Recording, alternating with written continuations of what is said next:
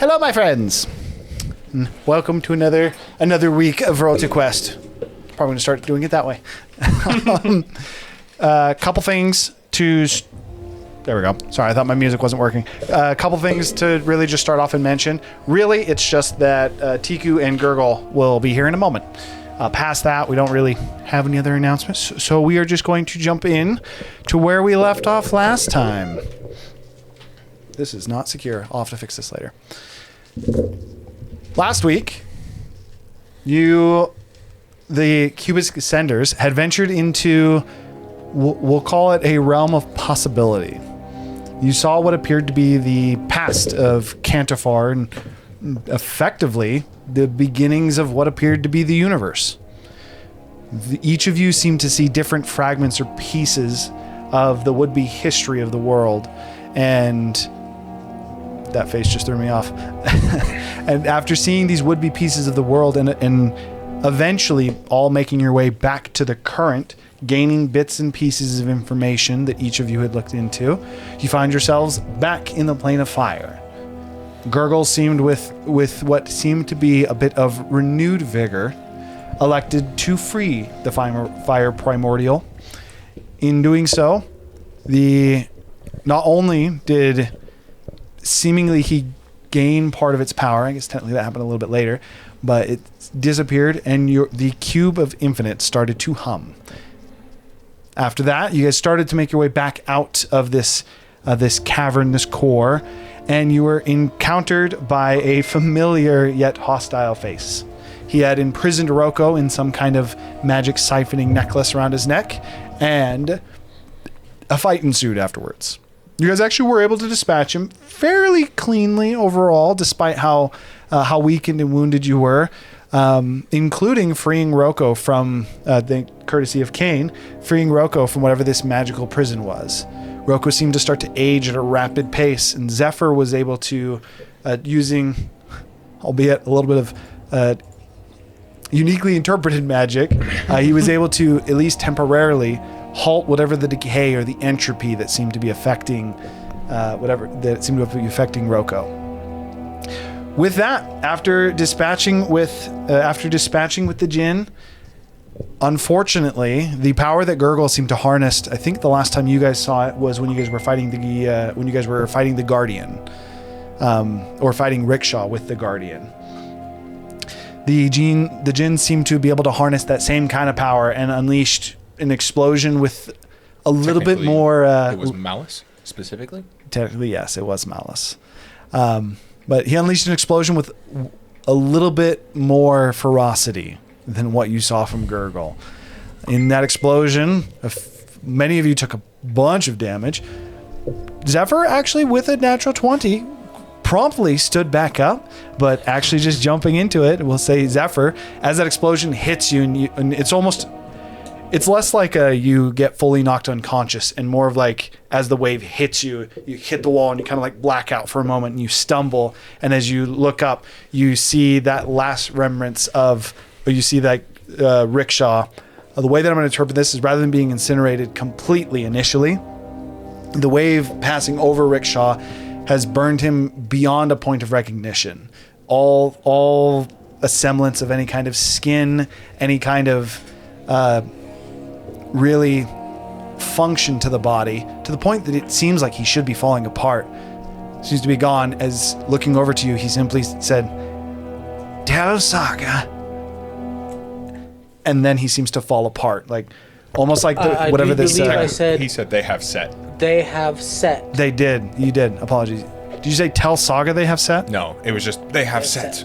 Yes. And that was all he was able to get out. So apologies. That is correct. That was my misremembering. So in that moment, you see him, the remnants of the fire, it says they have set, before he collapses to the ground. And it seems that last message was the only thing holding him together as he hits the ground and Rickshaw shatters into effectively dust. And my body. I thought you say shatter.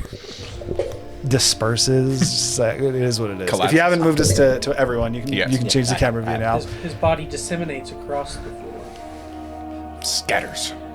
So at this moment, I'm actually going to go to you, just because Rickshaw and Tika are not here. What are you doing, Zephyr? Technically, everyone's up, and we're all in the same room. I know. If that matters. Okay. We're cutting over to him because these two are absent as of right now. Trying to think where my brain was last week. Probably quick reminder. on fire. Rocco and Gurgle both. So as you're kind of like taking assessment of the cave that you're in, pieces of the walls have collapsed and made like safe enough pathways that you can traverse across this effectively open cavern. However, battle map. Okay. yes, it's you could traverse across it safely, proceeding slowly. In combat, it was a little bit more rough because you guys are moving quickly, but you could make your way across the room. Rickshaw would be about 30 feet from you, or at least the remnants of what was Rickshaw. And then your group would be about another 30 feet beyond that.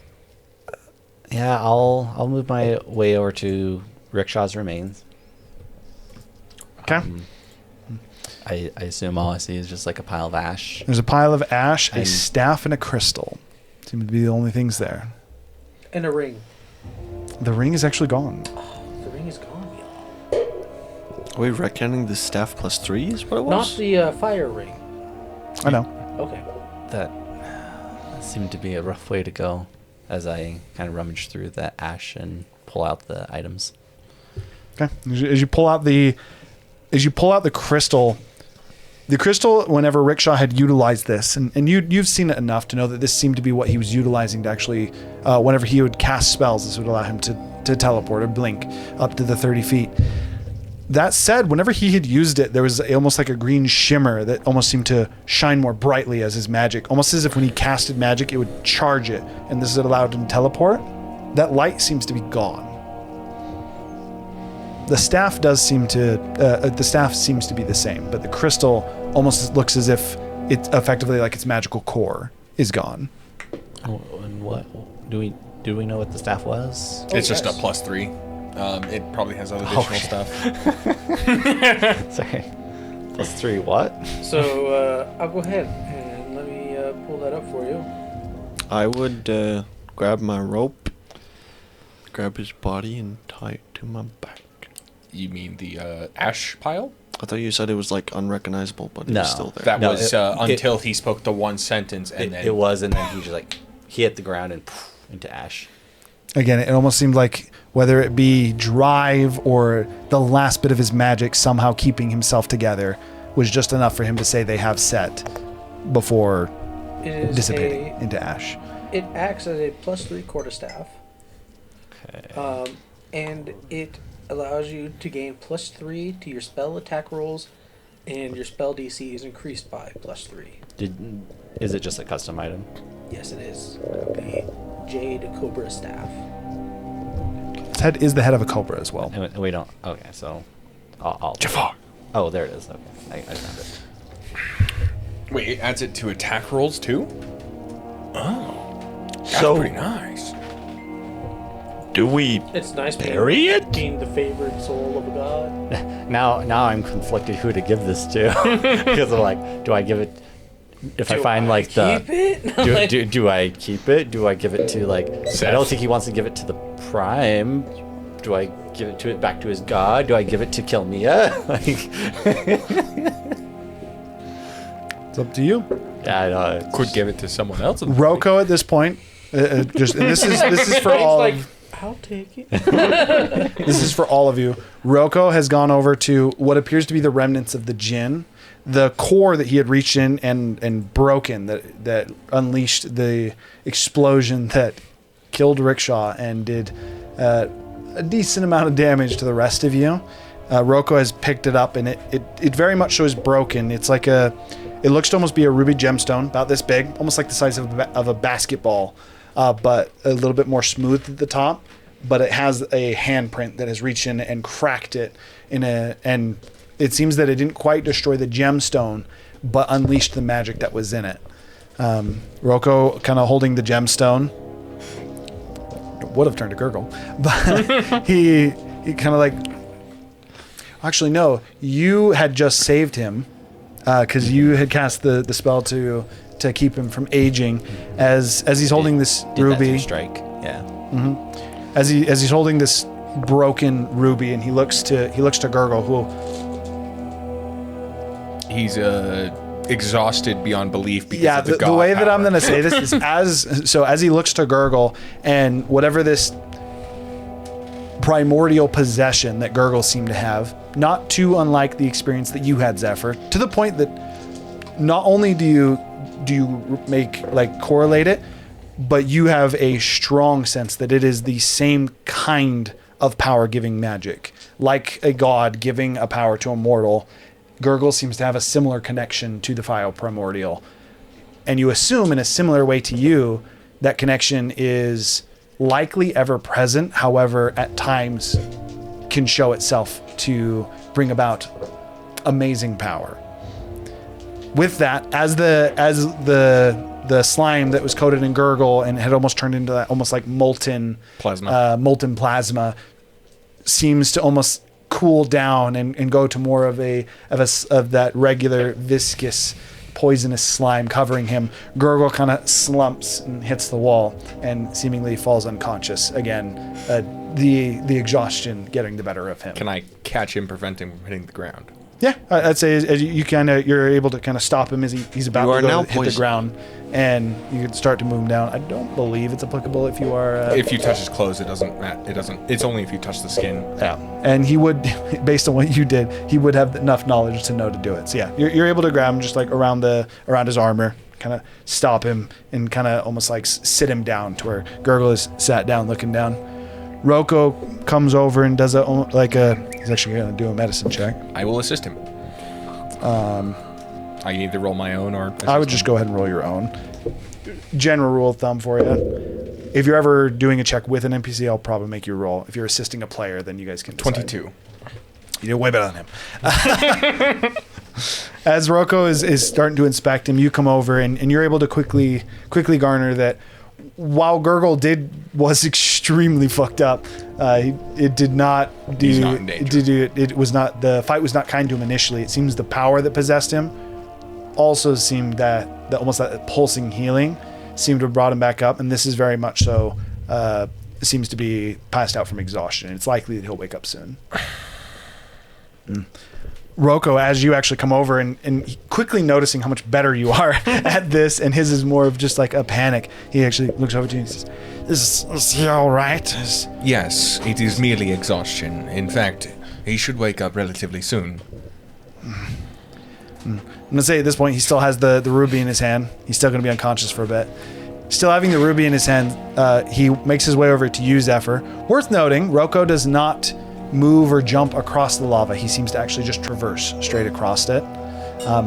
As you've seen previously, fire does not actually seem to have an effect on him. As he brings over this giant ruby to you, and he says, this is more than just a gemstone. And kind of like looking at the back of his hand, he says, it seems I have to thank you for some of the time.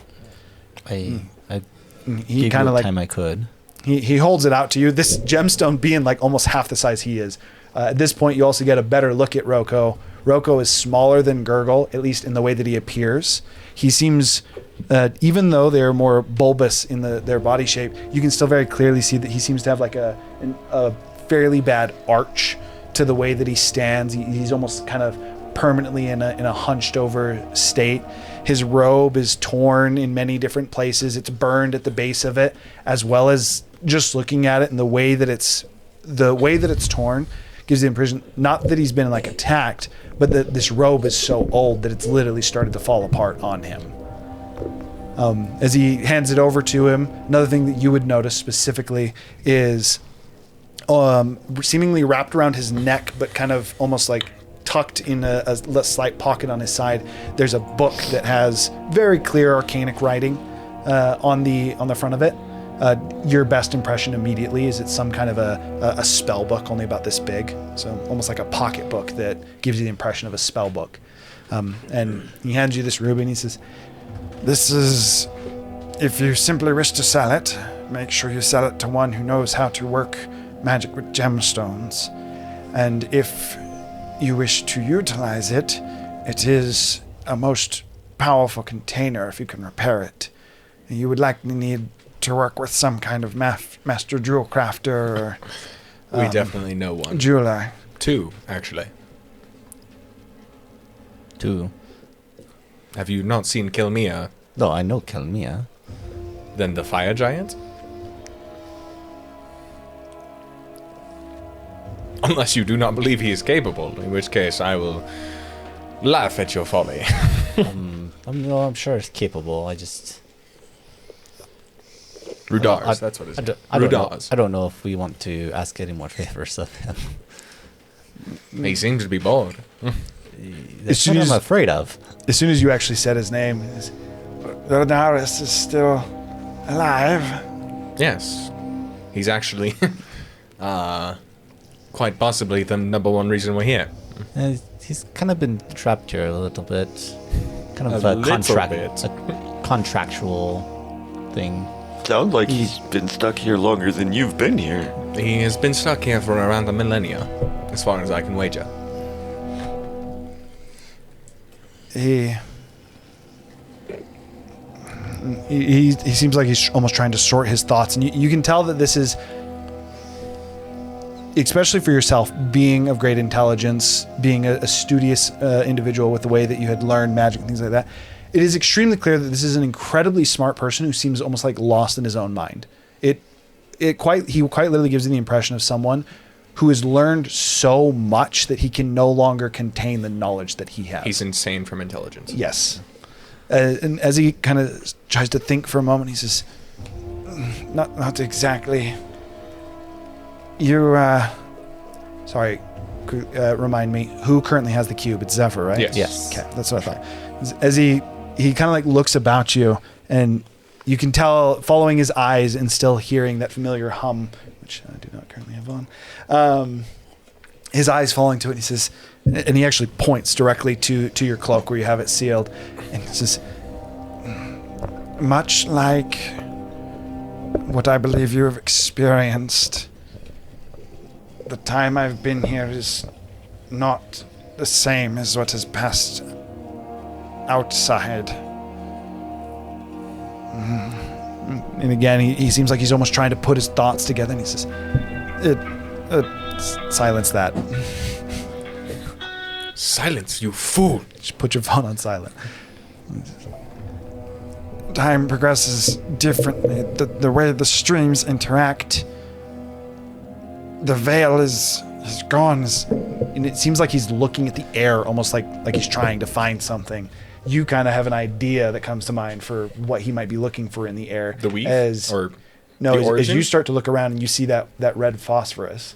As he looks around, you start to look around a little bit as well, and you notice that it's barely present, but you could notice it pretty much everywhere, and especially in the fog. It was tangible enough that you could actually get it and almost like grab some of it. It would coat your fingers. I currently have a vial.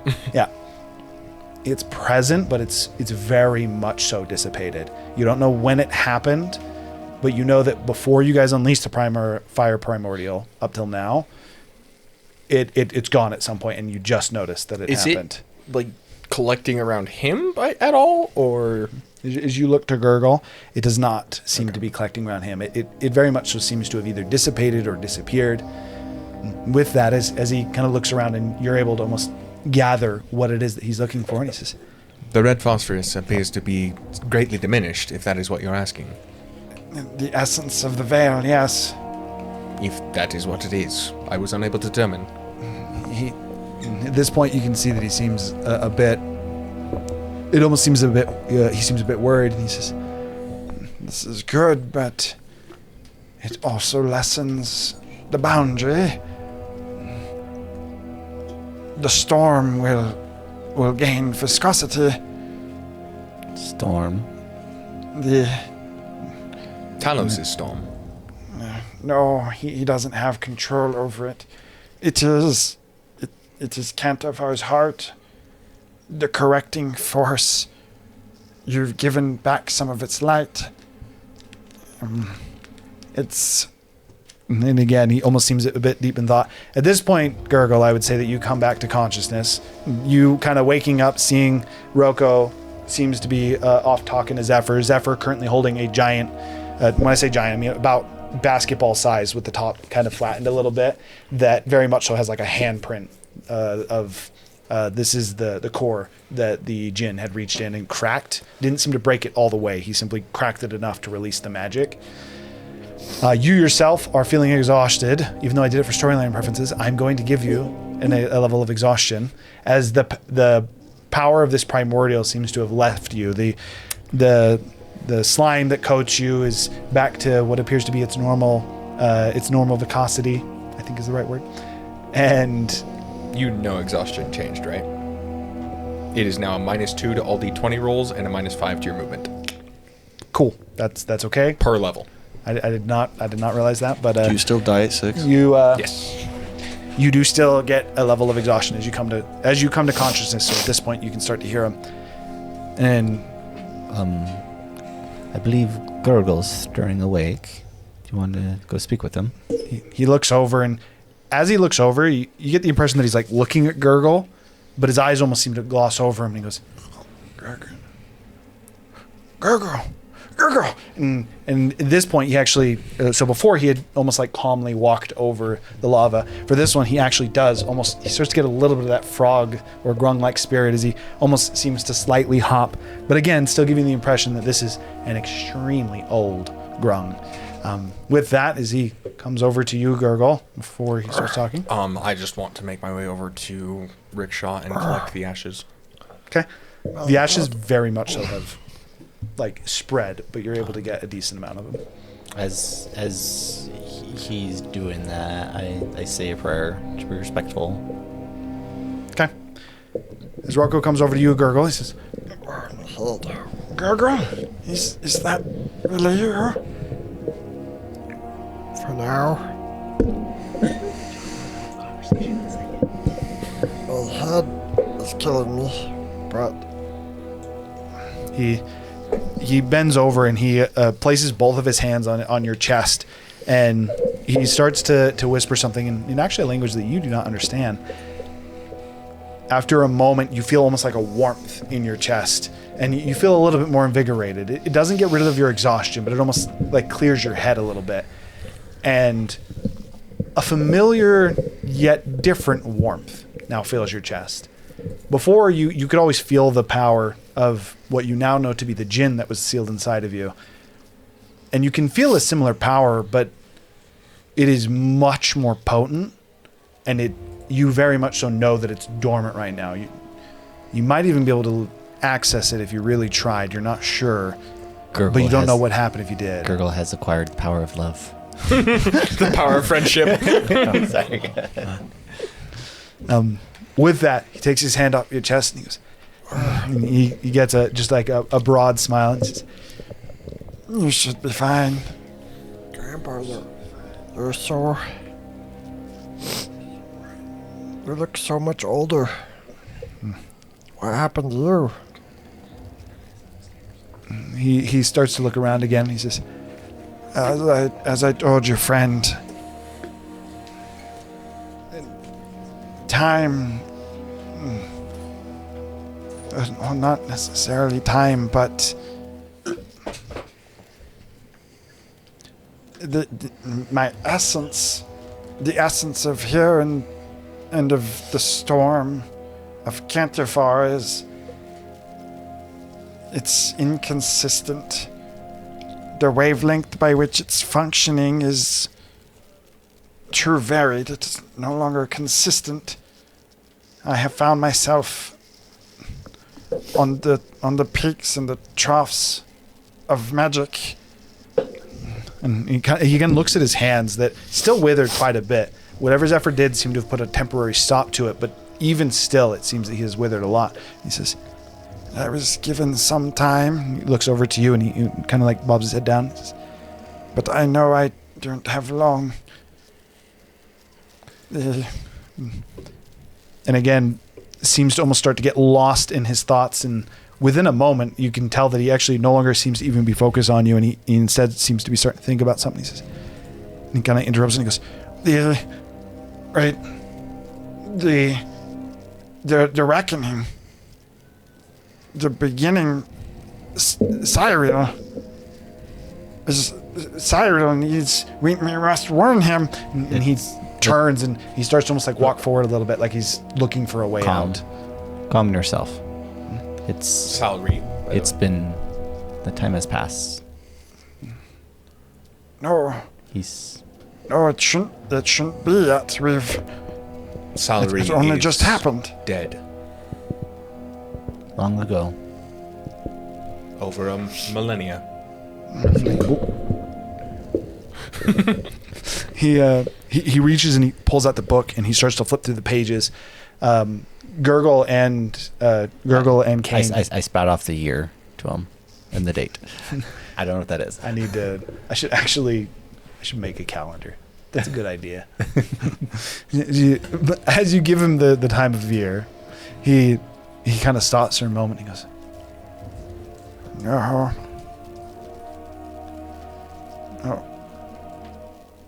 The Gangili should be past now.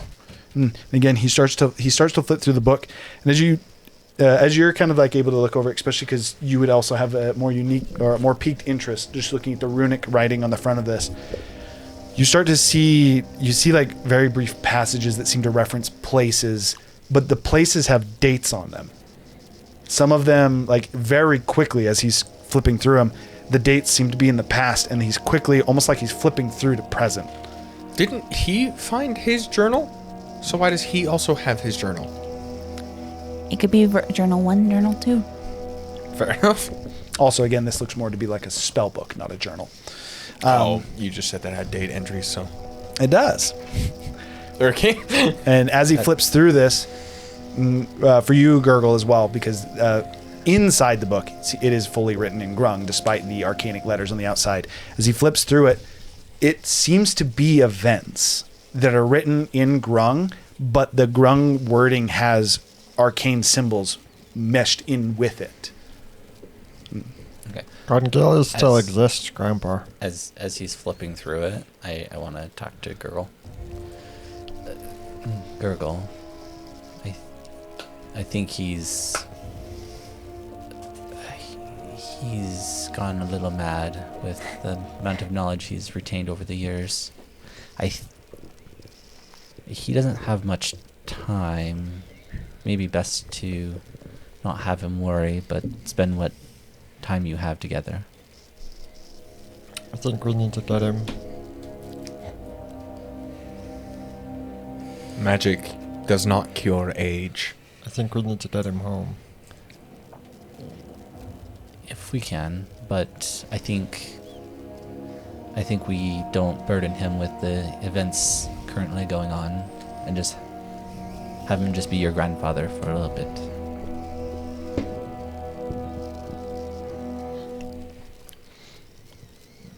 Okay, he's still flipping. Also, what I'm going to call this, for the sake of ease, we're going to say it's 1712 post-Ascension. So I've thought about this a little bit, and I'm for sure going to do this. The way that I'm going to do this, the date is going to be years since the last god took a seat.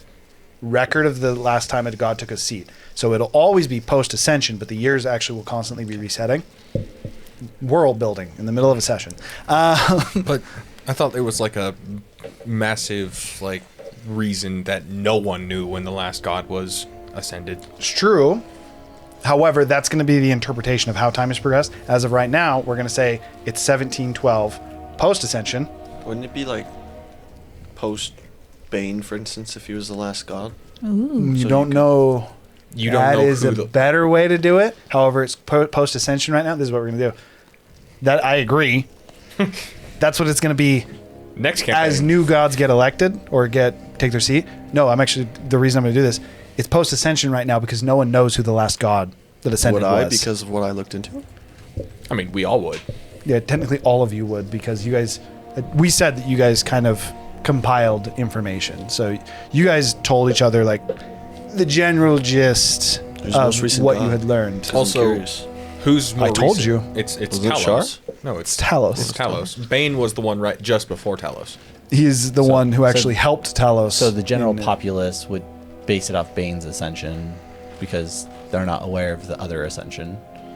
Yes, that is correct. So it would be post Bane. Yes, so that is it. That is what it's going to be. There you go. World building. That's what it is. It's 1712 post Bane, and I will say as well, because gods wouldn't typically care about how mortals do it, it'd be as soon as mortals find it out, which also means that the date would not be exact, but it's basically it'd be the calendar restarts every time a new god is confirmed.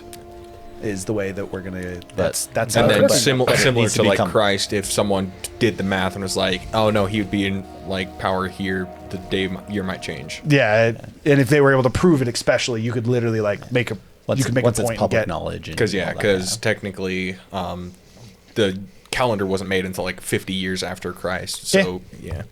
I'm down for it. That's what we're doing. I think that sounds super cool. That's what we're doing. Currently, it's Whatever's the 1712 information post center of Bane. the continent 1712 gets to PB. decide which PB. god- Post Bane. Wouldn't it be less than a millennia though? So wouldn't it be like 712 post Bane? Did I say 17? Yeah. I thought I said 712. 712 the first time. 712. 712 post Bane is the current year. PB. As we craft how the calendar works in the middle of a session. Peanut butter. I would also recommend, instead of doing like post, find like a year like Anno Domini, where it's like Latin. Fair. We're not doing that right now. What were you gonna do, Tiki? No, it's good. I was just thinking meta game here. Zahn is technically, or supposedly, had ascended to godhood, so I wonder how that works. We're not League sure of on those Legends? details. Yeah. Okay. Also, yeah, that was He might in just be a different champion. continent. And he might just be a champion. You called a city Zon? No, it's a PC. It was a PC. It's a character. It's an I didn't even old make him, by the character. way. It's also Tronile's god. She Quite a said few campaigns Zon, ago. and I was just thinking Piltover and Zon. All right. Okay, back on track. As you guys are, did you guys want to have any other conversation? Because you were talking to Gurgle before he finishes flipping through. No, I just left it with that, Yeah, and then just- I'll give it to Gurgle. the Okay. handle. As he continues, just tickle? Actually, I'm pretty sure it would be getting colder with the lack of the phosphorus. the temperature Actually- drop was immediate upon releasing the fire primordial, and now it's been consistent. But it is like a consistent 200, Yeah. so it is very hot. Tickle So- to leave. At this point, Rocco stops on the. He stops in this. Why is this making so much noise? Because you keep hitting it. No, I always move it this much. It's probably because it's not probably set up. It doesn't matter. For you, Gurgle, as you can see where he has stopped, or so you can see that you can kind of read. He seems to actually have a passage that's about the events of Gongili, as they involve all of you. Actually, it's almost as if he has a journal. Would be one way to say it. It's almost as if he has a journal that seems to be talking about the events of Gongili. This is dropping now for what that's worth. Oh no. Stop He's it. doing that on purpose, yeah. As he stops on it, you notice that he kind of flips to the next page. And so now that we've set this up, and this is why I wanted to figure it out in the moment, you see that one that seems to be, that would be 709 So 3 years ago. post Bane, which is about the time that you guys were actually, nope, it was a year ago. What was it? No, that was during our 3-year time skip. No. Yeah, so with the time, because time had progressed faster during that, the events seemed to start in 709 and then progress up to current. And he flips to the next page, and you actually see entries about 713. You see entries about 716. You see effectively what appears to be entries, and he stops after you had told him what year it was, and he stops and he flips back to the one that he's currently on and just starts to read through it in a moment. He goes, This is not when it was supposed to happen. And he shuts the book and he kind of puts it back. He says, the events have changed. What is the future written in stone?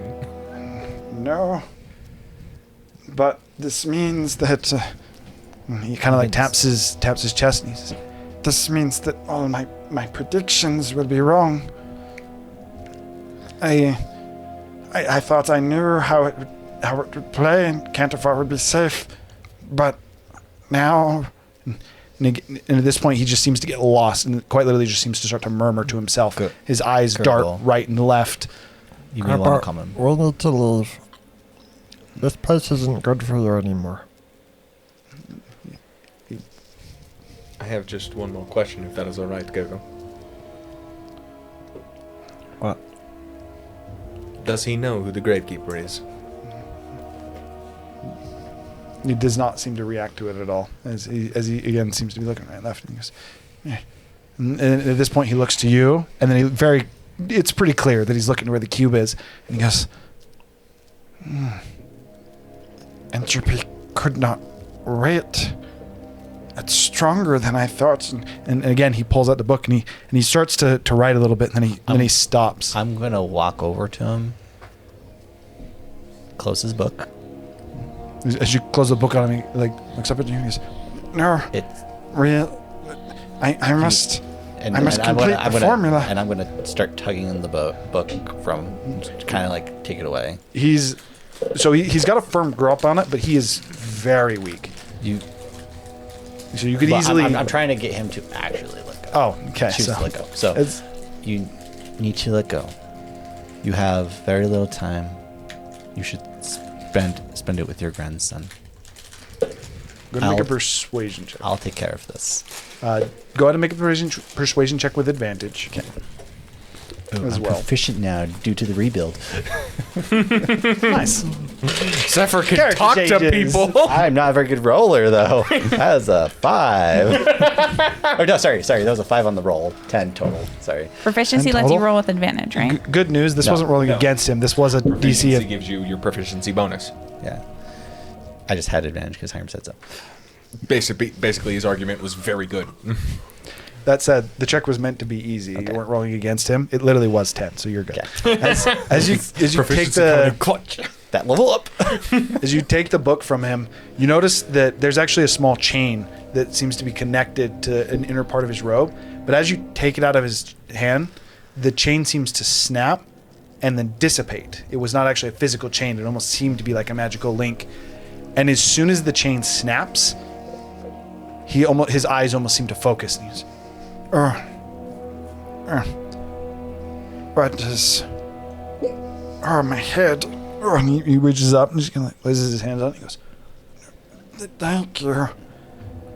It was too much." As he is just looking to the book that you're currently holding. He says, I carefully put this in my bag for now.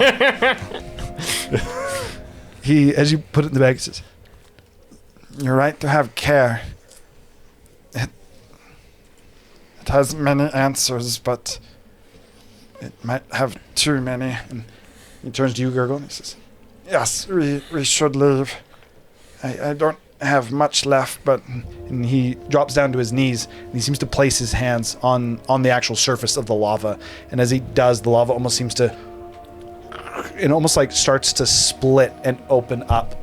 And as it splits and opens up, it seems to look out towards the sea. Okay. A familiar sight. Well, it's good to see you're doing better now. Geronimo! Doesn't even hesitate. And she realized it's a scrying Kane. pool out of Kane. lava, and she jumps into lava. If you could hang back here with me for a moment. I Sure. turn around, pull out the cube. All right, what do you want? I was curious. Can I do like an Arcana check? What did he just do? Did he just cast like plane shift, but like way cooler? I'll let you go ahead and make an Arcana check for it. 29. One thing for you, real quick. As Actually, I'm as gonna you guess that. hang back and like you go to start to reach for the cube, Rocco actually does turn to you and he says, "You need to wait. I don't have all of them anymore, but you're missing 2 that need to enter with you if you are to get the answers you seek. And who would be those 2? You've met one. Come here. Yes, the Don't say Mollis. Iris."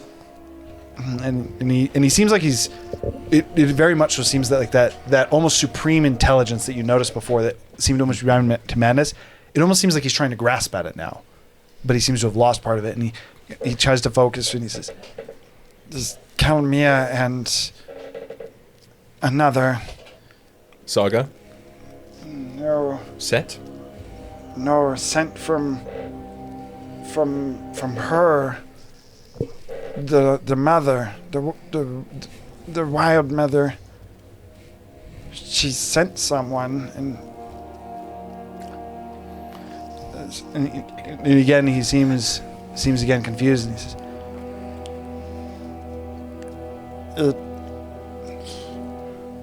I don't remember why I knew, but it's gone. and he almost like looks. He kind of like looks a little bit up, even though he's kind of kneeled down currently, like he's trying to see whatever the answer is. And he says, and then at this point, he looks back to you, and rather than focusing on the cube, now seems to look to where you had just stored the book, almost like with a little bit of almost like longing eyes. But then he kind of like shakes his head and he says, You must wait, or your answers will be incomplete. The captain will show you a different path. A new one is unavailable to you. Has Kelmia interacted with this before? again, he tries to think. I don't remember.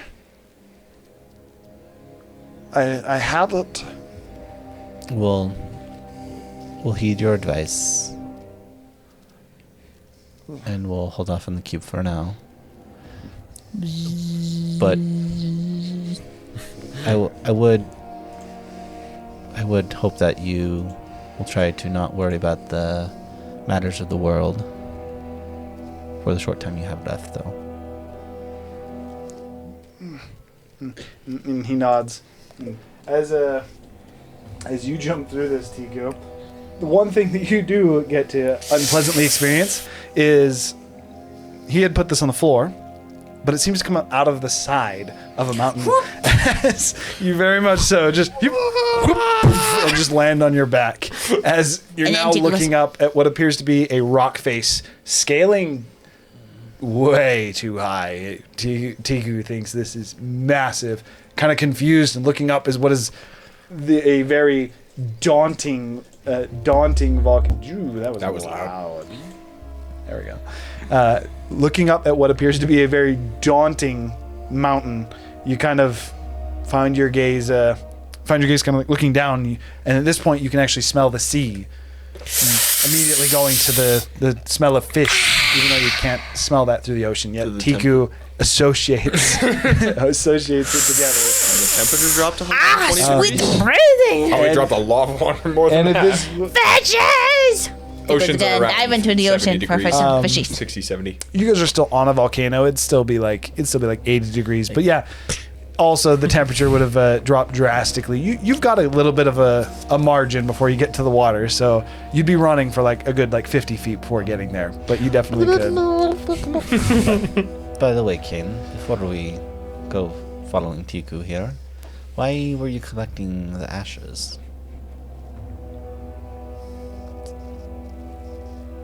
Return them. To who? Malus. Planning Ferric. on visiting Malus. I do not plan on it, but why would I leave the ashes here? I feel like they should either be buried or returned to their loved ones. I mean, He was our ally, was he not? he was, but Do I need to have a reason to respect my allies' remains? if that's what your beliefs tell you to do, then I guess that's fine. Cremation is a perfectly reasonable way to handle the release of the soul from the body. I did not know Rickshaw long, but I did hear many stories. Maybe no one cares about him, but I'm hoping at least one. I'm pretty sure he was halfway a necromancer as well, so What about his best friend Zarek? Speak with Dead got mentioned a few times. Is necromancy a bad thing? Depending on the intent and the respect you give the soul. It seems to me like he was very respectful to us as a party. Oh, I wasn't saying that. I was saying, leaving his remains isn't a bad thing. Sorry, one more time? Leaving his remains isn't a bad thing. I never said it was. I just. But felt- but is like collecting the ashes part of your religion? Is that why you collected them? do not have a religion, if that is what you are asking. So Well, I is guess it just some moral? just moral justification, as I felt like returning them to anyone important to him would be. Is that did you learn that from like your family, the place you grew up? I Just curious about you. It's sounding more like an Put you on the spot. You're like, I didn't think about it. It just felt right. I'm just interested. That's all. Not judging you. dragons do cremate their dead if they are important. Otherwise, they leave their slain victim where they lay if they have not feasted upon their corpse. And do you pick up the remains of those who were cremated by the dragon? No, but then again, he was not cremated by a dragon. But a powerful being, probably not far off. To answer your question, I do not know why I do it. I do not know why what I feel is good and bad. I just know that I do. I would suggest you search your inner self about why you make those choices. I think you'll find them fairly enlightening. Is murder bad? It's, Why is murder bad? I mean, depending which god you're following, it depends on your moral viewpoint, obviously. If the tenets of your god requires murder under certain parameters, then it's acceptable. Well, I do not require a god to inform me that murder is bad. I just know it to be true. Why I know it to be true, I could probably give you an answer as... So I have to ask a question here. So, is it? Because he's not atheist, because he believes gods exist. What is this technically? He just doesn't follow the tenets of a god. Antiist?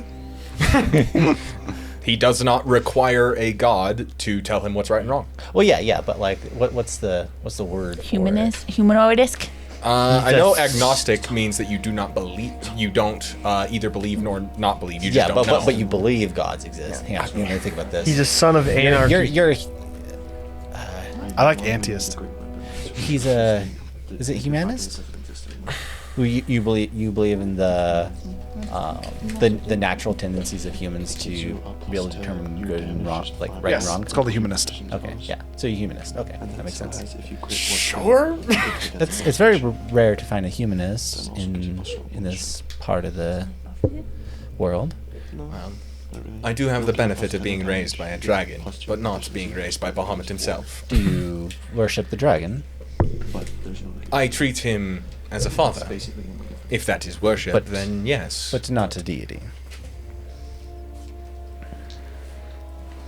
I understand that no creature can be free from fault. Even Olivale, as much as I worship him, as you say, I understand he is still capable of making mistakes and false judgments. His pride is important to him more than anything else, as is the case with most dragons, I'm sure. And oddly, most gods. We'll talk more later. I would love to have the conversation again later. And we go through the board. Actually, I wanted to ask a question first. I go through the board. Who did Roko give the coin to? The coin was formulated and it was given to you. And Was it Tiku? No, because you were the only one close. 100% it was Tiku. Yeah. And Tiku's swimming in the water. I catch fishes Okay, with my claws. Zephyr. yes. Tiku has the coin, just to inform you, as I believe she will need to enter. Yeah, I mean, she's already gone through, so we need to catch up with her. As you guys Probably make your cooking some lunch. Making my way downtown. as you guys enter the portal, I'd kind of have you being almost like tailing behind Gurgle, just staying with Roko, and as you go through and Roko effectively persists for you to go through, You enter through it, and then Roko does come through it, but rather than like with all of you who you're able to make your way, you're able to make your way through, Roko almost seems to fall through. And so effectively it's almost as if he's crawling as it would be coming out on the side. It's almost like he has to like crawl, and as he kind of gets through, he almost like starts to try and reach at rocks to almost like pull himself, as he doesn't seem to have the strength. I'd just help him. Okay. As you notice that he seems to be struggling, you kind of just reach down, grab his hands, and pull him up. And as you pull him up again, the hands seem a little bit more withered.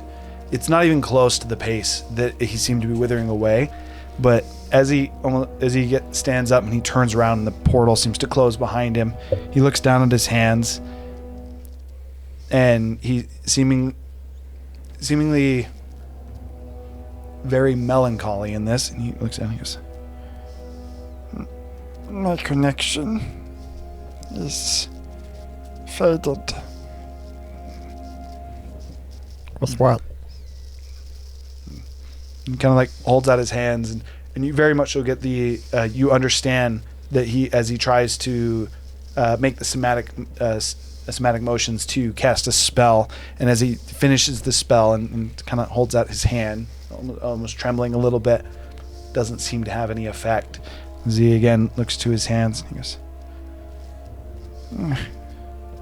I am long past the time that I should have had access to magic. But it's sad to see it go. almost like a little bit more sullen. It kind of like takes a couple steps forward. We need to get you home. He seemed like a bit confused. He goes, But he reaches for the book, and the book is not there. As he kind of like almost grasps for a moment, then he realizes it's not there. He's, home is gone.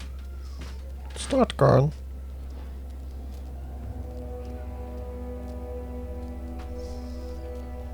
My friends, our family, they're he seems to get lost in it, in whatever it is that he's about to say. And he goes, Do you know where they laid Tad? I do. He nods. He says, I would like to see him. Yeah, me too.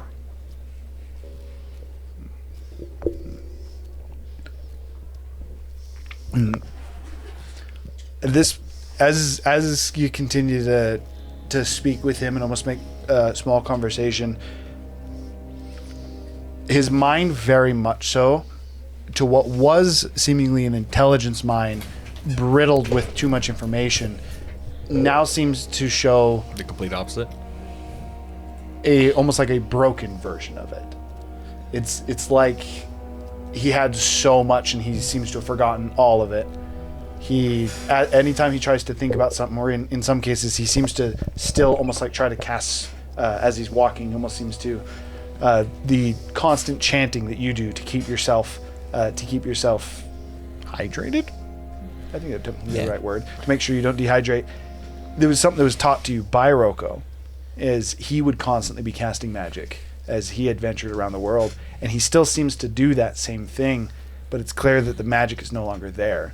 You can see that as he continues to walk in the sun, even as you guys are proceeding towards the sea, you can see the slime on the outside of his body is very much so evaporated. Much of it seems to be missing.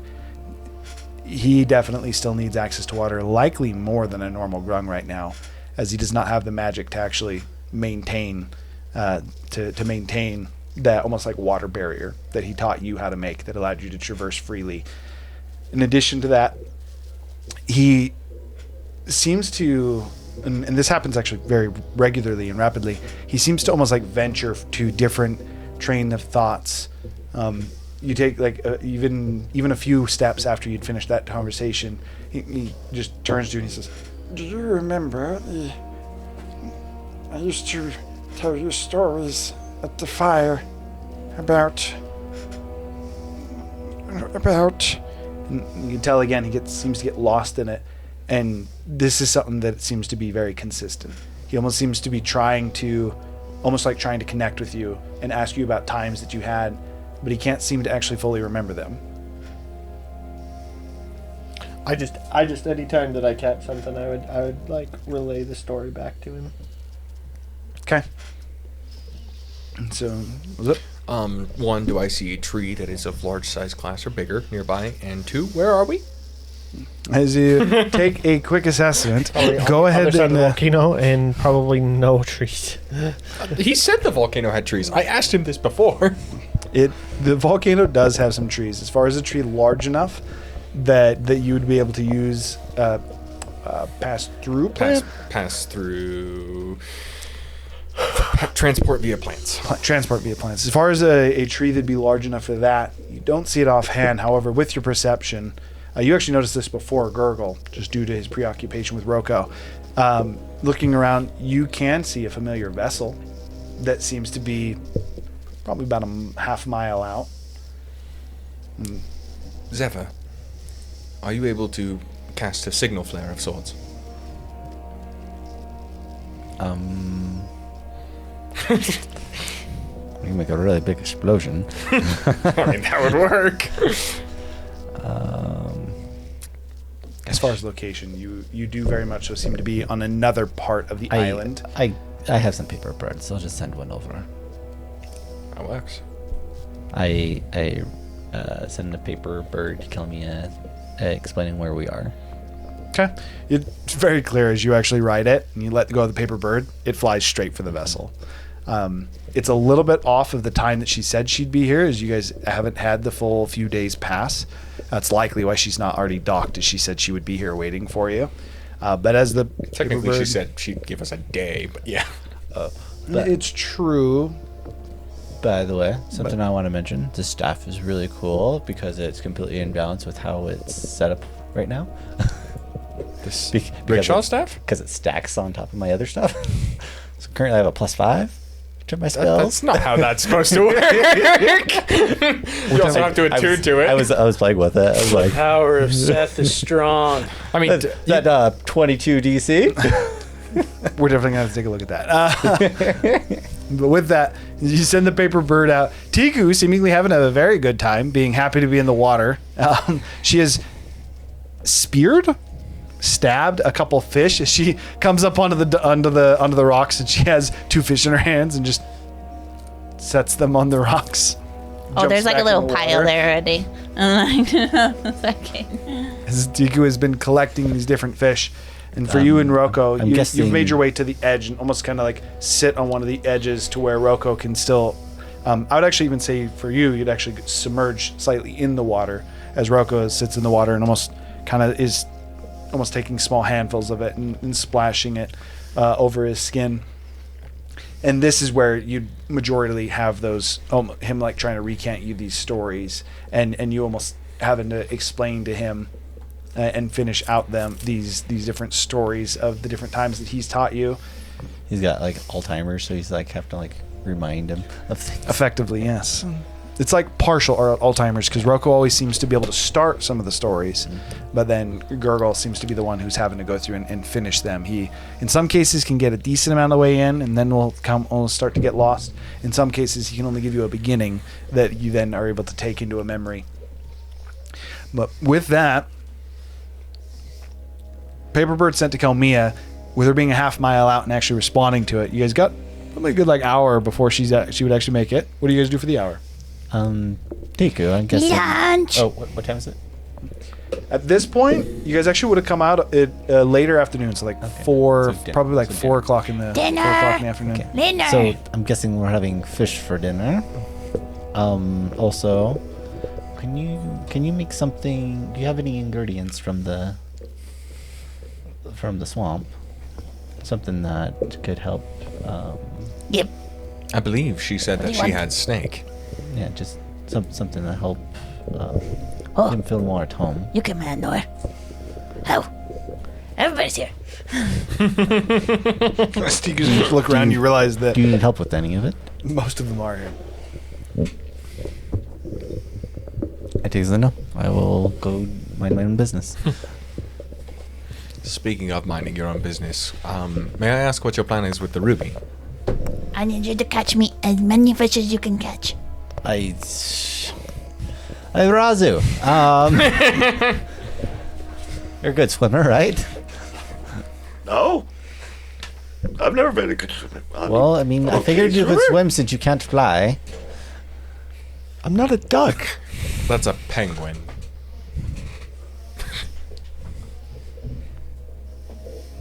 Regardless, I'm going to. when were crows good I'm at gonna- swimming? I'm actually going to inspect this and the magical items that were left behind by Rickshaw. I was merely curious because it might combine well with the fire golem, Fire golem. the one we fought at the very beginning of the volcano, Iron Giant. Iron Giant. It might go well with the Iron Giant goal. I don't know if that is at all possible, but I have no idea how that thing works. So I will identify this and we'll figure out what we'll do after that. So I ritual cast identify on the 3 items. So like half an hour later. 3? Staff, crystal. Yeah, 'cause Technically, he has I to don't cast know- it on each I one. don't know the staff. I don't know the crystal. What's the third, though? The ruby core from. Yeah. Oh, yes. Or ruby. Yeah. Well, he said half the size of Rocco, which is about 2 feet. Yeah. That's what I was like. Casting Identify in the ruby, Yeah. it is very much so a magical core, and it is alive.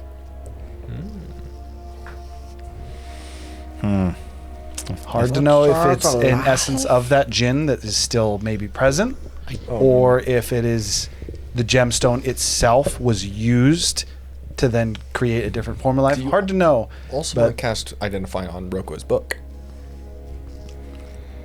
Yeah, I'll cast identify on it. So another 10 minutes. Are we not doing the homebrew where you can pile? I mean, it's up to Hiram on that. You've done it in the past. is We're, all. we're not.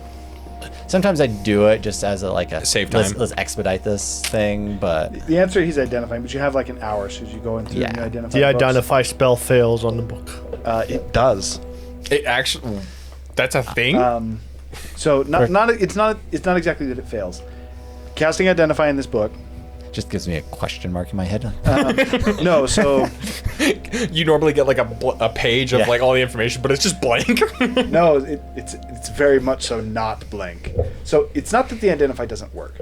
It's just too much Can't information. understand it. As you cast Identify on this, you like immediately are able to pick up like a School of Magic, Evocation, And then another scroll. and then Necromancy, And then another scroll. and then another one, and you very rapidly you're able to detect all 9 schools of magic. In addition to that, the magic itself, like the best way that I have to understand, the best way I have to put this out for you, it like that whole idea of like you usually have like a paragraph that appears in your head, like, oh, this is how it works. The paragraph that appears in your head is there, but it's like, for one, it's like if you were looking at the ceiling to the floor and it's words. It's like that meme where they like pull out the scroll and toss it. And Effectively, but you also can't read the words. And it's not that you can't understand what they are. You catch bits and pieces of it. Like you see the elements of what you understand to be multiple different spells, but they're all almost seemingly interwoven and connected. And they all seem to be part of this larger almost script. And again, it's not that you can't, the Identify doesn't work. It's that even knowing what it is, you're still not able to comprehend what this It is. does. so the next time we get a Mode of the Infinite, you eat that, then cast Identify in the book. And you have infinite time to learn what the book is. And then you get a roll a percentile. Roll for One that. thing I'll mention with the Mode of the Infinite, just as a quick reminder, infinite possibilities, and it will succeed as long as there's a world where you can succeed. Only thing I'll reference there. I'm not even saying you couldn't hear. I'm just quickly giving you a reminder of what the mode of the infinite does. Yeah, an infinite amount of possibilities with an infinite amount of information. Exactly. So it depends which infinite's bigger. What's better, the unstoppable force or the immovable object? Just saying, if you search for a way that you can breathe in space, You bring air with you. That's how. So yeah, again, it's not that not how identify breathing in doesn't space work. works. It's that not despite breathing in identify giving you the information on this book, I'm breathing in it space now. still doesn't even know. This is space. I can breathe. Sorry. So with that, you're making food, Tiku, yeah? Oh, Yeah. I got a 31 on my Arcana check to find out what he did. What did your old toad grandpa thing? What's his favorite meal? is not a toad. Frog. Toads are fat. Frog.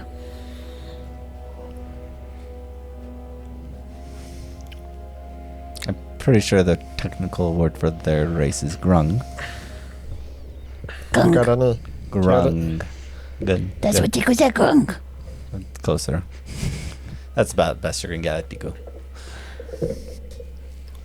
What's the little fish eyeballs? What's it called? It's like a delicacy. It's like super Caviar? like caviar. Caviar? Caviar.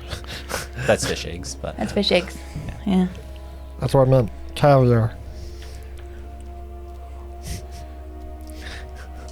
Tiku doesn't have that. I mean, you could dive down You have been catching fish for a while if Yeah, you wanted to attempt it. and if any of, like, to be honest, actually, if any Tico, of go them find have me a eggs caviar. already, you could just harvest it out of one of the Yeah, fish. out of the fish itself.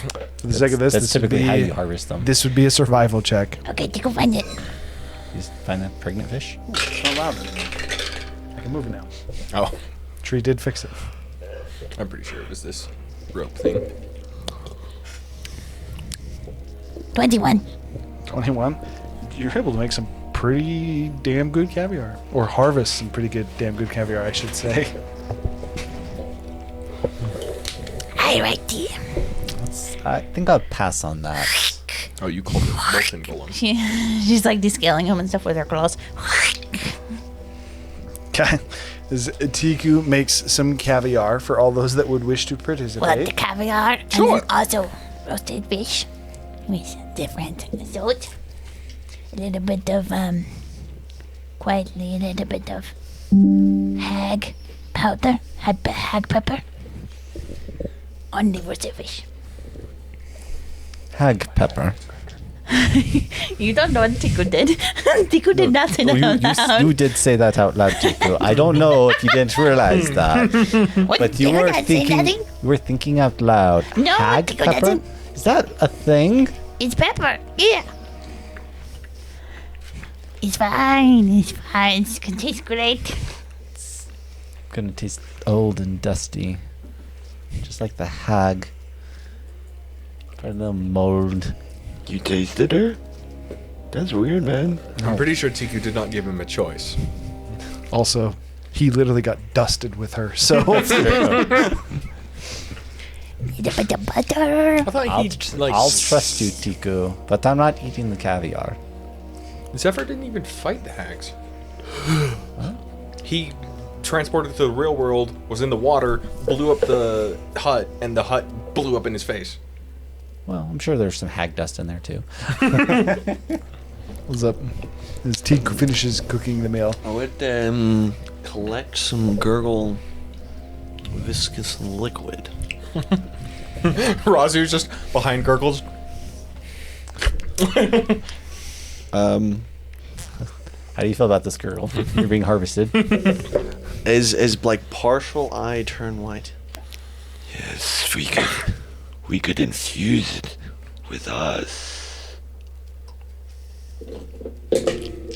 Did I just hear him say us? As I would just turn back to normal, as I would just collect some of his liquid and just do an investigation check, kind of just infusions, This would be- poison thing we were talking It'll about. be an alchemy check, not a. I Some? I thought I heard something strange. Are you okay, Razu? I'm fine. Me and Gurgle are just doing some experiments. Gurgle, are you letting him experiment on you? To be fair, they did it on the ship for about a month, so I suppose Kind of it's a- not that insane. It's kind of a team experiment. Nothing left to do. So, with this crystal, by the way, I feel like we should get it to, I forget the guy's name. Rudars? Rudars? That's the fire giant. Oh, no, I don't want the pure fire giant. No, the priest dude that we destroyed his golem. Yeah, by the way, we said we were gonna, Mason. He never gave us his name. Oh, that's We right. still We were- refer to him as the Yeah. Mason. We were gonna as say- a Mason. we said we were going to help them figure out why the fire was getting colder. Yeah, Alright. I think we kind of ruined that. I think it's already a lot colder. Yeah. Or hotter. They said the world is gonna. The storm is coming. I think we just get out of here at this Look around. point. Technically, by releasing the Gravekeeper, You Rudolph realize- will no longer be enslaved, and I feel like that is payment enough for his service. Oh, it I don't think Rudars is going to be the one it that's was- mad at us. It was Mason I was wanting to Yes. help out, but... We 'cause- already settled our debt with the Mason, though. Yeah, I still feel bad about blowing up his golem, though. And this would help with that, but maybe we'll catch him at another time and we can give it to him. You Right? realize that the literal second in power in the whole city basically ordered that djinn to kill us. Mm-hmm. And then we got out. That means we're basically fugitives, so you can probably say goodbye to your district, unfortunately. Oh, I don't know if they'll do open war in If the I city. am not mistaken, the church Food is and done. the nobility of Zapakar are separate. Food. They are to a point. I mean, obviously they could push the issue, but I mean, if they wanted to start open religious war in the middle of the city, I mean, people will Your die. grandpa. So it just depends how Gung. bloodthirsty Hey, Grandpa they Gung. are at that point. Gung, gung, gung. So we'll just have to see what happens when we get there. I mean, tensions will probably be high between the two religions, but His name is Rocco. Super. yes, I'll come and eat in a moment. As for your decision with the core and handing it to Grandpa Mason, Gung. I will appreciate it. Row, row, Of course. row, go, row, Appreciate go. is not the word. Point is, Accept it? That's not a word either, but it'll work. I will accept your decision, but I genuinely feel I could at least attempt something unique with it. Well, depending. Well, we'll talk about it. It's ultimately the party's decision.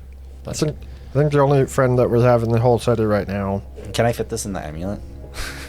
The Does it- ruby? Does the hole open up wide enough? As you think to put the ruby in the amulet, almost immediately responding to you, it down to like an incredibly small size. A marble. Oh, okay, great. I'd be careful with that. It's not an extra dimensional thing. I already checked it. That's not what I was asking you to be careful with. The necklace, you mean? No, the djinn inside that gem. I mean, it's okay. I've already identified it. It's safe. It was not dead. I mean, that's also fine. I mean, I have 2 other items that aren't safe on my person right now. I am a walking He is explosion of magic. Currently carrying I'm not just artifacts as saying well. I'm an explosion of magic, which I am, but I have 2 other sources on top of the thing I just put into the necklace. Perhaps you want to spread it around. Maybe I should, because I'm just a ticking time bomb waiting to go off. As you start to, as you're like, maybe I should. Tiku at this point, getting a bit annoyed that no one is partaking in her food. She has Oh, I brought over grabbed caviar some. and given it to Roko, who is This is a problem for another day. I will eat some. Tiku would take the necklace. No, no, you don't. How did Tiku reach? She has. I'm just like slapping her away. It's okay, Tiku. No, take no, it. no. Just off of what you need. It's fine. Is the necklace not attunement? No, it's not. It's just like a handicapper sack. Okay. But it's still on my neck. Are you unclasping it? You're not paying attention. You can get He literally is just- talking about You it. can't just put it over my head. My Take a time bomb. Take a my hold picture it. of this is that she reached up and grabbed it. It's just like yanking. He's yanking it, just Pulling dragging Zephyr, Zephyr. and it just like Because it's a kind of magical like just item, it's holding not going it to break. like her like it's on her Zephyr's neck would snap first. It's mine. With that, You're just choking Zephyr. That's all you're doing. Put it off the back. Put it down and then let it go back up. not that big. It's big enough. it's not like a necklace that goes down to like the chest. I don't It's a want people to be necklace. able to rob it off of me for this exact reason. Not how it You're just like, you would you just would actually just slam like you would just and just his head just goes to the floor. Actually, just poof. It doesn't come off. 1 HP, one would say. doesn't. We leveled up. He got actually quite a bit of HP back. And take it off. Take a hold it. You're taking time bomb. Take a hold it. She'll be safe. Tiku does not go first. Tiku not first. At this then point, Tiki would become the ticking time bomb. at this point, Kelmia's ship has pulled up close enough that it is pulled up close enough that they have a drawbridge or not a drawbridge, sorry, Tiku a ate all her own rowboat food. that seems to be lowered off the side. It seems to have one of the golems in it. That almost seems to be mounted to the back of this rowboat. It's not like So he it's was a put- robot. That's so good. That's so good. Fuck you. Oh, come on. That was a good one, though. Like, That was not that was okay. I hate it, but it's okay. And the golem rows over to you. The rowboat is ostentatiously big. Makes sense for the ship that it's on. However, when compared to what a normal rowboat would be, this is definitely severe, especially with the golem that seems almost crafted into the vessel itself as well. It just rows up to the side, the stonework, to where you guys would be able to get on. It's not quite big enough that all of you could get on in one, but it seems as if the golem is ready to ferry you onto the ship. For what it's worth, everyone who ate Tiku's food has +5 swimming speed. woo! Nice. And freedom of movement. When we die into the freedom water. of movement. Freedom of movement as well. Is what she's saying. That's That's what you it could says. just give. I believe so, yes. That's what you told me last Well, time. it's not fish. freedom of movement. It's freedom of movement in water. Oh, you just Oh, said okay. freedom of movement.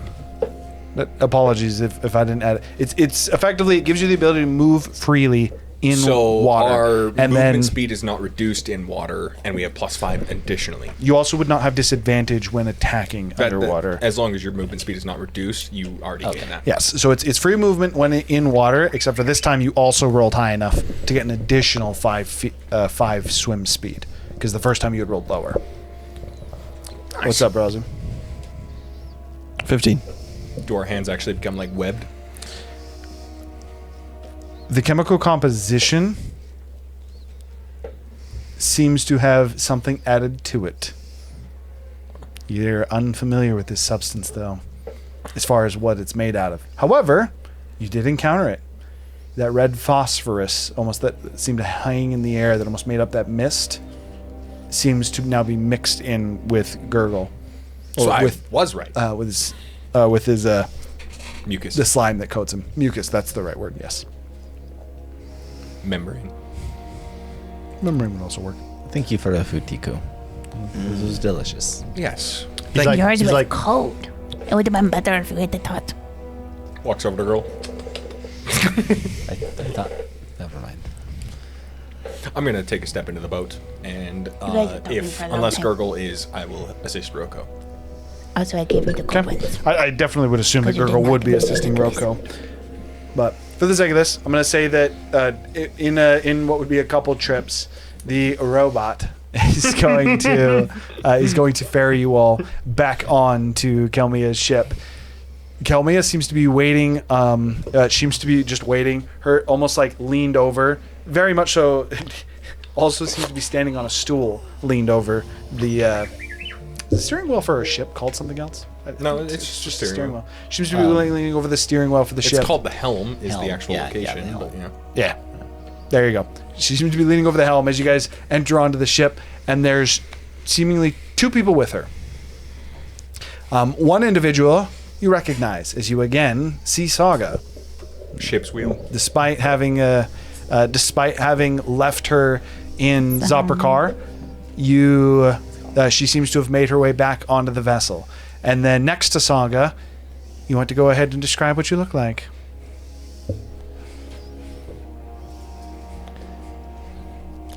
Hey, he brought the pipe back. Does he happen to be a follower of the Wild Mother?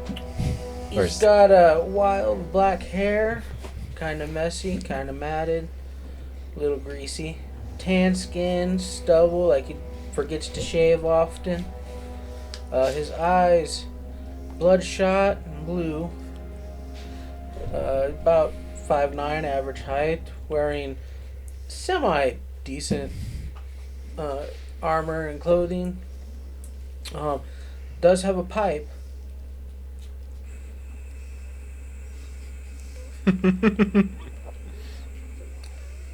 Is he better than us? I don't believe so. I think just has a tobacco addiction. Oh, so he's worse than us. Oh, hey there, eh? How about that weather, eh? It's an interesting accent you have. Oh, yeah. Where are you from? North. We are currently the farthest Hum. possible north you could be. Or are we the farthest the possible other north. south?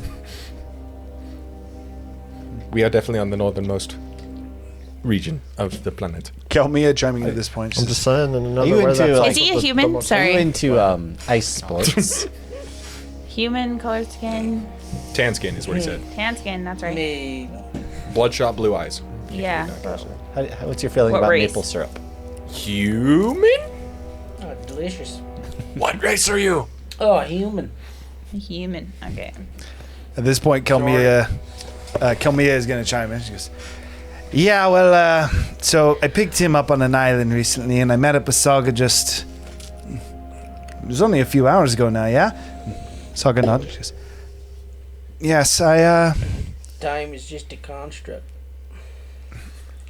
Saga seems confused with it. She goes, there were some new developments, and Dalaran asked me to send word to you. It seems that you have been declared heretics by the crown." Oh. Seems Gogo was right. That is where we are going to break for now. Oh, great Kalmia, I have brought you the offerings. Hold that thought. We're gonna go to break. We'll be back in a few minutes. Out towards the Zephyr. But Don't know how that's going to but play yes, out. we'll be back See you in a bit. in a little bit.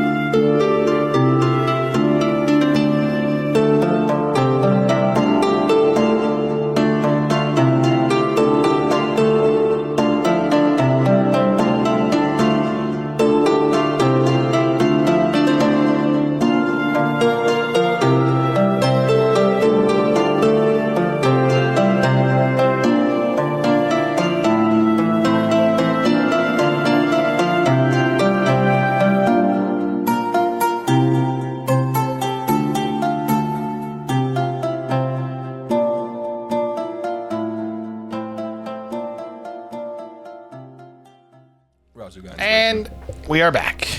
Razu did get inspiration. You might notice that one of us voted in chat. It's actually because the guy who paints for us actually voted, and we need to put it in chat. So Razu did get the inspiration, so you have that again. And then I apologize, that was a little bit longer. I spilled my drink all over my desk. That random guy that paints for us. That random guy that paints for us. I don't know his name. Well, Justin's actually played. He played in the one shot. Oh, right. He's played in three He played separate in one shots. two separate one shots. It was a one shot and a two shot. He was in the Tomb of Horrors. Whatever the case is, back to the ship Still at hand. in the Tomb of You guys Horrors. have encountered a new human individual. Did you tell them your name yet? He's not. No. So a human individual, I black 100% hair. did. He did. When he described himself. I don't know. I definitely didn't hear you. So we're going to start with, as Kelmia has effectively introduced you, you've described yourself, and then you gave kind of your greeting, had a brief conversation about maple syrup. I just had some thoughts. And so effectively, we're going to start with you going ahead and introducing yourself again. Yes. No. Alright. 5'9". I'm wearing some well-used your clothes name. and arm. He said to describe myself again. Oh, if I did, Introduce yourself is what he said. Oh. We don't know your name is what we were saying. My name's Herb. It's actually Hi, Herbert, Herb. but y'all can call me Herb. Everyone does. It is a pleasure to meet you, Herb. Who is he? Likewise. Kalmia, where did you pick up this gentleman? Are you familiar with? Don't say nature's children. Don't say nature's children. Don't say nature's no children. way. Oh, Have any of you heard nature's about children? Modin? No, believe so. none of you, Modin. All right, there's Warden? no Modin. It's a landmass. Like Altira and Kalasmir and those. Modin is new, though. It is. Easy way to say it is it's man-made. There's a group of seafaring dwarves at one point thought to be extinct. They're called Dualnar. They seem to be. They're pulling together islands and creating a landmass. They're calling it Modin. I was meeting with some of the Dulnar as I'm. How do you we'll say pull I'm an doing island? a bit of With rope and a boat. more like ropes and large sea creatures. They use. It could be serpents. In fact, I believe they've even tamed a few dragon turtles. But if you swim down, the earth just keeps going into more earth. Typically it does. That's actually part of what I personally was looking into. Theric was most curious about how it works, seemingly like you are. I don't really care about the details, I just know Theric wanted me to check it out. It's one of the reasons I was coming to Altira. And yes, I was meeting with the Dualnar. They had a companion who seemed obsessed with meeting all of you. Something. Oh yeah, yes. Long story short, I don't want to bore you with the details. So I was just communing with nature, and the Wild Mother, she gave me a vision to go find a group of people that was needing some help out. Something about the gods and Yuan-Ti. Yeah, he confused me too, but I thought maybe it'd make a little bit more sense to you. How did you find out where we were? Oh, I just, finagled my way through all the land, asking around, hey, have you seen some shifty snake people? Stopped in, I met some people from Nature's Children, they called themselves. Alright, they party, but they party a little too hard. I kind of just, not really my jam. Oh yeah, and then they just kind of like pointed me this way. I mean, You do realize this is the middle of nowhere, right? No, I don't I mean, think it's kind of the the middle mi- of nowhere. It's kind of the middle of somewhere. Some place is always somewhere. Wait, okay. Wait a second, Kalmia. How did he end up on your ship? Oh, she picked me up. Were you just swimming in the ocean? No, no. I met him on one of the islands that is...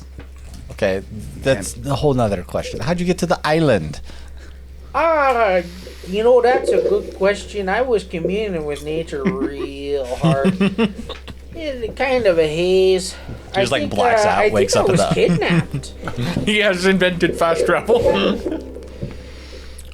Just like one crazy party, all of a sudden you just wakes up on this island. And like that one question, I Skyrim. travel by the will of the Wild Mother. The answer to your question, Wild Mother. he seemed to have been stowed away on one of the Dolnar ships. The Dolinar are I here? didn't. The Dulnar are It was a big misunderstanding. I don't think I was stolen. stowed away. Oh yeah, that's right. I think I was kidnapped. No, it means you snuck on. Hey, that's kind of a harsh accusation. I don't think I snuck on. How did you get on the ship? I don't know. I don't think you could sneak onto anything. He's like, I just walked on. What are you talking about? The answer to why I let him on my ship, though. I only met you more recently. I knew we had a few months to travel together, but met someone else who seemed to be looking for you, knew how to describe you. I thought he may be an acquaintance of yours, and I'm not exactly afraid of having someone I don't know on my ship. Worst case scenario, figured I could throw him off. That's a good point, and I really appreciate that you didn't. Still thinking about it. So this means we have another god in play. Oh, great Kalmia. It seems if we're being sent help by the Yeah, Wild food. Mother, she's... Grandpa If I'm not mistaken, from Grandpa vision, Rocco did say that we need somebody from the Wild Mother to get whatever information you want. Why don't but- we just ask Roko? Oh hey, do you really? I Leave commune Rocco with out the of this Wild Mother. for now. the Wild Mother Yeah, no, was that's what I just said. sympathetic to our cause. Potentially. So I think this Potentially. could be fate. I suspect the Wild Mother may Even be, though I really don't believe in fate. but at the same time, this could also just be a way to keep tabs on us. What? Pretty much insinuating that you may be a spy. Oh, sorry. No, I was talking to this little amphibian over here. I didn't hear a thing you said. Are you a spy for the Wild Mother? A spy? No, I'm just a servant of the Wild Mother. Insight. I only got +1, so 13. I'll assist him. Now, I 21. understand. The Wild, With a you natural know, 20. if you don't mind me saying so, I know, and the Wild Mother told me this, that there are some corrupted gods out there. And we kind of need to stop that corruption. I believe the Wild Mother is part of that group. Oh, no. Could you name some of these corrupt gods? Oh, Seth. That's what. Which one? You know he's not even a god, right? And he, Oh, you got something to, you need to learn yourself something. Seth And is also- definitely a god. and also on the Well, other side of that, we met him. he seems to He's be... not in the sym- station of a god right now. Even though he's in for his own interests, he seems sympathetic to our cause. Seth actually Okay. assisted us. Okay, hold on now. Let's put on our thinking caps real quick here. You have a deity who's a snake, speaks with a forked tongue, says he wanted to help you, and then you accepted that help. And the help was actually very beneficial. Oh, was it now? I mean, it's also not any better than a deity that seems to be involved in some shady business herself. Okay, so aside from casting blame at everybody else's gods, No, we're not casting blame. I think he sent her as a spy. I'm not. I'm telling you the truth. Do either Like, of you... Honest to the Wild Mother. Do either of you know who Set is? Kelmia just looks at you quite literally like you're stupid. She goes, no, and then she reaches out and she takes. So at this point, Tiku now offering Kelmia an offering of food. She takes. Or what are you actually giving to her in terms of food? Fish. The fish. Actual fish, or are you trying to give her the caviar? Both. Both are offered. Like fish with a side Fish caviar. and caviar. She takes both of them and effectively, as she has both of them, she kind of like scoops the caviar off to one side, and then just hands it, or almost like passes it over to Saga. Saga responding to you, she says, "I'm familiar with Set. Yes, in fact, he." Saga eats the caviar because she's rich. This is what's going on here. I don't know if you guys remember this. You guys asked Kelmia in the first campaign if she ever eats fish eggs as a joke, and Kelmia said it was gross. So this is canonical that even though she likes seafood, she does not like fish eggs. I think that was partly Michaela bleeding through. But it's also funny that it's the trope of like rich people eat caviar. It is funny though. Saga does like the caviar. So as Saga's kind of eating it, she says, I'm curious how you know a Set, though. Rickshaw, in his final moments, said they have Set. Saga just looks towards Kelmia. Oh, you thought he was mentioning a god. I thought he was talking about like they No, had set something. Seth is the god. Oh, Set, I yes. don't know who Set is. I was wondering if they just like someone set something down and he just didn't get to finish. Rickshaw just... They just broke him. God damn it. Kelmia and Saga looking between each other, think for a moment, and Saga looks back to you and she goes, Set is my younger brother, but he is... Well, that makes a lot more sense. He's on Ferric's old master. He's learning from him. He's on a... Call it so an he's probably archaeological perfectly journey. Right? I have heard a lot of this Theric, and he seems quite a potent smith. So his master is probably the same. Kelmia, literally, as she's eating fish, goes... no. He's insane, and he makes magical creatures that are really hard to kill. Makes magical creatures. Yes, think like homunculus, if you've ever heard of one. Quite literally combining creatures, races, magic, arcane with golems. Isn't that magic normally outlawed in most places? Indeed. That's why he no longer lives on Calasmere. Didn't Rickshaw say that Set was with the Prime before he died? So, switching to Saga, Saga goes, so, wait, Rickshaw is... Dead. Oh, speaking of which, at least the version of Rickshaw we had, he died fighting with us. This is his staff. Saga, looking at it, she seems she does seem a bit sad. And Kelmia is just smiling as she's looking at it, takes another bite, or takes another piece of fish, kind of peels off. She goes, you know, I don't think you kicked the bucket so easy, to be totally honest. But didn't we just receive news? And Saga just nods. You're sure that it was Rickshaw with you? Well, I saw him on the boat. I mean, he did mention he wasn't the Prime, whatever that exactly means. Well, we know about the spring bulb, so yeah, whatever they're called. but I still don't understand how it all works. We know who he's talking about when he referred to the Prime. He said it multiple times. Oh no, I know. I'm just saying I don't understand how it all works. So whatever that means, if he's alive or dead, I'm not really... I believe this manifestation is dead, but the original still lives, and if so choosing, could create another. Yeah, so does that mean he's actually dead? I'm confused.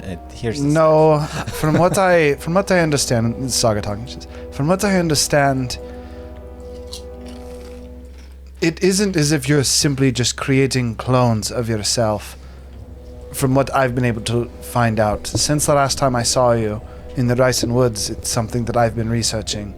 I was able to get a little bit more info in regards to Broshak, but unfortunately Broshak has gone missing. I think he's at the bottom of the ocean walking somewhere. And I think he was heading that direction, but he got intercepted. The bottom of the ocean? I assume How in the not heck by, does somebody intercept somebody at the bottom of the I ocean? assume not by Theric, which would be very convenient. No. Oh, great. So it means something has the murder robot. Are you familiar at all with... So in Kalasmir, I don't know if this has ventured much outside of there. Oh, by the way, but we should probably leave the volcano before patrols start coming out. Kalmia literally just effectively in response to that simply waves her hand, and the golems that operate the ship immediately seem to spring into action. You know, the impression that she can command them at will and start to set sail. Saga continuing on, she says, I don't know if information of these beings have made their way here, but there is something that we got a little bit of information on that we called heralds. And from what we understand and what I was able to see just from my own scrying magic, it seems that Broshak was intercepted by what appeared to be a giant serpent of blue, and it had almost light green scales. We've been saying a Did it lot have of this like thing a lately. big scar on its head, like under the necky part? I don't know what the part is. Like on its chest, like it has a scar The serpent is... and has like fluffy, like what is that word? It's a fin. Fin, but it's like all the way down his back. A mohawk? Kalmia, you speaking of a frill? Yeah, sure, yeah. Don't know what a frill is. Saga again continue to talk. She says, it does have a scar. We actually witnessed how it got it as well. It was I don't know what to call it other than a contest of strength between the serpent and, from what we understand, I originally thought it to be Moradin, based on the power that he had, but it was a dwarf that seemed to be able to wield red lightning. Flew through the sky on some kind of creature. The closest thing we have to compare it to would be an ox. That is all to say. That's a bad snake. I believe this. Bad snake. I believe the serpent has something to do with our old companion Zetherin. Probably trying to either get some vengeance against the golem, or Bad snake. I wouldn't see him needing anything from it. Didn't he want the daggers that the golem had? But I mean, we don't know. He got him, did we? Yeah. I mean, that's the only other thing. But I don't. The Theric has not been able to communicate with Broshak since the serpent intercepted it. We don't know if Broshak has been destroyed or what exactly has happened there. Oh, but poor thing. I know. Sorry, said I know that ancient. he never made it back to Theric. The items that he carried, those soul blades that we encountered in that forest, the serpent likely left them at the bottom of the sea, or if it had other plans. I'm hoping that it was a chance interaction, and Broshak was just an unfortunate golem, I guess, at the bottom of the ocean. I'm sure he was hunted for those. Zetherin seemed very keen on getting them. If Zetherin has a connection to the serpent, that's likely going to be... definitely he does. Well, that's probably a completely different thing that we're going to have to look into then. I was simply originally trying to recover Broshak, as I told you, and gather information on Rickshaw, but in doing this research, I not only found that Broshak had been taken, sealed, destroyed, I'm not sure, but in addition to that, I was also able to determine that it seems that whatever Rickshaw did to create these different pieces or these versions of him, it's not as if he's making clones, it's almost as if he's fragmenting himself. Like shaving off personalities? Yes, and my greatest concern with that, you all said that Rickshaw died with you in our experience, and she looks to Kelmy and says, Rickshaw was the one who cared about friendship and keeping his companions safe. If what I researched is correct, and it's a piece of him that has been fragmented off, I doubt any kind of affection or attachment or care for any of us still exists. Kelmy actually interrupts her at this point and goes, so that means that we can kill all the rest of them with no hesitation. So that's partly what I'm looking to do from here.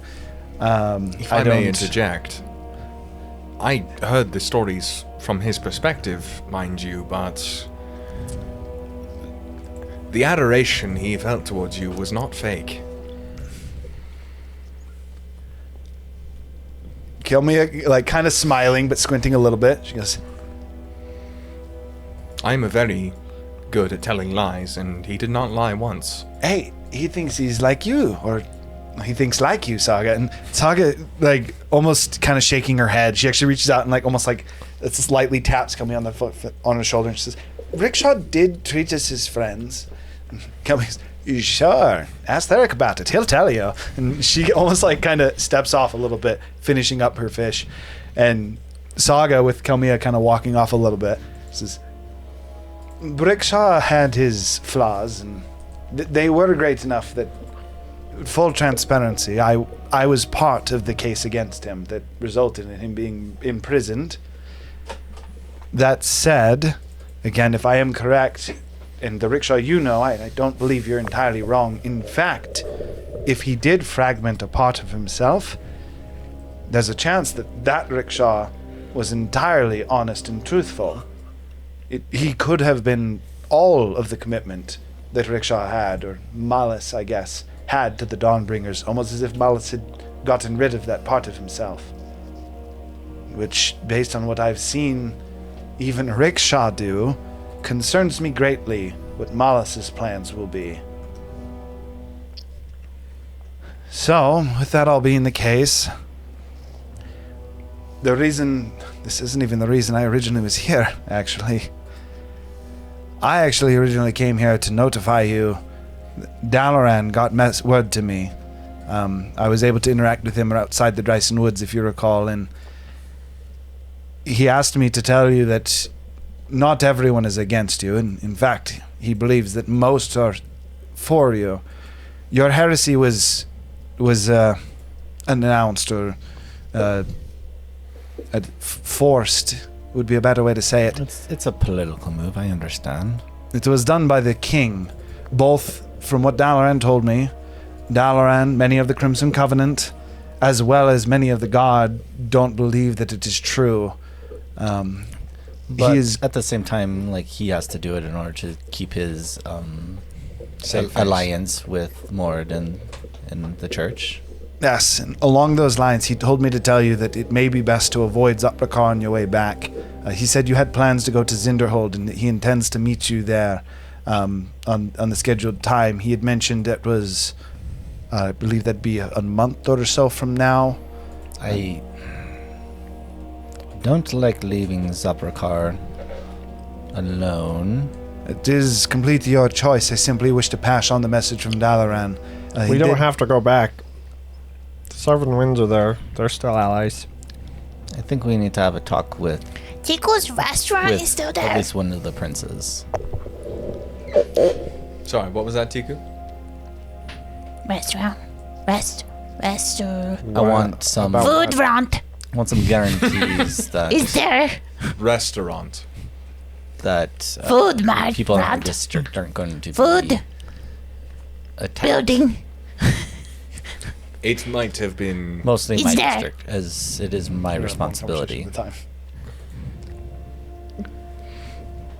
What are you talking about, Zephyr? You could go in disguise. Cause that worked. I'm not necessarily thinking about going in disguise as maybe as a force of power, ready to destroy the city if I need to. Oh, Zephyr wants to gonna go go look great. there. That's a great idea when Morden's dude is sitting there in the palace, probably. Are you certain we could even take on entire city? I have seen those Forget the defenses. entire city. How about just the one dude? Or the cannon. That is what I was Did referring like to. you blew a hole in that dragon. More of a, Sorry. a statement that we're not going to accept. What's the way? Zephyr, to say it? sometimes I think you have a death wish. cleansing. Sorry, sorry, why are you talking about taking out a city? Not taking out a city to Y'all protect. just said you can't. We are referring to showing force, and if the city retaliates, he is Okay, yeah, why wanting would to you perform a do cleansing. that? Because we do not need to hide. We know But why we are would innocent. the city think you're a threat? Because they have already claimed us as heretics and a threat. As Zephyr looks behind, like, we might have done some things while we're on that island. Looks at the volcano that's probably still erupting. It would still be in a current state of. So the Molten Crown is always in the state of erupting. It is definitely a bit more volatile Active than right now. So, Wouldn't it be less volatile? No, because of what the dude prayed for. so Tiku. I don't know. Seems like it'd make more sense for it to be less. They'll probably go dormant here in the next, like, Okay, I get it. For What the you're first talking time, about the is y'all got volcano will not be warrants. erupting, and everyone's gonna freak the fuck out. Yeah, and his idea is to go to the guys that have the warrants for you and say, you can't arrest us because we're cooler than you. And I'm not sure that's a good idea. That is not what Yeah, Zephyr was that's referring definitely. to. I don't think the best move there, but Zephyr was referring to clearing his name by any means necessary.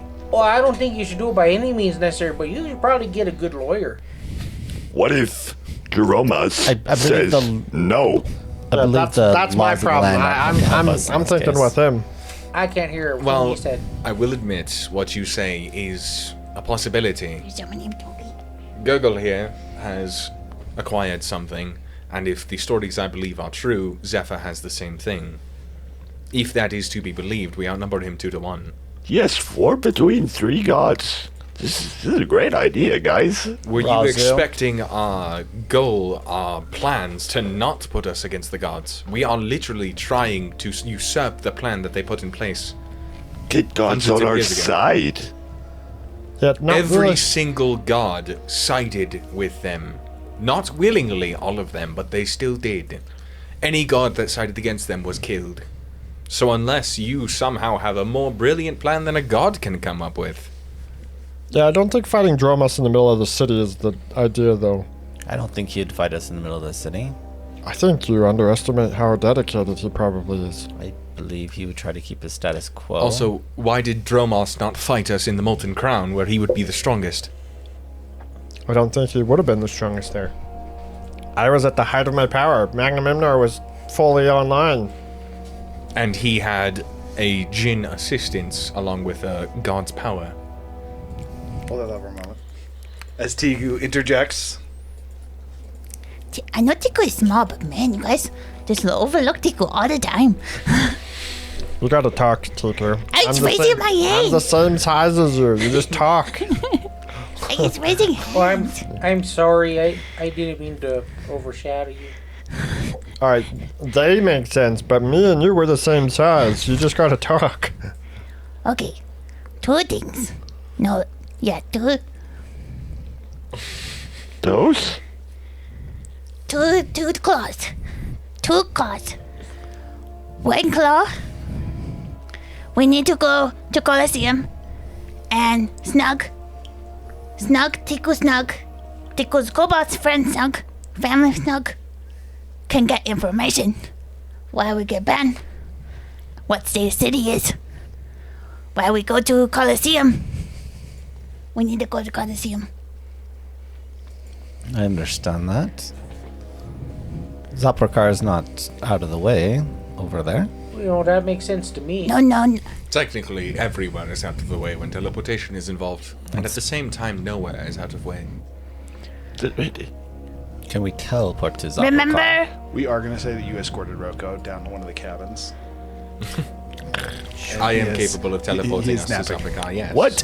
And I believe so is Saga. If she's Remember? Why Remember, Dudar? would we go to Zaprokar? Okay, so this is the thing. Remember, Dudar? Nothing. This is the thing. I think going to Zaprokar's suicide, and I gotta go back to thing Gangrilli. Gangrilli before we go to the Coliseum. So, how about if How'd you you go want get to to go, Gangrilli? you can figure out how to deal with Tromas. I mean, that's fine. I don't believe anything's going to outbreak necessarily. Why Also, do you want is to the plan go? for combat as Zinderhold? Snug. Say again? Is the plan for combat as Zinderhold? Zinderhold, most likely. It's Colosseum City. Also, we I are assume we might walk in and someone's probably literally, challenged they us to a got fight. challenged. But They if have you want to fight. prove innocence and That prove being the strong, case, Zinderhold. Zinderhold, proof strong. sorry. Are you saying that we should win the fight at Zinderhold to prove our strength and then use that notoriety to scare the rest of Zaprakakar from attacking the districts? And become champions like heroes. Like when Deku was in Colosseum, like there were some people in the Colosseum that like everybody loved. And if all the people love you, then the king can't get them out of you. One guy I saw one time, he was like a bull. He's all black, had some big horns. Man, Oh yeah, Terrence is the best guy. Pretty hard. They're looking for See guys. see, Terrence Oh is the yeah, best guy. He Yeah, look like that. yeah. Yeah, Well- they called him the Black Death. Yeah, he died. He's the best guy. He died. He was killed by him, And actually. she ate him. Have you rethought joining our party? I think I gotta go commune with the Wild Mother. Here. There may have been a mix-up. Kelmia chimes in here. She says, for what it's worth, I personally don't hate Tiku's idea, just from the perspective of my own personal experience. I was just repeating it back to her because it actually sounded fairly well thought out and planned. Tiku is the best smart. Smartest Tiku is best. Smart. Speaking of Kelmia, we do require What your about dumbest assistance as well. Tuku? Still best. Oh, okay. Just checking. Hold up. Also, why do you know what Q is, but you don't know what things are? Oh, sorry, quick, Kelmia. Tiku just realized he interrupted you. She just finishing her fish. She says, The "No, soft self-ego stroke.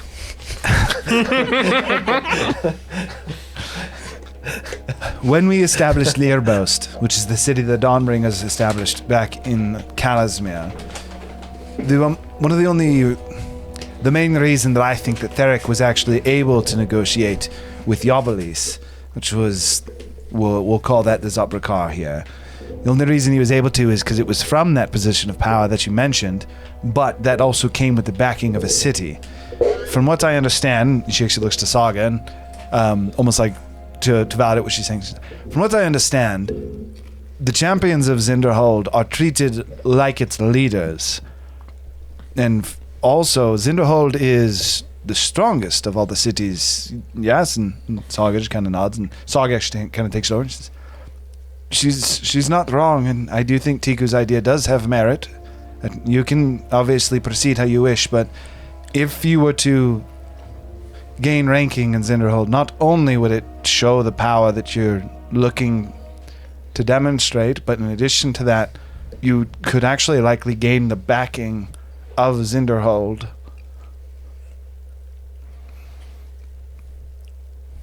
And most importantly, we save the cobots and make a home. Kind of as a final note to Zephyr. Save cobots. Final note from me also. The city survived for 4 years without you. I mean, your district, Yes, your but- district specifically. But there wasn't any animosity back then. I mean, he already said that most of the city doesn't think that it's like real. That's true, but what stops Dromas from just going and slaughtering them all anyways? Snug. The 7 winds, And the 2 princes that And still they're gonna do probably what? don't hate us. someone that could hardly handle freaking Saval. You're supposed to do something against Dromas. I mean, what are you gonna do? Take post in the city and defend them forever? He could do that at any time as soon as you if I leave. must- No. See. The city will be safe because you claim I fight for my city and I represent my city. And then everybody knows if they mess with your city, they mess with you. And then you show them that you're a badass and then they don't mess with the city because they don't want to mess with you. That was kind of my point of showing up at the city. You do that at Cinderhold. But Okay, so my only problem with Zinderhold, and I don't know if things have changed over the years, because Also, we have Snug keep an eye out on but City. from what I understood, and I can send a message and see if this is still the case, but Zinderhold and Zoprikar weren't really on the best terms, so having They're not. Zinderhold back us may prove us to be more enemies than... I mean, they were still afraid of Zinderhold, though. Even the whole time we've been there, they've been afraid of Zinderhold. Everyone's afraid of Cinderhold. Saga chiming in Doesn't here says, everybody like from you? what I've been able to learn, Razu's statement is actually the most accurate. The front that was united with Ravenshold, Ikladon, Baklaval, all of those cities, Zoprikar, and Tiltafar as well, that front was created in case Zinderhold took action. But I would say that I wouldn't go as far as, from what I've been able to uncover at least, I don't think that there is necessarily hostile intent. It is simply, what if someone in Zinderhold were to gain power that... Had hostile intent. Or wanted who wanted conquest or something like that. I just would be worried that if we gain notoriety in Zinderhold, they would think that we're one of those people of conquest. I think your worry is not without merit. I simply wanted to clarify the situation as far as what my understanding is. We have backing a prince and you fight for City. While with Conquest City, you already have backing, and That's part of the reason why I want to talk to one of the princes he's gonna meet us there. at Zinderhold. Yeah, that's what she said. Dalaran Dalaran is gonna did move send us. word that he planned to meet you at Zinderhold. But if you're talking about Armerton, you'd have to go into the palace. I mean, any of them could Oh, Martin is dead. spread word. I mean, he can literally just send a message to Dalaran right now. Tico doesn't know princes. But I Mutilin. Mutilin is dead. think I would like to speak with them. Can't he just give you the stone? But there's only so many words and not enough for a real conversation. Tico I drew still a think it's little bad bit idea to on go in the it. city, but you do what you want. Do you believe I the mean, possibility I can of combat in the I city said is we likely? could. I said we could speak with him in Zinderhold. Tico We just need to drew. talk to any of the princes. Tico Well, drew then on we'll it a meet him in a little, but month. she thinks it We're still already- works. That's already gonna happen no matter what. That's fine. That's what I'm agreeing to. Actually, it's a little greasy, but I think it still works. So, Is it Tico? What are you handing me? It's magic bird. Magic? Bird. Is it? Why is It it still- wet? It probably still works. It was. I don't- It doesn't matter. No, it's yeah. You can keep it, Tico. It's magic bird. It help you talk to princes. It's fine. You can. Tell Dalaran I need a wyvern. It's magic bird. All right. why? Okay. Well, I'm. Just because you won one? We can because always Saga's- discuss this in the morning. Saga's not gonna teleport After we've me, had a night's 'cause rest. I want Saga to teleport me and my grandpa to Gongili, and then I'm gonna fly from Gongili to Zinderhold and I'll meet you guys there. Why And- couldn't he teleport you? He teleported across planes and teleported you across He the lost world. access to his He magic. doesn't have that anymore. Wait, is Kane leaving? Is Garga and Kane leaving? No. I was just not planning on leaving. Again, I'll meet you at Zinderhold. How do you meet there? How do you go? That's why I need a wyvern. Isn't it like a Wyvern's not 2 month fast travel enough. by Also, wyvern? you want to put Ro on a It would probably be about 2 wyvern? weeks. No, Let- the teleport. He's old. No, the teleport Tico, me, calm down. Roko, and Wyvern get teleported to Gongili. Okay, Tico. And then from Gongili, I fly. Where would you be getting the wyvern? That's why I told him to message Dalaran. How? Where would Wait. Saga Hey. be How do getting you the teleport wyvern? there? Gurgle. Dalaran Saga. tells us where the I see. wyvern comes, or sends the wyvern Do to you- us. We're do you- close That would to- still take 2 weeks. Do you know have a way to get? You know what? You could actually go with Gurgle to Gongili, I could. and then you could either meet us and then come back for Gurgle at a later date. Gives Gurgle more time to spend time with his grandfather.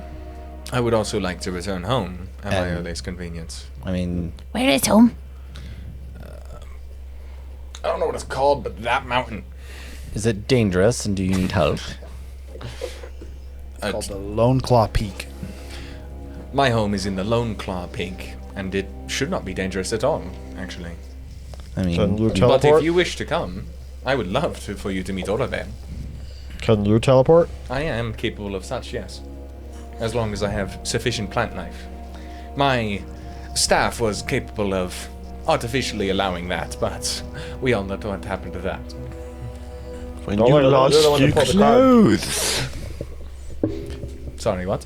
So don't look at me. You're the one that pulled the card. I am not blaming anyone. I was merely informing you of what happened.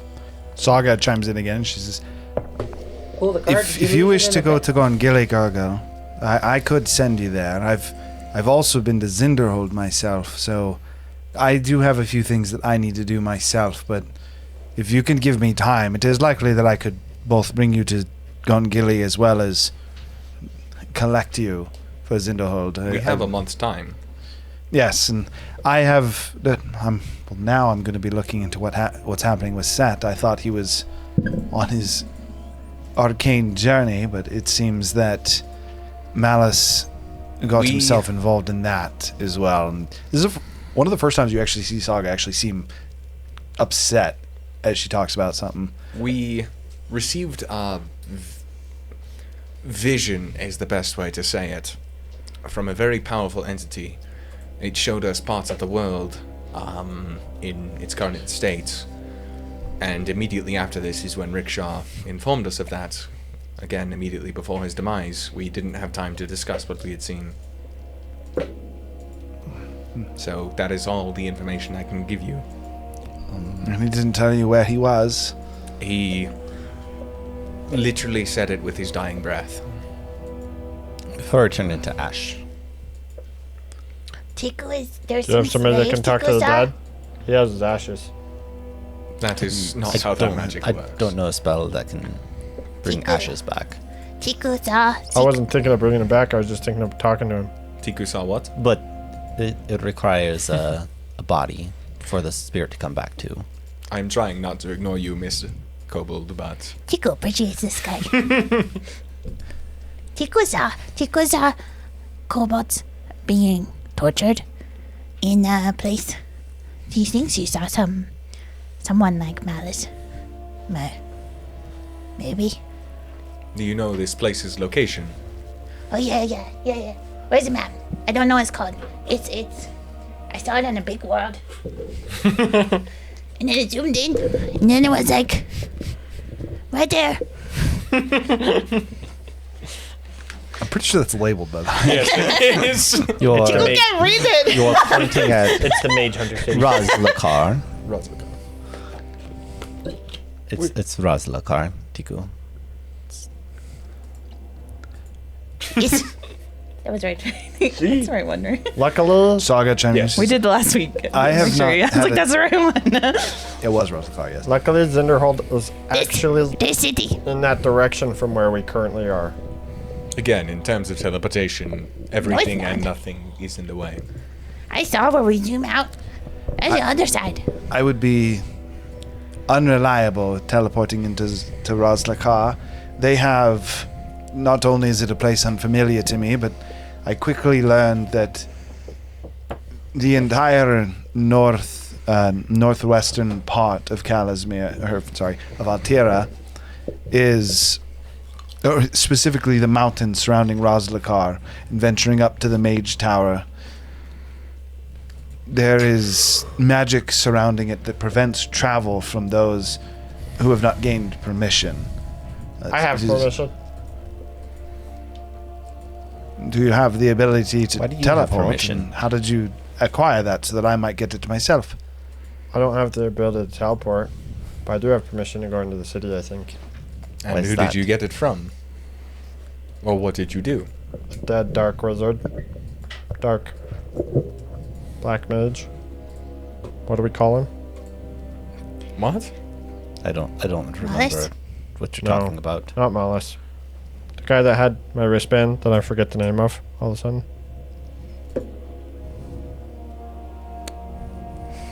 I'm really trying. I pull out. Serval, that's the one.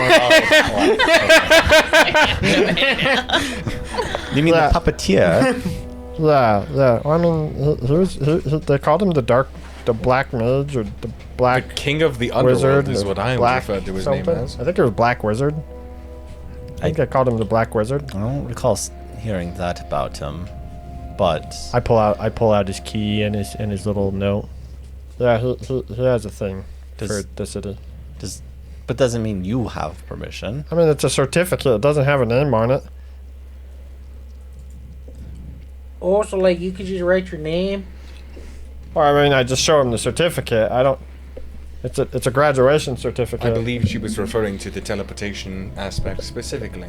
Well, I'm just saying I have access to the city. I think probably. I don't know if that would work, as I have not physically traveled there. I simply know that when trying to use teleportation magic, even if you're trying to teleport through, if that makes sense, there is almost it is almost as if, like, the dome that you all had entered in, that rainbow, the essence, the magic dome. It's almost as if they have something like that can't be seen, that seems to block magical influence somehow. Right, I'm saying it's particularly strong around Roslakar. we could teleport close, and then we could just use the certificate to get in. That's what I'm saying. The closest I would be able to teleport you in that regard, which again, I'm happy to help as much as I can, but the closest that I've been would be the Crystal Eye. You'd have to venture across the crystal waters yourself in that regard. But unfortunately, Tiku, we have to compete in the Colosseum before we can do anything else. Otherwise, they'll hunt us forever, and I don't necessarily want to be hunted by a Colosseum city. Kelmia chimes in. She says, "Does it have to be you, or does it just have to be someone in your place?" Are we referring to Roslakar or Zinderhold? This is the Colosseum, Zinderhold. I don't know. Do you just want to fight? I mean, technically, I'm the only one here that No. is in the Coliseum. She goes. I look at Saga. She Saga just. She nods her head very obviously to you. I'm just curious how strong some of the people are here and how I might rank. I'm just saying, I specifically asked her not to fight the Avatar of Death, and she promptly ignored me and made it much worse. So, What do you even mean? You all died without my help. I don't believe any of us even got severely injured until you brought in the Lich. Speaking of which, did you ever That's not find how I remember that at all. I was able to track down where he went, yes. He is in Zarthak. It's the unknown land, the larger continent north of Kalismir. So you're going to take care of that problem, right? That's likely where I will be going. I was planning on dropping you back off near Zaprakar, but it's sounding like teleportation might be better as she looks to Saga. I'm just glad someone else is cleaning up their own messes. I'll take care of. Hold on. No, yeah, I was not nearly as strong when I fought him the first time. I'll kick his ass. Wasn't as strong. Oh, okay. I'm pretty sure we were like level 18 when we fought him the first time, but fair enough. do you still have the book? Well, I'm going to go rest for a little bit. If everyone, before you turn in for the night, I do want to... Do we want to do the artifact first? I need a moment. I need to bandage myself up a bit.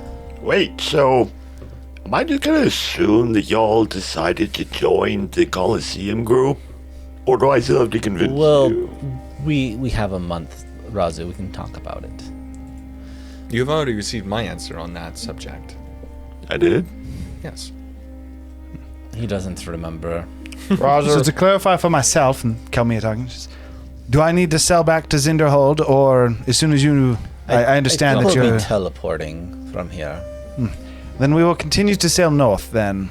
We'll be heading for Zarthak, and assuming you guys stay point long behind enough. us, north? Oh, by the way, Kalmia, This would be heading south, technically. by the way, Kalmia, you've sailed around a lot. What's north of here? Lots and lots of water. Well, not exactly. I don't think you guys understand. That's the North Pole. She points at the volcano. So, okay, as a quick reminder, I realize that I've been bad with the direction, so I also need to be better about this. I keep reminding him every the time. molten crown is north. That is That the is North Pole. the North Pole. I'm looking. The molten crown is the North Pole. And the Glacier Isles is what forms the South Pole. The I North think you Pole, called it the Glacier Heart. the Glacier Heart specifically is the center of the Glacier Isles. It's kind of like the Cinder Isles makes up like what would be the Yeah. North Pole. The Glacier Isles make up what would be the South Pole, with the Glacier Heart and the Molten Crown being the actual like center points. So Just for directly north of Jasker, she just points. tell me, if you could give him a geography lesson. Kelmy is actually the one who just went through and explained that all in a very condescending way. My counter argument, she messed up and said north, and I corrected her, but fair enough. Hey, my Oh, she still would explain I it. didn't know where I was. I was kidnapped. Um, As far as I thought I was further south. like you're the furthest north you could possibly ever be. You're not planning on taking off anytime soon, are you, Kalamia? Define taking off. I'm planning on going and fighting a lich. I just need you later. Require tonight. your assistance tomorrow morning. Wait, tomorrow morning. Why in the morning? Yes. I Because assumed you the were planning to frog. do the artifact tomorrow morning. No, Grandpa I'm doing Gun. tonight. I just need an hour Oh. to bandage myself up. Then I guess we need you in an hour. For what? We Someone intelligent told us that you were influential in assisting us with a certain problem. and probably because you're really good at punching things. so Probably. you could have had. How good are you? She seems both interested and like she's debating on whether or not she cares at the same time. She goes, I'll hear you out. Okay, we'll I need to go take care of this. Does You do anybody look like need to shit. go? I mean later tonight, yes. Did you say food? What do you need? Why do you need to go? We should do this as a group. You need food. We just ate. You have the coin, right? Oh yeah, no, I got the rumblies. Tiku, you have the coin on you, right? What coin? Just- What coin? the coin that was given I to you have by Rob. I have yellow coins and Sometimes after The one you got in the volcano. silver coin. Oh, yeah. The one the frog gave to you. Grandpa Gun, in the words of Tiku. Oh, that coin. Just hold on to it and bring it with you in about an hour. We'll just meet right here. She venture through your Okay, bags. fine. I'll just take and, it. and you're she ventures through the bags and you're looking for them and you start to go through the coins and you realize you kind of sorted it in with the rest of your coins and you actually can't seem to find it. It's not no. currently there. Oh no. Tiku, She just pours it on the deck. Tiku. You pour all the coins on the deck and Tiku's just kind of like does not seem to have it. Apparently, Tico doesn't have no coins. Nope. What happened to the coin? I don't know. At this point, you see Kelmia flipping a coin between her fingers. That very much so is it. Oh, I was great, wondering great why this is Kamiya giving- goddess apparently has the coin. Kelmia, can you please bring that with you? That is extremely important. She, as she kind of like stops holding it through her fingers, she goes, "Oh, I know. This is something that we originally were looking into in Galasmere. I'm surprised that you all know about it. I thought she simply had this coin stored amongst her person." The coin. You know where the sixth one is. Do you even know what this is? It is a coin to free a very powerful individual. Entropy? And she kind of like flips it to where she's holding it, and she kind of like holds it up to almost like look at the face of it, and holds it up to where with the sun that is still present, especially right now, would technically be always present, is where you, based on where you guys are. Mm-hmm. She kind of holds it up, and as she holds it up to the light, you almost get the impression that the coin is, it almost looks slightly see-through, like the gold is thin, apart from the center of it. And there's Is a it- face. With the perception that you and Gurgle both have, and you're actually, as you're looking at it, the coin itself almost quite literally looks, as the sun shines through it, almost like an embryo. like when you shine a light through like an egg, and you can almost see the lines that go out of it. She goes, What the fuck? and she kind of holds it down, and the only time you notice it is like when it's set up to the light source. She goes, these are soul coins. The souls of elemental coins? You can have many different types of souls or essences stored inside. This. Okay, now you have my attention, because I won't lie. I was going to give this to an old friend of mine, but it seems like you have an intent for it. Oh, for sure. Like, You'll find out in an hour. It's not That is, an elemental browser. it And was sealed. Primordial. It's not a primordial. either. It was sealing a primordial. It is not Nope, a it primordial. wasn't. Kelmia looks towards Saga and says, do you think we should still tell him? Saga seems to contemplate for a moment. I'm actually going to have a roll for this. Who is him, if I may ask? Derek? Saga shaking, I think it would be beneficial. There's I'm- a slight like thunderstorm brewing around Zephyr right now. Oh, the- so as- you defend the coin, but not Rickshaw. As you build the static is starting to build. Kelmia looks at you and almost like stands up a little bit straighter. Not like she's like squaring up to you, but like she's posturing to get ready for a fight. And as she postures, Saga says, it might... Let's wait until after we hear what they have to say. Depending on what the use is, it might be better than sending it to Nabarro. So... I suppose... we lost a party member for that. Again, we'll wait out. There's a very powerful person, and when I say very powerful, keep in mind... No, what I'm saying is you don't get to choose to do what you do with that. I assure you, the individual... As like it starts to go red a little bit. I assure you, the individual we plan to give it to would dwarf this individual you speak of. Like literally, my eyes will flash red. Saga like starts to take like a almost like defensive action. Intimidation check. Wait, yes, actually, go ahead and make an okay. intimidation check. I'll do it. Can I I'm assist gonna him? say yes. Do it. Or actually, I'm not expecting to be successful, but can I roll my own? Actually, use my geez, advantage Louise, for once. Can we all just settle down here? I'd say you can go ahead and make an intimidation check as well. Group intimidation check. No. Are not you doing guys anything. threatening? Are you guys joining and threatening Saga and Kelmia? I'm not Oh, certain. I'm just goodness, ready to kill no. Mia because Mia is the one that's 22. Nobody. really Oh golly, pushing the that buttons sounds like here. it's just a bad idea all around. Okay, so I need to know who's effectively, as Zephyr starts to posture of like effectively aggressive posture, who's posturing with Zephyr? Kane is. Just for kicks and giggles, I know what Gurgle's gonna do. Oh, for shits and He's giggles, gonna swap Rob's the. gonna do it. He's gonna mage hand while everybody's doing their stare off. He's gonna try and swap the coin with a basic coin. Fucking Tell Mia's hard to do that with. Good luck, sir. Let's see. Of all the people, You did not roll up high enough. I'm just telling you right now. Oh, I think I rolled high enough to intimidate her, though. Well, we just have to be intimidating enough. You rolled a 12, so that's 29. Kelmia won't be also have scared of us, but No, she you may be have like, a okay, 17, roll they're 12, serious. so- No. these are I don't think that's Like- enough to beat Kilmia's passive, though. they're willing to go all in. what'd you get? 29. Dude, I'm pulling her up. It's cooked.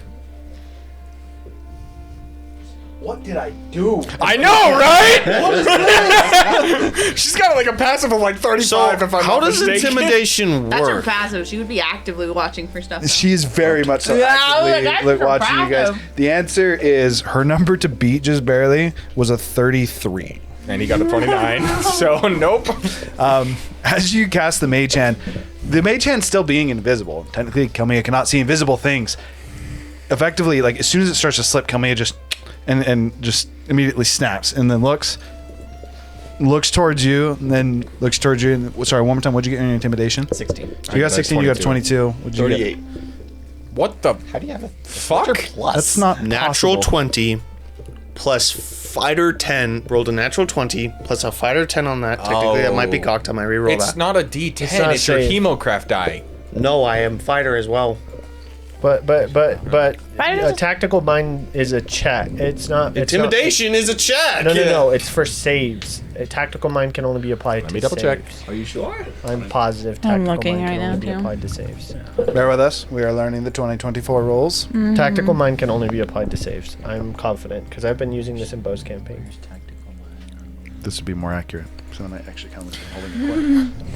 When you fail an ability check, you can expend a use of second wind to push yourself towards a success. It doesn't even work on saves. It's only on ability checks. But it is a check in this case. So this yeah, is a It is check. a check. He uses it on saving throws. But only if he fails. Correct. All right. No, you can still. Fair. I didn't yeah, know when it was you- fail. I just okay, rolled yeah, it with when it you 'cause I fail. assumed it fail. Yeah. Does a 25 fail? What is the intent of the intimidation? How did you go from Back 25 to a Zephyr 38? So Zephyr's intent was effectively to show that he's gonna fight her if He's only she rolling does a not D10. if she just does as she wants. Are you trying to intimidate her into backing down? Like, I need to know what your intent is with your intimidation. He already told me what his is. You understood what my intent was, right? Remind me. I was informing them that whoever this Naboro is, ours is stronger. Oh, yes. All right. Intent would be to not Oh, I'm looking at take Calmia. the That's why I coin, can't basically. find it. Conceptually, don't take the coin. Don't rob the coin. How does it say that? She has the coin. I'm talking. she If already she takes stole the it. coin, there's gonna be problems. And she Okay. forcibly like keeps it. Forcibly keeps it without. Okay, so from our party. you're trying to show that if again you're effectively doing the same thing he is. That if she takes it, you're gonna fight. That is Pretty the much. intimidation. Pretty much. Okay. All right. That is not. That would not. You would not have failed. You would have gotten these. Apparently, tactical mind I've been using wrong in Bo's campaign, but that means that I can use tactical mind to steal the coin from her, and now I have a 36. Do you have second wind? I He also is a- have he is a tactical fighter. But I'm just saying. So I do it- if I I do it did fail that discreetly, check, she's that's holding a a different gnarly coin. roll. Okay, so that just means that she actually would not have noticed you. That I guess I would does have. work. That was cocked. I mean, none of us notice you. Top Discreet. Nobody noticed. gnarly intimidation. and you somehow had a coin that looked similar enough that it. No one notices the soul coin is. We're gonna say that it's not that it looks similar. It's just that everyone's really focused. Yeah. As soon as she looks at the coin, she'll know it's swapped. Yeah, but she'll know that someone took it. But with that being the case, as you guys effectively take your stance, Kelmia effectively would drop. She's like having the coin, holding it out, would drop it into a fist. I'm gonna perception check. Where's it going? Yeah. So she drops into a fist and then effectively goes into like an actual fist stance. At that moment, though, with Saga, she goes, wait, everyone, please. As Saga actually seems very intimidated. Saga's, hold on, wait, come here, please. Just give us a second. We weren't planning to take it. She already did. To And deciding what to do with it. That is the better way to put it, yes. There is someone who we know. I doubt any of you know. He goes by the name Naboro. He is... You could call him one of the kings of Calasmere. Calasmere is split into two parts, north and south. Each has a king that rules over it as a whole. To be honest, in the way Kelmia will understand, I don't give a fuck. We Okay, are hold on trying there. to restore a natural force of the universe. Kelmia... Think of it as Kelmia trying is- to return gravity. Can't we all just be friends? Isn't there like enough animosity in the world today? You don't need to bring it onto the ship. You know, we just need to like chill out a little bit. Oh, I have was just some- showing Zephyr how it's done. I have some herbs here that I think we can all benefit from partaking. a little Kelmia's bit. Kelmia's smile fades, and she goes, "Fighting with your friends is one of the most fun things you can do. In addition to that, while I am not scared of you," as she stands up a little bit and looks towards Saga. She says, "For the sake of Saga, And she pulls the coin back out and looks at it and goes,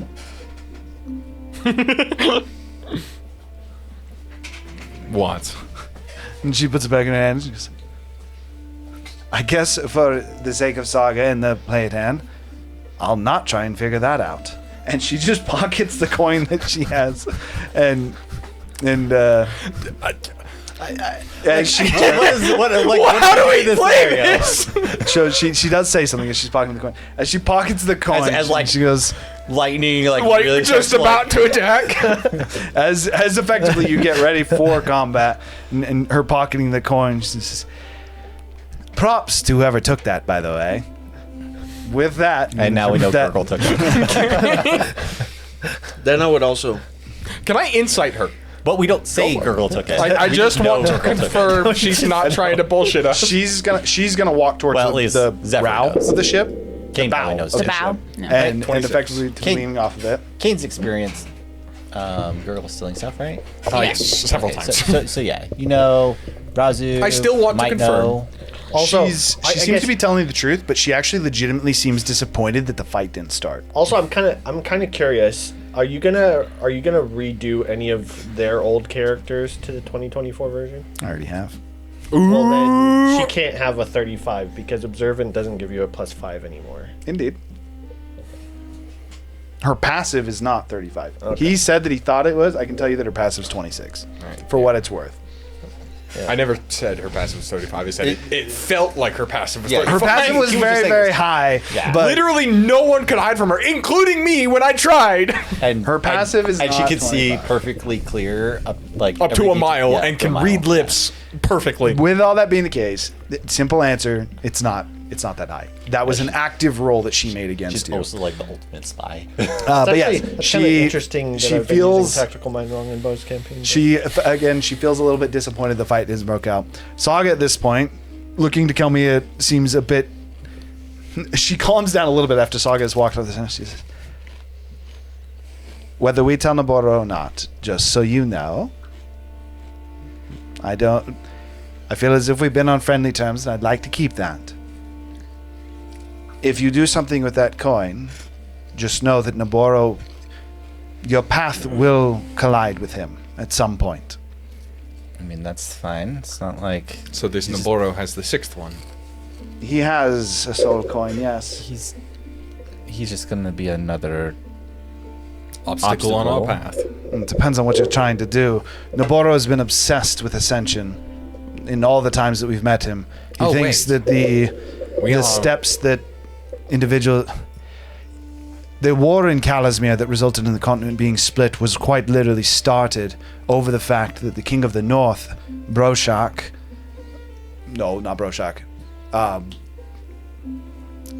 she would not forget the king's name, but I am suddenly forgetting the king of Zothragal's name. We're just going to say she says King of the North.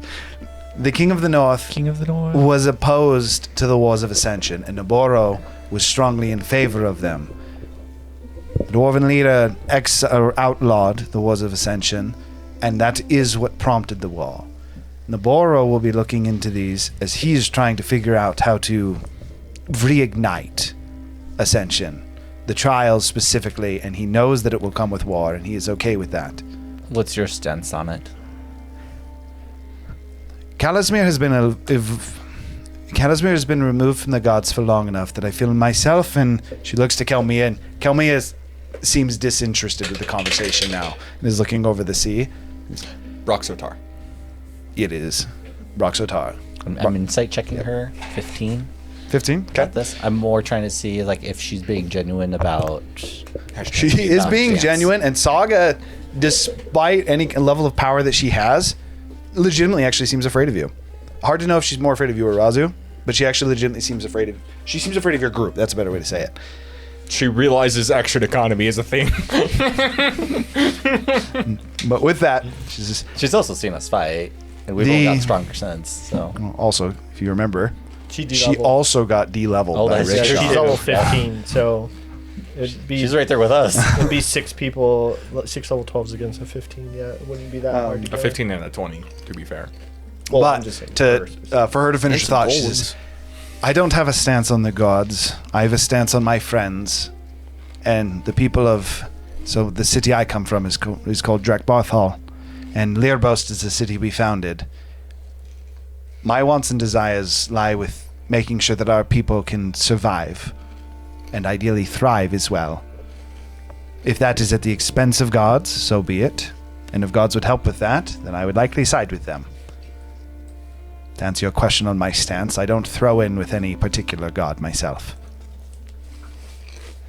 And Let's just say this much. I believe Nabora would be fairly aligned with what we want to do with it. If that is the case, it might be best to inform him of these events. But I don't even know what you want to do with it. So for now, I would say get your rest. And not even looking at you, looking at Kelmia with almost seems to be targeted.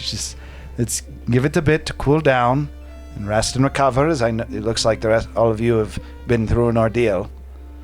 And perhaps meet with the older Grung that you came with.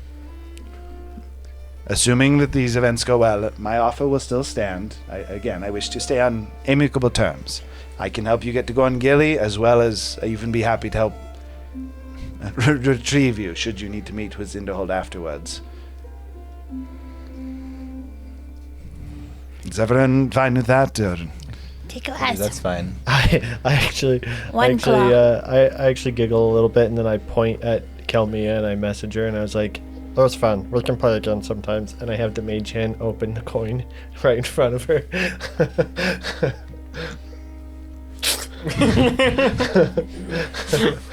oh, you are tempting the bulls, good sir. Tempting the bull.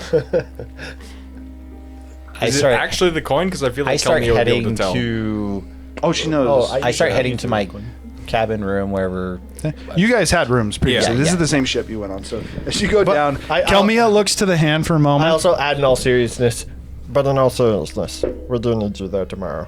Apparently, Tonight. apparently the gods need you to be there. By the way, who comes down with me? By the way, I would be following you. Saga would actually go down as well. As I'm fucking exhausted. Well, Tico will in a I've second, been but awake for like 36 straight hours. Tico wants to know, are you hunting the snake? Who are you asking? Yes. Kelmia and The room, the class. Mostly Saga and Kelmia. Saga, you're speaking of the serpent, yes? Yeah, what he's got. After I Sat being in the picture, that's likely going to take my current focus away. However, afterwards, Theric has asked that I go, and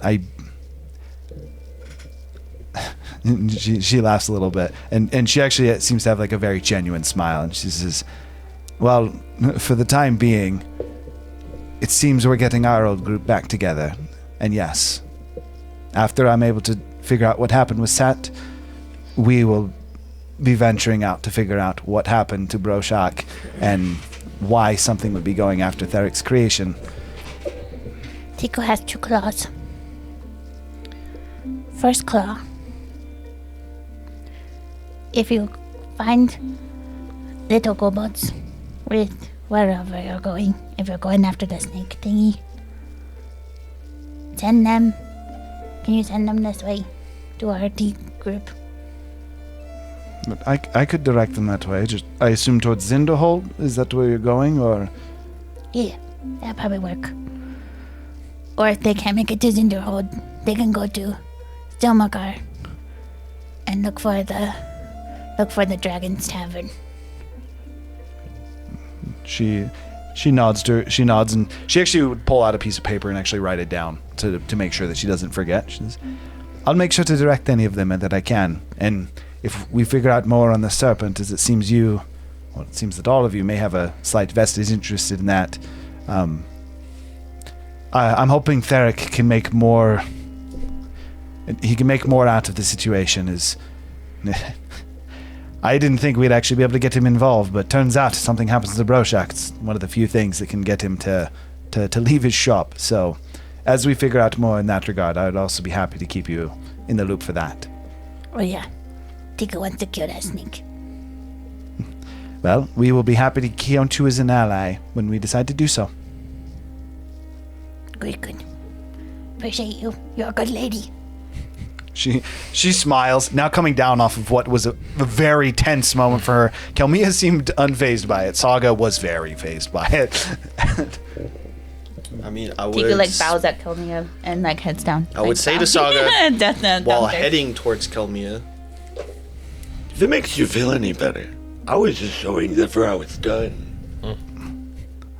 As you're walking by, and says, "It a little bit, but just so you know," as you're walking towards Kelmia and Zephyr's walking downstairs, she's like, "Just so you know, she'll happily beat the shit out of you." And Sokka's gonna go down with Zephyr. He fluffed up his feathers. Gave him the lazy eye. One turns white. He didn't say anything. You just got that thing where you like go sideways, just look at him. Okay, so Zephyr, Saga are going downstairs. I heard Kane's going downstairs as well. Are you going down as well? Did I hear Tiku? Just Oh to yeah, she's rest? making her way towards her closet. Okay. Nobody needs Tiku anymore, right? Tiku doesn't have gun. Just to herself, like chanting to herself as she goes down to her closet. As we get down, I start bandaging myself up. I'm like, I'm real glad she didn't decide to fight us. I have like nothing left. Oh yeah, no, that You're would have been telling me. that would have been a bad I idea. feel like shit. I feel like you're not there. Talk about I followed you guys. Yeah, believe okay, I you- wouldn't be talking then. I don't trust you yet. This is Zephyr we're talking about. in our room? Jeez Louise, you guys are pretty intense. Why are you in here? I mean, I'm guided by the Wild Mother. Didn't you say you Just needed go to your own room. converse with her still? I mean, I could we'll do that talk later. in an hour. Besides, I'm taking a nap. You look a little pinged up there, but It's fine. I can handle it. here you go. I'm just gonna touch you real quick. Please no. No. It's okay. It's okay. I'm just hold on. gonna go to my bed. I and actively walk away from this I'm man. gonna touch. The answer is it'd be a touch attack then. You'd roll to you hit. have to roll to hit using your spellcasting modifier. Even though I know that you're trying to cure him, it would be a touch attack. Do it. Hit him. Touch attacks go against 10 plus your dexterity modifier, by the way. Armor class. No, it's it's still not based Eight, on. No, is it that- 25? It 25. doesn't matter. He was You're thinking 3. Yeah. I am. He thinking even three. hit the armor class. Yeah. That's fine. No, Total you're of right. 51 HP. Well, shit. Now I'm confused. As he like, let me, and he just slightly brushes you, and you just feel this invigorating energy just. It would. I mean, I appreciate the healing, but if someone asks you not to touch them with magic, courtesy would be not to touch them with magic. Well, yeah, courtesy would, but you're so injured. I don't think you're in your right mind. I would be fine. I mean, now is a different. I mean, you were trying to fight Kelmia. that was for other reasons. Are you suicidal? I might be. Do you need someone to talk to? No. Not another turtle. I'm not. I'm not a troll. Just silence the voices, Zephyr. As he seems confused, what for you as you message into her head? You know what I do when I feel down and kind of like blue, is I go fishing. You know. You know what? You should do that. Well, I'm not down. I'm giving you Like- this advice because you're the one that might yeah, be a but little I kind of want you to leave touched in the head. at the moment. I need to speak with my party, and Well, I'm part of that now. No, you're not. we'll talk in an hour. No, I like. That's why I'm here. The Wild Mother sent me here. So In an hour. And you think you know better than a god? Yes. Well, Many that's of some- them. That's some arrogance, I tell you. Don't you know? I'm on deck. You guys are all below deck. I'm not there. I like to think that like what our party's doing is because we think the gods are wrong. I mean, some of them are, not all of them. I think they were all wrong for making the choices they did. I know, but some of them changed their minds. Doesn't make them wrong for the choices they made. Yeah, back then. But you could always change. Just like Doesn't the world is always changing all around us. But doesn't mean you weren't wrong. Okay, yes, but you can atone for those mistakes. Yes. But they were still wrong, and I know better. I think you are stuck in the past a little bit. They're only using us because we're a convenient tool to them if they do want to change. Well, I know the Wild Mother is using me because it's too dangerous for her to go. Yeah. And it's not dangerous for us. Oh no, it's for sure dangerous for us. Just less so. She's not willing to put her own life on the line. I mean, she will. I mean, you can't just But she expect yourself to didn't. like run in. Well, I guess I would expect that from you, from what I know. Uh-huh. You were about to fight Kelmia. Now can you go upstairs just and a go little- fishing? Are you not right in the head? I might not be. No, Would you like to? Would you like to I'm not find saying- out? You know what you need? I love how he's still threatening You know what people you need? You after he need- just said he has nothing left. Oh no, I haven't said that. I haven't said it yet because You need. he hasn't. You need. He's there. You need to because he's try there. some of these mushrooms here. We could boil it down into a tea. It'll make you. It'll Zephyr. free your mind. Allow me. I'm just going to grab her by the shoulder. Allow me to show you something real quick, if you do not mind. Okay, yeah. I'm But going make sure to he push takes him these out and mushrooms. close the door. Who is that guy? I don't know. I need a nap, and you were not shutting up. I like to think he's still talking. Well, golly gee, I guess they really didn't want me in there. I'm gonna go ahead and. Maybe I'll talk to that frog fella. And now I say now after he leaves, now I say the whole like. I'm glad we didn't end up fighting Kalmia because I really only have one spell in the tank, Same. and I do feel much better after did his spell. It's very potent, but Not gonna I'm say not it. sure. After he touched me, feel much Throw me better on this afterwards. bear where he touched you. Anyway, if you wouldn't mind waking me in an hour, I don't think I can wake myself. What closet are you in? My own? But where? But like, which room? My room? You just borrowing someone else's room. Who do you shack with? It's a boat. You have to shack with someone. I feel like there's not enough rooms otherwise. 8 rooms What total. is it? She gave us 2. One of the. Yeah. the All others. 6 of the others were taken. She gave Yeah, us I was just trying to walk myself through the. Who would you the hang memories out of it. with? I mean, Have you Gurgle ever was for tried sure one of them these, because she Probably needed the Razu. Packer's door. Probably Razu. Ragazu and Gurgle. before. And then we shared with Brickshop. I live in a Yeah. swamp. Yeah. In it? They're all really? over. Oh look, we have more room Oh, now. that's perfect. Yeah. Dark. Oh, no. Your friend really needs to try some. Yeah, of so you're these. just alone in your closet. Think it help unless clear Razu his came head down. a little bit and expand his mind. In my closet. I mean, I am going toward. Yeah, totally going in the closet. Hold that thought. So to the deck, when you Oh, you're in. when you had Yeah. sent when you sent that message to Kalmia and she had looked at the coin, responding, she can't respond to the message, right? Yeah. I think okay. Yeah. One you can sentence. respond to me. Responding to the message, she goes, "I'll help. I'm quite curious to see where this goes. Wouldn't mind if it ended in a fight." That might. Preferably not with me, though. Just because I can take something from you doesn't mean I can win you in a fight.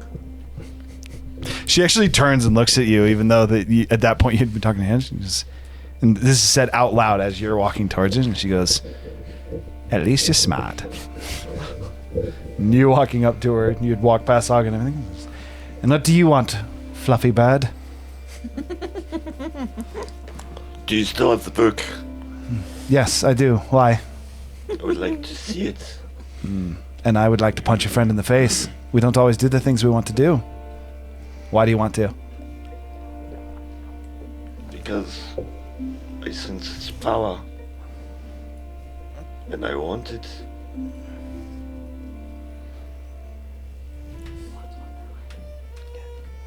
Not in the necromancy way. I don't even fuck with magic.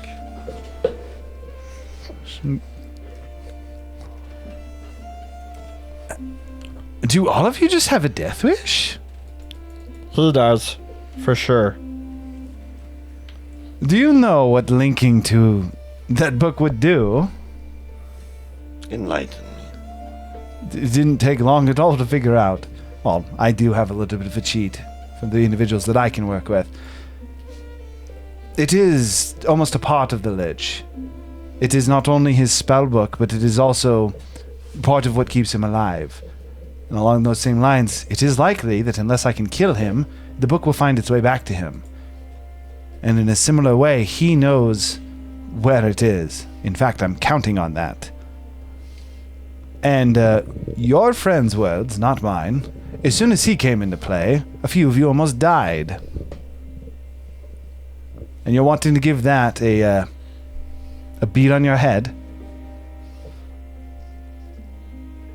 You're gonna turn into a phylactery. A fucking what? A phylactery. Shush. Shush. Let him answer. Okay. Stop. He doesn't know what that is.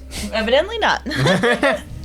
All I saw was a transfer of a portion of you to another part. One you choose to be stronger. Oh, this is gonna be fun. Have fucking fun. She reaches behind her and seems to pull the book out of likely some kind of magical bag, pulls it out, and just throws the book to you. Read the book. Okay. You need to start by making a wisdom saving throw. Oh boy. Oh boy. Good luck, sir. You cannot tactical Is it a mind spell? this. Hey, Gurgle, are you just a watching wisdom this? saving throw. This is this spell. It doesn't I feel like matter you're if there, the right? spell I know comes from Razor's an item crazy. that Yes, you are I'm here, reading. and yes, I see it. You're And just gonna let him do it? Okay. 12. I'm just curious. Like, What is it? I'm just 12. Making sure Gurgle's there and just like, Wisdom well, saving. this is happening. Insight? what do you want me to do? Razor's his own man. 12? Okay. It's a I minus don't 2 know, to a he's stat of your power choice and a hungry. plus 2 to the stat of your choice. Oh, It can supersede 20. Depends on how you roll. Well, I do -2 to charisma, +2 to strength. I thought you were doing a roll to make the negative. Wait, the two. minus is a roll. Apologies. And then Yeah. you get to add it to what you want. That- okay, No, that's that, what that I is thought. 100% correct. Yeah, I you apologize. just can't minus off your strength. So I was it's a looking- 1 through So 5. you can't roll. One is a reroll. Dex. Minus 2 That dex. is what it is. Yeah, he is absolutely correct. I was reading the top of it because I was focused on the roll. That is why I So was it's asking. minus 2 off of dex, plus 2 to strength. I just updated that, man. You Damn want it. the book back now? I'm finished. She takes the book, not notably even for you, not looking at it, and shuts it. And then puts it back. I feel like now she's gonna have to kill Razu at some point. I think You're- you may have you're- just you're- signed your own death warrant. You're effectively Harry Potter. My counter argument: this is the second curse that we'll have to remove from him. So we've already done it once. So Harry Potter dies and then gets brought back. Hold your They kill him to get rid of the freaking. Kelmia Blackery. talking to you. She says, So he can die. you know, I understand wanting to be the strongest, but don't you feel at least a little ashamed of trying to pull power from things like this? At least use your friends. And she just turns and looks off the bow again. By the way, freaking like, so he Did you say use your friends? does he have like a At similar least use your like, friends. effect like physically, like the whole undead thing? Oh yeah, like what does his body Because change Rickshaw off? had a little bit. For you, Gurgle, as you're the only one that's currently on deck, as Razu finishes talking and then turns back to you, it is very much so the skull fused with his feathers, skin slightly. the feathers that his feathers, while typically a little bit more out, almost seem more sulken. Not sulken. They almost seem to droop more, like they're not as healthy. In Wither. addition to that, there are almost so for his beak. There's almost it almost looks like someone has gouged out pieces of it. Think like you had a piece of wood and you took shavings off it, not making a hole, but now just looking like there's almost like Just the indents, slightest like indent. almost like soft spots on his beak. In addition to that, the irises of his eyes have always been uniquely colored, I'll say. But his irises have always been white. His irises have gone gray. He looks a little bit more dingy. Don't know who can retire for the night. Gotta add it up real quick. Kill Razu. It's not kill Razu. I mean, I'm just sitting on the side of the boat. I'm actually not even that tired. I probably would take a rest eventually. But You do still have level 1 exhaustion as well. I remove exhaustion as soon as I'm in the water for an hour. You're not True. in the water. No, for he now. sat in the water with Roko, waiting for the ship. An hour. Oh. During our rest, because Saga's down there with us, right? Saga actually would have gone to her own room unless you wanted to talk with her, because she actually has her own room on the ship. Okay. It's still considered short rest, so I'm not doing anything active. I just go over to Saga's room, knock on it. She, as she says, "Come in." The door seems to swing open as you see her kind of waving her hand. Based on how Angie played this character, she's currently topless, but facing her bedstand. Zephyr care. It doesn't even for Zephyr. This does not seem like a seduction thing. She just doesn't seem to care herself.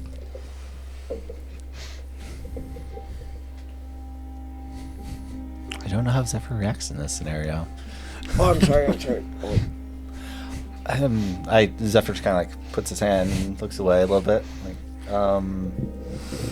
I brought you, and he's just keeping his eyes closed. I brought you Rickshaw's staff. She's got a mirror on it. She laughs, but sorry, and she walks over to the bed and she puts back on. She puts back on the. In this case, she would just put on a loose shirt. You seem to have the most Respect. genuine connection with Rickshaw, or at least this part of him. She walks over and takes the staff from you. Your eyes still kind of closed because you technically didn't see her get dressed. She says, "I'm wearing something now." Yeah. Like I assumed when she got closer that she put something on. I'd probably like peek like, okay, we're safe. And she inspects the staff and she says, I do appreciate it. That said, if it can be helpful to you, and she looks to the corner and you see a very ornate staff that's currently leaned in one of the corners.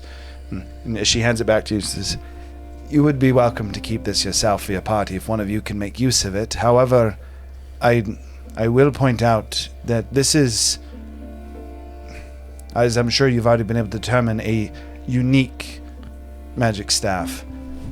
It is...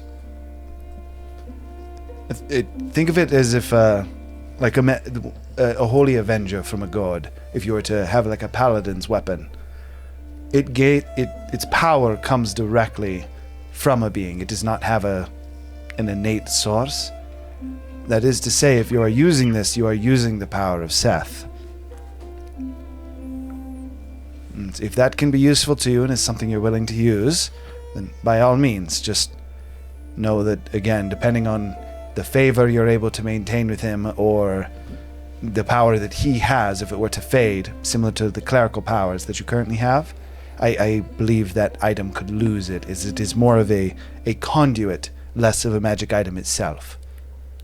As much as I'm not a fan of the god, we seem to be on good terms for now. I'll keep hold of it. I'm sure I can find some use for it. Then. I do appreciate it. I got along with Rickshaw, but if you don't want to accept this, I do have his arcane focus. If you want as a keepsake. She takes that one. She goes, "This I will accept. This was something that the design was originally actually crafted by Theric. How Rickshaw got it was, from what I understand, Malice and his group knew Theric's prowess and raided one of his storages for the majority of the items that they... And they were friends? she actually does laugh at that. She goes, "Oh, I don't think there's a person in this world Theric hates more than Rickshaw. Rickshaw did seem to think so, though, yes. It was a one-way street. And Malice and the whole group, as he seems to have made a couple, again, where they got the majority of the magical wares, they raided one of Theric's warehouses in Learbost. Wait, so was Rickshaw just Theric's groupie? I guess that'd be a way to say it. It's the groupie. Number one fan. Theric was, I'd probably say Theric was as close to a leader of the Dawnbringers, and still is.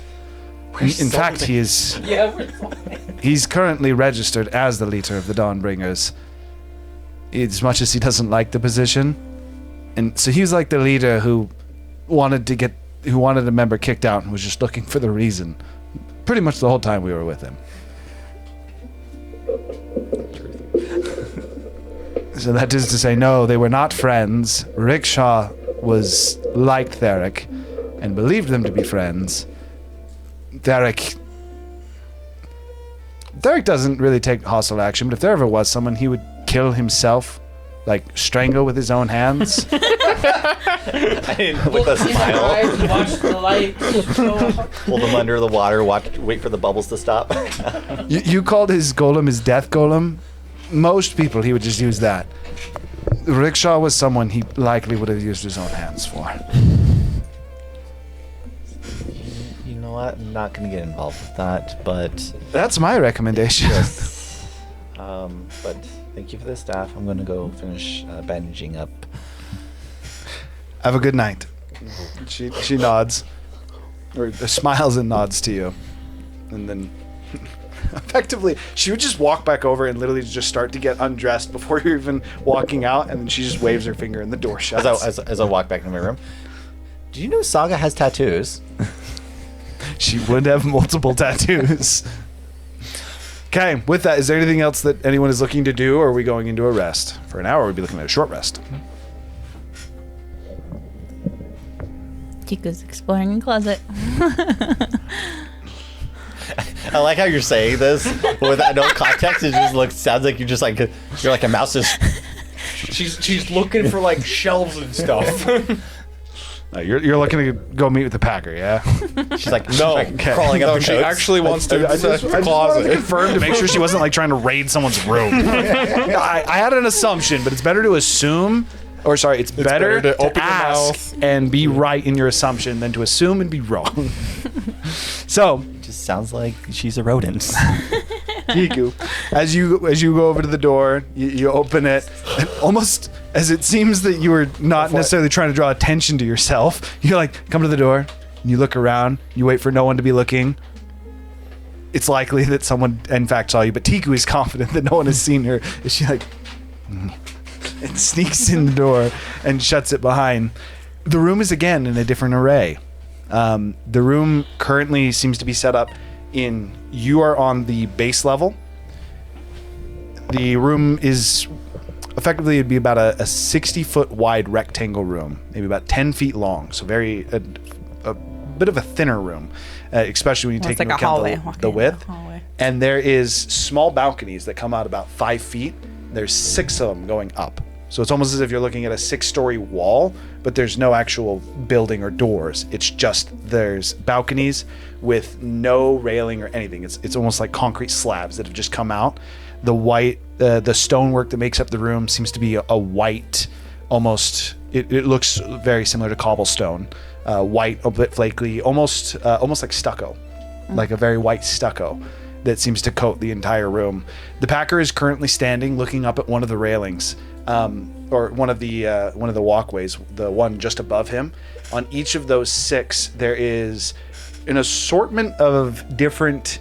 Some of them, in some places, there seems to be like crates. There seems to be barrels. Effectively, the stuff that is typically scattered amongst his room almost seems to be on display on all of these different on all these different balconies. And then in some of the spots, you can also see what very clearly is, in some cases, more so fully fleshed out humanoid creatures, and in some cases there seems to be either fully incorporeal that almost like spirit-like version that you've seen. Some of them that seem to be in different phases of that. As he's looking up towards it, he doesn't turn back towards you, but he's, Welcome, Tiku. I am checking influence. Seems you all have been busy. Yep, Tiku's been very busy. At this How point, is he Packy? kind of reaches his hand in front of him and kind of clasps it. And the wall seems to just go flat. The room seems to change. You're now in a circular chamber. The Packer is currently sitting on a chair. There is a familiar pot to you. It looks very similar to yours that currently has something brewing in it.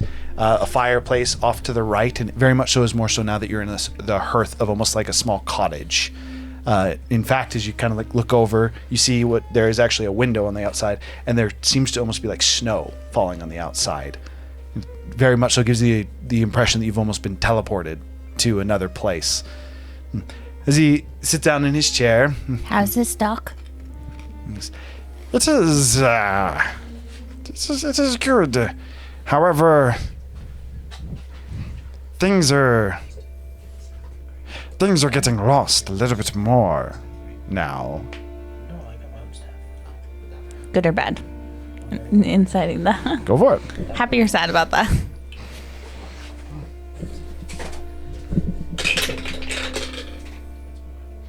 Lower than passive. 14. 14. It's pretty obvious that he seems happy about it.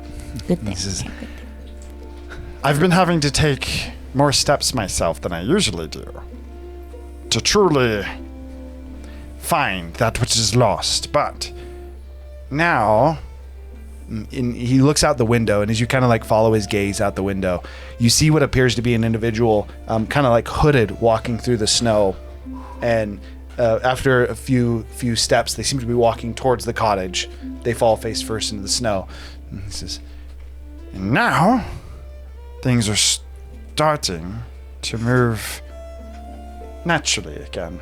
He waves his hand towards the window, and that individual that seems to have collapsed in the snow almost seems to, almost like in a similar fashion to what you've seen from before, almost seems to turn into a small, almost like essence or a piece of wind.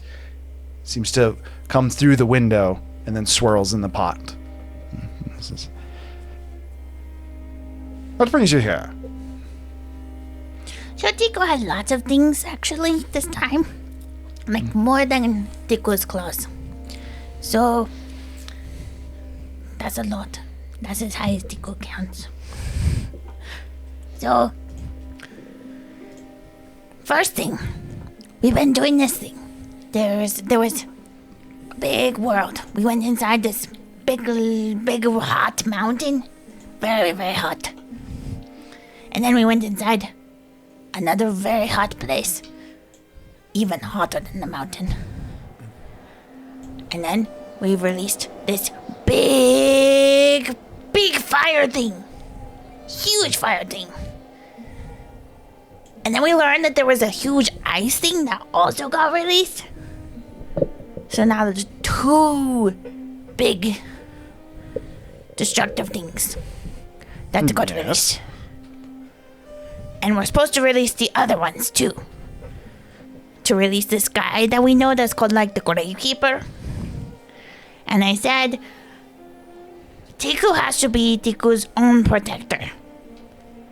Tiku has to become strongest Tiku ever. So nobody beat Tiku.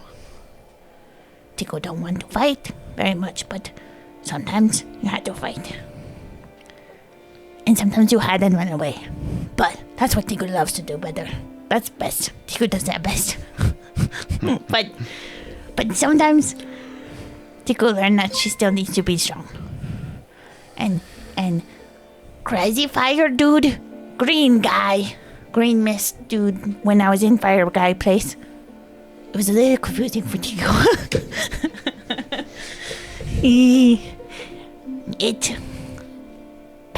Packer is answer. That's what Tiku learned. Tiku is ready for Packer to make Tiku stronger. Packer is good. Like, Packer is like fire elemental and like ice elemental. Strong. He smiles broadly again, the jackal-like face that he has revealing many different canines that something that you notice about the canines that you've never actually noticed before. The edges of each of his canines look to have a different color to them. Looking at his mouth before, you hadn't seen that he had an effective maw for like chewing meat is how you would have thought about it. But as you kind of like look at it, you realize that you've seen him eat the different things that seem to represent the different colors of the tips of the canine teeth. And this is the first time you ever actually notice it. Hard to tell if it was always like that or if it is something that you're only seeing now. He says, You already actually have the means for the power you look for. But let me show you how to use it. he again moves his hand, and you find yourself in a familiar yet alien environment. You're underwater. You can see fish that seem to be almost off in the distance, swimming, but despite the fact that you can freely move, you know that from your own experience as you like start to move towards what is the edge of this entryway into this temple, it's almost as if you feel as you can't move anymore. You seem to think that you want to swim, but rather than actually swimming through the water, it is very much almost like you seem to move through it based on how your thought process. You kind of look around, you see the two temples that are to the left of you. You are at the entrance to the gate of Silri. In the effectively in between the pillars that would enter inside. He looks inside, and he seems to just kind of pull his hand back towards him, and within a moment you almost hear like a small whisper of just and as an incorporeal form of Silri appears in front of you. You can still make out his features, but he doesn't seem to have like a... Sorry, was a chick. He doesn't seem to have a... he doesn't seem quite as cognizant as the one that you were able to see, even in the vision. The Packer at this point comes up to him, just kind of like walking right up next to you. He goes, The way that my power works and how I can help you is going to be different than the way your friends get their power. Fire for Gurgle, and the lightning child for Zephyr. He has lots of lightning. Sometimes it turns red. That's a dangerous lightning. I am he who finds all that is lost. While I don't cause things to be lost.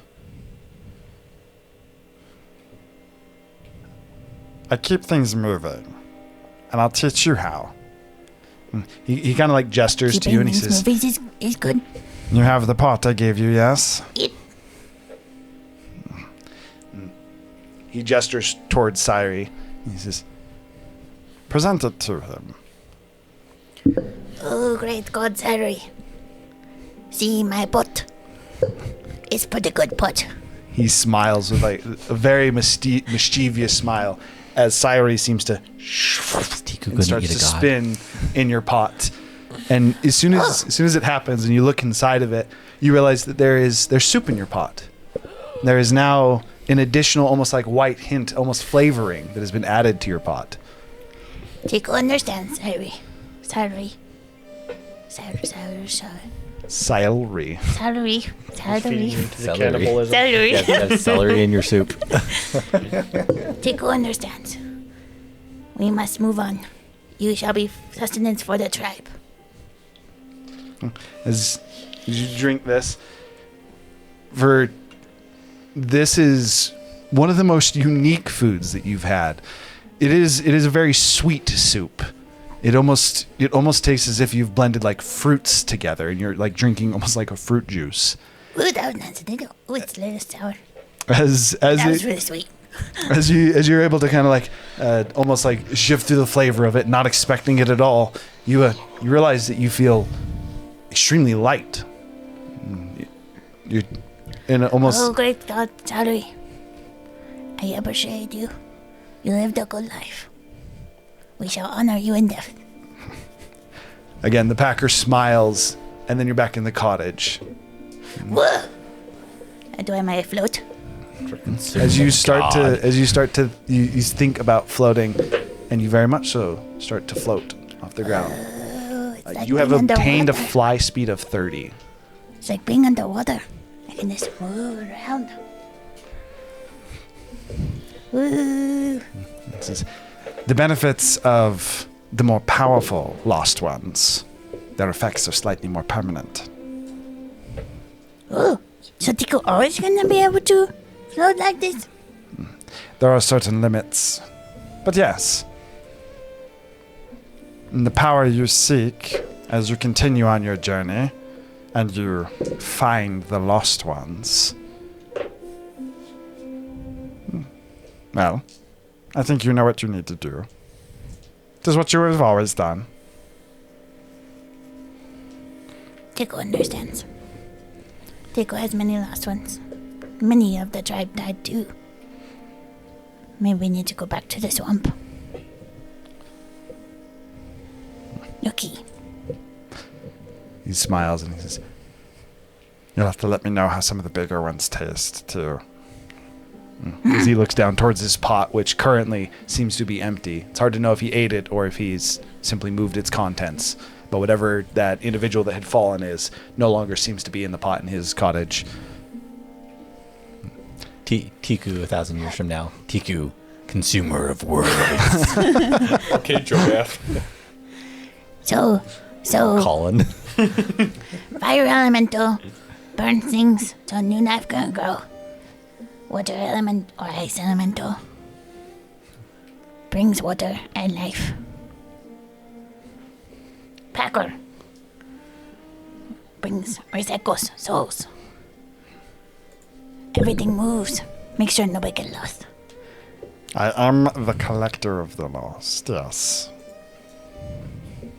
Tico, mini collector, is here. He smiles and he says, Yes. Mini collector. Okay. And I suppose. takes a moment kind of thinking to himself. He says, Would I call you a...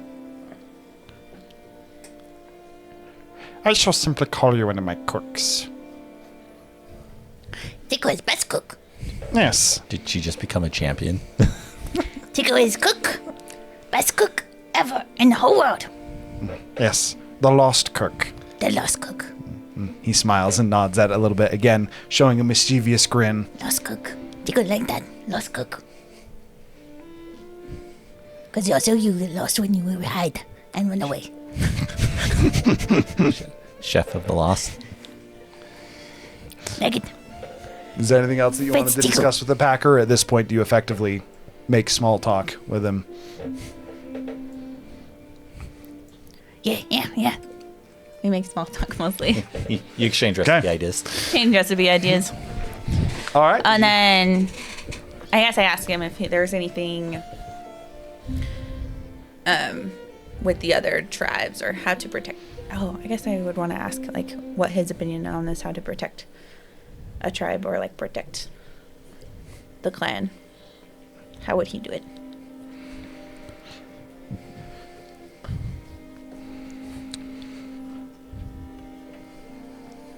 Reputation is a powerful thing. Establish yourself as the lost chef. And make it clear those under you. It is likely that none would dare to harm them. Okay. Tico has to become dragon. Tico has to become god. God dragon. Oh. That would be a great lost one.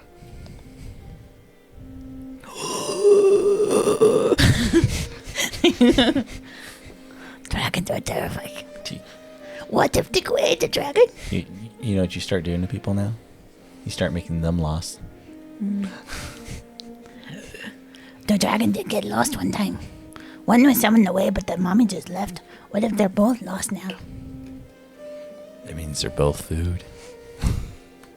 Okay. So as you continue to, you're going to spend the time communing with the Packer. So everyone's going to get their rest. You're doing a short rest. Short rest, yeah. We're going to say at the end of the short rest, you guys all group back up together. Kelmia has roll not my hit moved dice. from the bow of the ship. Does for the Zephyr hour. wake me? Because I definitely would not wake on my own.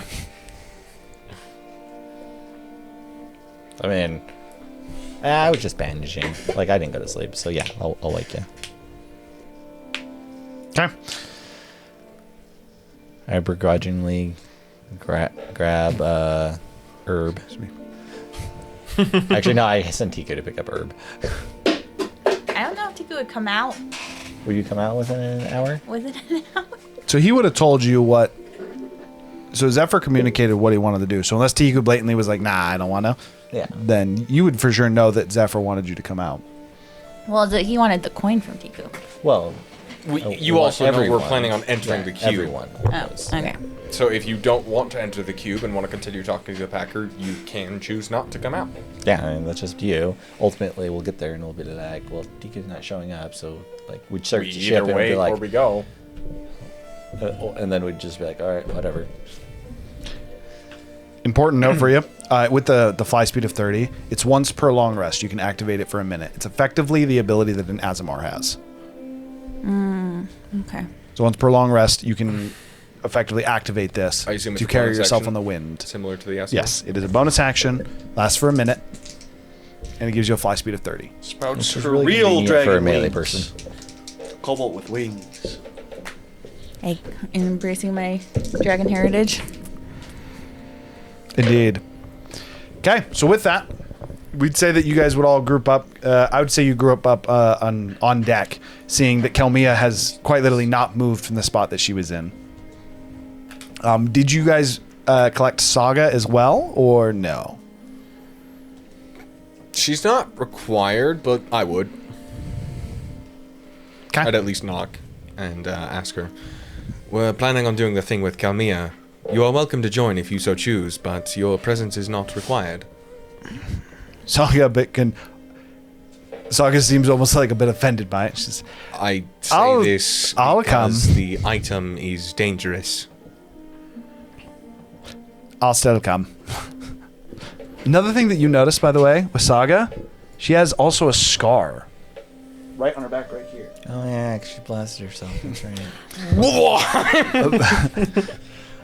Indeed. It's also got like almost like a burn marks that would have come. Lichtenberg figures. Yeah, very much so a lightning burn. But Saga will come up with you guys to deck. With Gurgle, right? So, like, I assume you went to your cabin at some point. I think he was saying that he just stayed up. You stayed up with Sat on deck. Yeah. just with your grandpa. Well, no, Grandpa's sleeping. Yeah, he's sleeping. Oh, he's sleeping. Okay. Yeah. I'm just chilling, checking out the water. We should leave someone.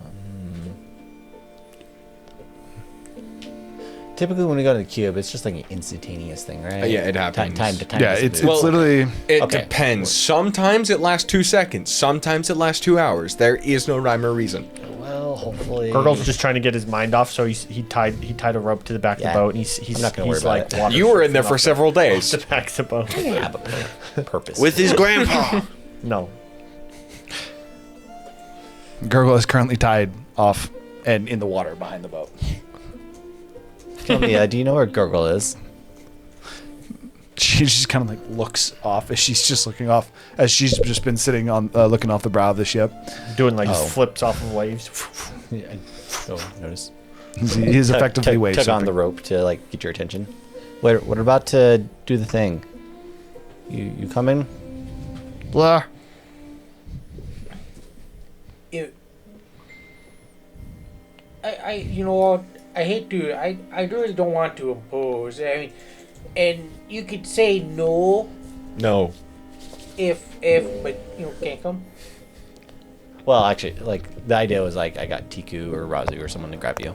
Oh, okay. Because You Zephyr were doesn't wanna already grab given you. permission to come. Zephyr doesn't want to grab you, but he gets someone else to grab you. Okay. So you guys are all grouped together. Mostly out of like awkwardness of that last interaction. He just doesn't want to let you know that he likes you. I like it when you touch me. All right, let's do this. With that hour nap, could I have removed my level 1 exhaustion, or does that require a long rest? It's a long rest, right? Unless they've changed it with 2024. I'm asking you. The answer is no. So again, kind of similar. For now, I'm going to try and stick pretty close to the 2024 rules, just because I'm not as familiar with them. I'll probably play with them a little bit more as I get more familiar. But for now, we're gonna be sticking more rigorously to the rules than we usually do. Not to say we fully will. Okay, so with that, Kelmia kind of coming down from the... What's the top part? The steering wheel is. Helm. Helm. Coming down from the helm onto the deck with you guys, with the group of all of you. Saga asking you, did you say you need someone to stay behind, or? It's... You know I said this was dangerous, right? If you lose yourself in this, you can't come out on your own. In what? I don't understand what we're talking about here. A very potent magical item that is capable of showing, well, infinite. She seems a bit confused. Kelmia chiming in says, so you needed me for, and based on what you said, Gargoyle, there's going to be a fight? Where are we going? Or what are you bringing here, I guess? Someone of extreme intelligence said that we need your help inside of this artifact. All you need to do is look. So we're going into an extra-dimensional space. A prison? I've been there. A few Your times. mental capability is. You'll still physically be here. That's not always true, by the way. It'll be a trip. The prison for entropy. That's also not always true. Sometimes, You've heard of the astral plane, right? sometimes your body just goes fully in there. Zephyr did it once. This goes for you too, by the way. Oh. Herb. Like, just be prepared what you may experience. You may die a lot, but your Deaths are not permanent. So I can do whatever I want in there. You can. No. Kind of. With, There will in still the be realms of consequences to possibility. your actions. And you will still experience those psychologically. Also, Chico can testify. She died lots. So if you do anything too heinous, it may leave a mark. Also, on if you see someone mind. holding a shovel, everything you do to him is permanent. And everything he does to you is Yeah, the same. don't. Okay, now. He's a nice guy. Just be friends with him. Okay, don't so, try to don't try to fill can your we go own over grave this like one guy I know one tried to time? do. It's a What'd bad you say? idea. Can we go over this one more time? Don't mess with the guy with the shovel. Don't mess the guy with the shovel. Or the graveyard. I And got that. And Don't try mess with the graveyard. don't Don't mess die. with the graveyard. There's a graveyard. try not to get separated. Try not to get separated. Okay. Also, Should If- we hold hands? I think we should hold hands. if we split up, we will split up into multiple different versions of ourselves in your own story, effectively. Say what? I also... You lost me. Suffice it, Saga, are you by chance capable of casting mental reinforcement magic? She nods and then stops. She says, I was. Oh boy, I might need to be a little You- bit sober for this. What? There was... When I met the majority of all of you in the Ryson Woods, Malus had... Good luck. He siphoned some of my power and my ability to cast certain spells. And he had a blade. And funnily enough, Broshok had that blade. And I was hoping that I could retrieve it, and gain that power back. But as of right now, my magic is slightly more limited. Very well. Then we are all under our own jurisdiction of whether we succeed or fail. Because I got my rat back, I forgot something in my room. So I'm gonna ask you. After my time with the cube, because I know I've spent a lot more time with it than anyone else in studying it. Do I know any kind of ritual magic to help keep the party together? So it's actually not magic. So I don't know if you guys have connected this, but anytime you look at the cube together, you enter together. Yeah, But it's more so of like doing the same things. No one is going to do the exact same actions. it's effectively to create some kind of Link between us. link that even if either to prevent us from splitting off or at least keeping us somewhat connected.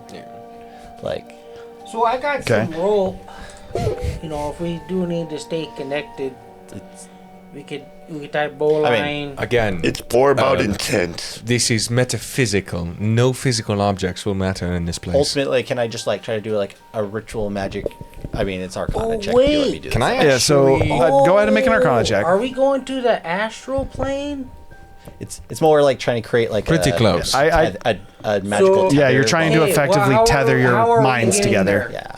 Can I assist him? Because let me tell you, Based I got upon some. I got what I these saw in mushrooms the here. vision of where I saw this thing be made. I got these mushrooms here. It will send us to I'll the let you make your astral own plane. check That is because what I was You got planning on mushrooms doing. for everything, apparently. Yeah. You want some? I'm gonna guidance myself. this is going to be difficult, by the way. It's not going to be insanely hard based off the experience. Your check's going to be 15. Yours is 20. 28. I mean, you could go. This is where I met God. That would have been a dirty 30. Oh, you're but I about to have meet a exhaustion. god. Another one. Another one. Well. And trust me, you don't even need the mushrooms to meet this one. Oh, but I'm just saying, we could all take some. I think it'll help. Regardless how well succeeds or not, you just see Zephyr put the cube in the center, but it's covered still, and then he spends time setting up ritual magic around the cube for the Actually, next if you do this while. part like this, it will assist a little bit. So as you guys start to cast ritual magic, for those of you that are watching, so you two don't actually notice this, but for those of you that are actually watching, as they effectively start to ritual cast some kind of a spell, Wisdom save. but the ritual cast is different. It's not like what you've seen Zephyr do when he ritual casts Identify. The typical practices that he would do, the materials that he would use, don't actually seem to be happening. Instead, it reminds you slightly of what you had seen within the Molten Crown. As instead of telling a story, they seem to almost be workshopping a plan. And as they're effectively working together and crafting what is... Was this a rune weaving check? as they're working together and crafting an idea of how they can effectively tether you together, even those of you the not severely inclined towards the arcane still catch glimpses of what is the ritual magic that you typically see Zephyr do. With that being the case, you finish. You hope that it did what you want. and hopefully it doesn't backfire. Was this a rune weaving check? Of sorts. That would have been a dirty 20 in that case. No, you were keeping Arcana. Okay. So, also, that technically still would have passed the check that I gave you, but you're keeping Arcana. Okay, so with that, you guys have scared Sokka so many times. I'm going to roll to see if she looks. All right, everyone ready? Effectively doing a charisma saving throw that she got a 3 on. Gurgle, while you're standing there, Does she have do you a use mage choice hand to lift look, the though? cloth Because off it might the just be cube? her eyes flick. Does it count as a spell? Hold by that. No. This works better if we all look at it at the same time. Sure. So I'm letting Gurgle like mage hand the cloth off the cube. Okay. So as Gurgle mage hands his cloth off, everyone needs to make a wisdom saving throw. Okay. 17. 25. 16. 17. 17. It's my third time doing this. Indeed. 20. 20. But I would have to. Okay. Okay, I need a quick reminder because I forgot to label them. Your blindness and your fate, right? Correct. Okay. Never a good idea when the GM asks that question. I guess I should be opening my eyes wide. I should be. You can't actually see the cube. It's just nothing. Okay. As you guys all look at the cube again, you see the cube effectively unfolding in its the multiple different facets, the multiple different futures. As you focus, as you look at the cube, immediately bombarded with a massive number of different possibilities before finding yourself again supernaturally focused in on one of those futures. This different from some of the other times that you've actually interacted with the cube, especially for you, Zephyr, and you, Gurgle. You're not actually on the ship. This does not seem to be continuing from the moment that you entered the cube. You are actually in Zinderhold, specifically in the manor that you were given, so Mutalim's manor previously. Zephyr immediately thinks he messed up the magic. It's like, oh shit, did I mess up the whole thing? Tiku, you have you don't know how this happened because you swear you were looking at a cube, but you are currently setting down a meal on the table. There's four dwarves currently seated at the table. You recognize only Dalaran. Dalaran's got his hand just down, just effectively fully face palmed, kind of like leaning over the table as you're kind of passing a bowl out to him. The other three dwarves are seemingly having or effectively reporting to him. They're actually all three standing. I think I said they're sitting. I apologize. They're all three standing behind him. Dalaran is sitting at the table with you all. The dwarves are just on the tail end of a report of what appears to be, or what sounds to be, a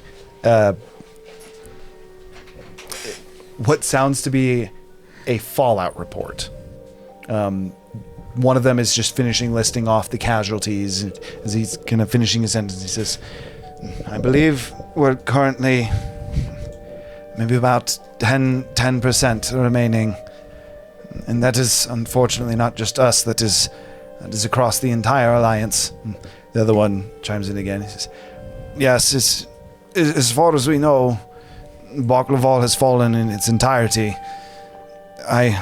We've not received word from any of them. We're starting to wonder if any of the Dragonborn even survived or made it out. Some of the ones from Carterfell have even started to make their way and start to even potentially offer help. Dalaran kind of like he seems both upset, and then as he looks up to you, he actually looks quite a bit older. This Dalaran, and dwarves age slowly, but he almost looks way too aged. He looks like 50 years have passed since the last time you saw him. He's got wrinkles across his forehead. He's got bags under his eyes, leading you to believe there's a little bit of lack of sleep. And looking up at each of you, he says, well, it is as you heard. The fallout is greater than we expected. Perhaps there was some credence to what you had said, Gurgle. There is, by all of them falling simultaneously, that the aftermath was more than we could handle. We do not have time to explain, but could you describe the recent events of what has happened? None of us know. No, Tico doesn't know, but Tico always knows. Oh, Everything is better with Tico's food. See? Smell. It's particularly proud of this one. As he looks towards you, this is the first time you've ever met this individual. Oh, hi there. My name's Herb. It's actually Herbert, but you could call me Herb. I know. You've been traveling with them for some time. Again, we do not have time to explain. We have met him today, but please, Explain it to us as if we knew nothing that has happened What? here. And he looks to your right, and you see Kelmia is currently sitting next to you. There is an additional dwarf that you did not initially notice. He's got a fairly plucked out beard that seems unkept. It's kind of wrung together. It has gemstones that seem to be woven into certain parts of it. He is in full armor. Appears to have there's a set of a hammer, what appears to be almost like a set of pliers on the table in front of him, a small stone tablet, and on top of the stone tablet is a small stone brick with a stone tablet on top of it. The stone tablet is cracked. It's in a similar design to what you guys had seen in the fire plane. The wording on it, it's split down the middle, and the wording on it, I don't believe in it. Actually, I don't know. Yeah, maybe, probably you do. Do any of you speak Dwarvish? Oh, yeah, I do. I think I also do. I don't, but Okay. I want to talk something else. I'm sorry for my friends. Can I see today's report? Oh, Dalaran looks towards you and he goes, so you... I'm so confused. And then oh my stars. almost like at a very loud volume, you hear, Derek, why are you here? As Kelmia seems to be looking at the dwarf to his right. He goes, I'm like looking for like when I say report, I'm looking for like the overall like report of everything. so he actually does have papers that are scattered. Okay. And as he grabs it and starts to hand it over to you, Kelmia turning towards who she has addressed as Theric, as he kind of like turns towards Kelmia, he goes, I don't have time for your jokes, Kelmia. We've already... He kind of stumbles over his words for just a moment. He says, we've already lost Saga. We've lost Rice. Theric, hold on a second. They're feeling a little off. I need to talk to them for a second. I bring Kelmia and I bring Kane over and I say, that's not how this cube works. Play along. We're in a future vision. Play as if you were here the whole time if you want to get the most information out. But if they are aware, they will give us more information No, that they we won't. need. No, they won't. They can't even understand that this is a vision because they're not really here. All makes me sad. We didn't get to hear all who died yet. As they go off and you pull up the report, so this is actually like it's decent size, and I like as I'm kind of skimming through, I group up with them like, well, if you want to know who died. This isn't a real future. This is a potential future. Just so you guys know. I am aware. As you read through these reports, the effectively what you're seeing. Sorry, let me click over. There we go. The first one you see seems to be a report of the Alliance. It's bigger than what you currently know it to be. It seems that in addition to Ikladon, Baklaval, Tiltafar, Zoprakar, and I'm missing one. And No, I already said Ikladon, didn't I? Sorry. Ravenshold? Click on my map. Click on my map. This is the easiest way to do this. That's my blank map. We're doing great here. Cinderhold. So Zinderhold is one of the ones that is in addition. Yoldabar? So Zinderhold. Yuldabar. That's the one that I was missing. That's the one that I was missing. So Yuldabar is currently something that a relationship was being worked on, but it was not yet there. Not only is Yuldabar included in this, Stilmakar is included in it, as well as Rozalakar and Kartafel, which is a city of Tiamat, as a quick reminder, as all of part of this alliance. What's the enemy faction? The enemy faction is Zinderhold, Ocklabon, and Ocklaburn, sorry. And Plazet. The neutral cities are the Laylisk Tower and the Laylisk Tower, as well as Vortikal. And what are they known Closet- as? Mistra? Oh no, sorry. Is that Wazarine? Wazarine? Wazarine Okay. is Plazet, and then the Laylis Tower is Mistra, which is one of the neutral. The only two neutral are the Laylis Tower and Vortikal. Vortikal being the city of Talos. Portugal. Top right corner. With that, the alliance of the alliance of Zinderhold and Ocklaburn. So Zinderhold, Ocklaburn, and Plazet. What is Ocklaburn? Because that's just a burned down forest. You should know the answer to that, actually. Actually, Kane might not. What is Ocklaburn? You'll have to find out. I look at myself. Have I aged You have. 50 years? Not. You don't seem to have aged quite 50 years. It seems that the time has not been favorable to Dalaran.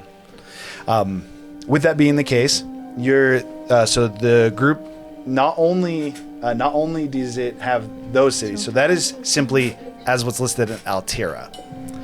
In addition to the allies listed under that, there are a plethora of cities that you do not recognize, but they are categorized under Logrodos. There is an additional one that seems to be labeled Galanthus that has 2 cities.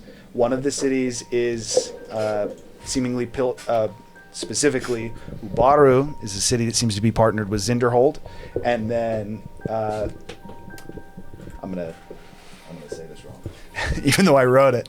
Ithilion is another one that is currently on your guys' alliance. There, and then again, it goes through a plethora of different cities. There are many that you don't know, some that you recognize from Kalasmir, some that through your studies you know would be Logrodos. The next thing I would look for would be, what are we fighting over?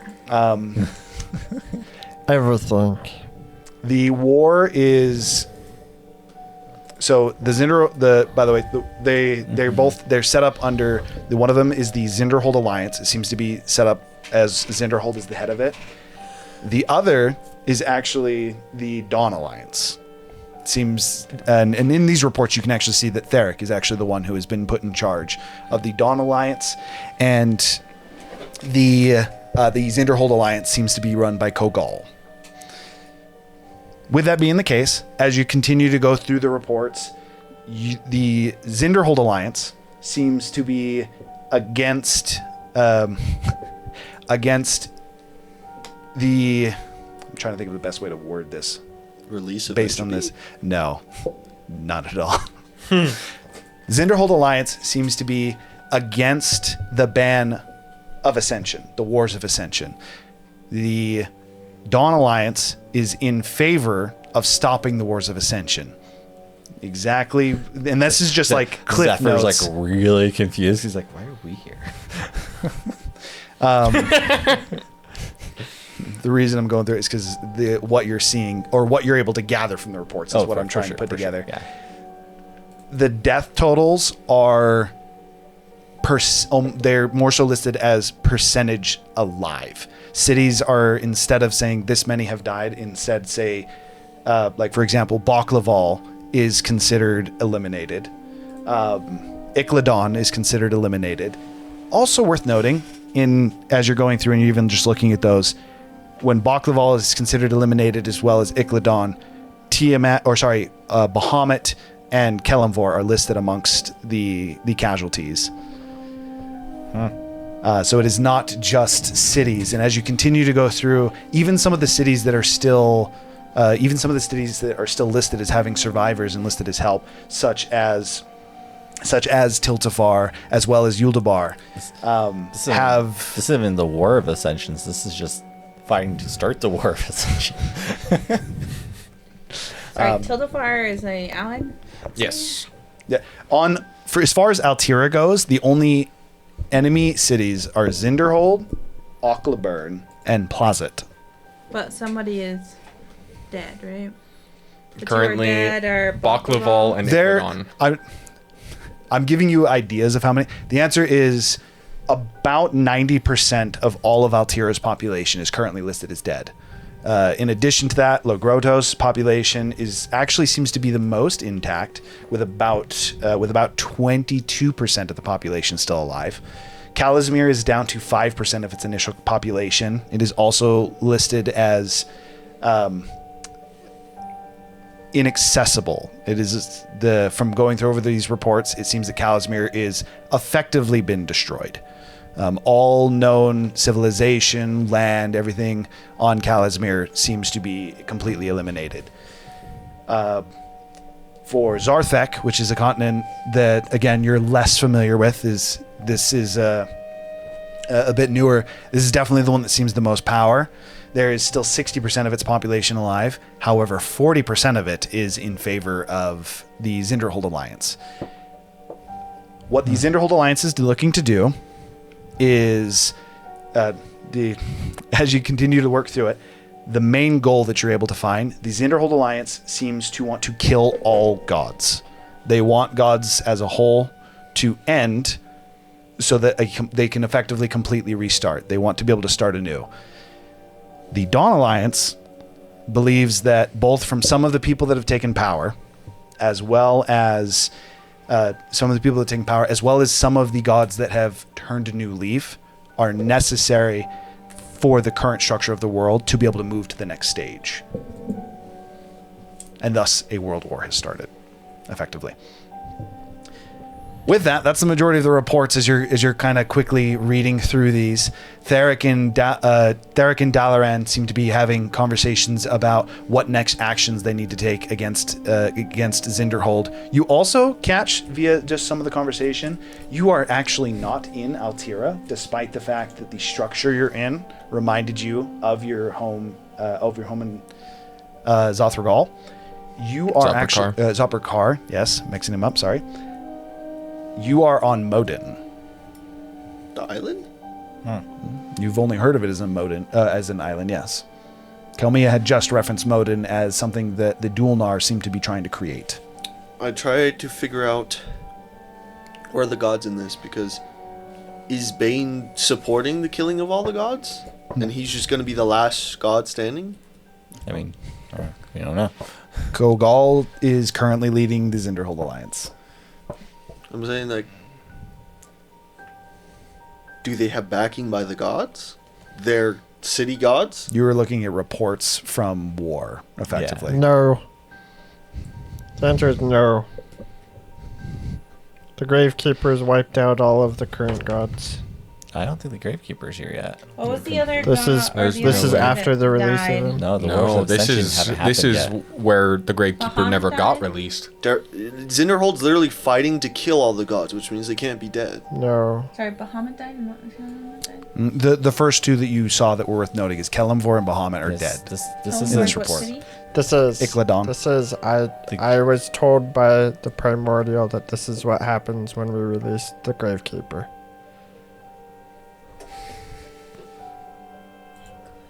What's up? Can I roll a history check? Did I gain memories of this? A history check. I think this is what happens if we. I saw what happened when we released Gravekeeper, right? He saw. Okay, make sure I saw that. No, this is not what happens. This is what happens. Like Zephyr knows that he's lying. I'm going to Even if ask- Paul doesn't realize he's lying, Zephyr knows he's lying. As long as the vision that you saw was correct. Yeah. I'm too tired. Zephyr, can you by chance remember memories? If you saw the same thing I did, then this isn't what happens. As you guys are pouring over these notes and having this conversation, Theric actually calls out. This is, are you going to continue just pouring over notes? We've read the reports. This is not news. What is news is Kogal's recent declaration. It is... Sorry, I just needed to confirm something. What declaration? I didn't see that in the report. Kogal has ascended. He has taken the last of Bane's power. He's, you could say, the last bastion, and he desperately wants a challenge. Kogal doesn't seem as invested in these as much as in a fight, and he intends to come here. The reason I had called this meeting together is I believe that all of us, as the ones remaining, and even amongst my friends, have the best chance of fighting Kogal. I wish for all of us to work together. I assume that most of us will not make it out alive, but I was hoping that each of you, as the most powerful that I know, would be willing to assist me in fighting Kogal. He has done us the grand favor of telling us when and where we can fight him, and if we choose to do so, he will stake his claim on this war, and effectively, this could be a great step towards ending it. The only problem is those who survive will need to rebuild afterwards, as I don't know if that'll be me. I simply wish to ask all of you if you are willing to participate in that.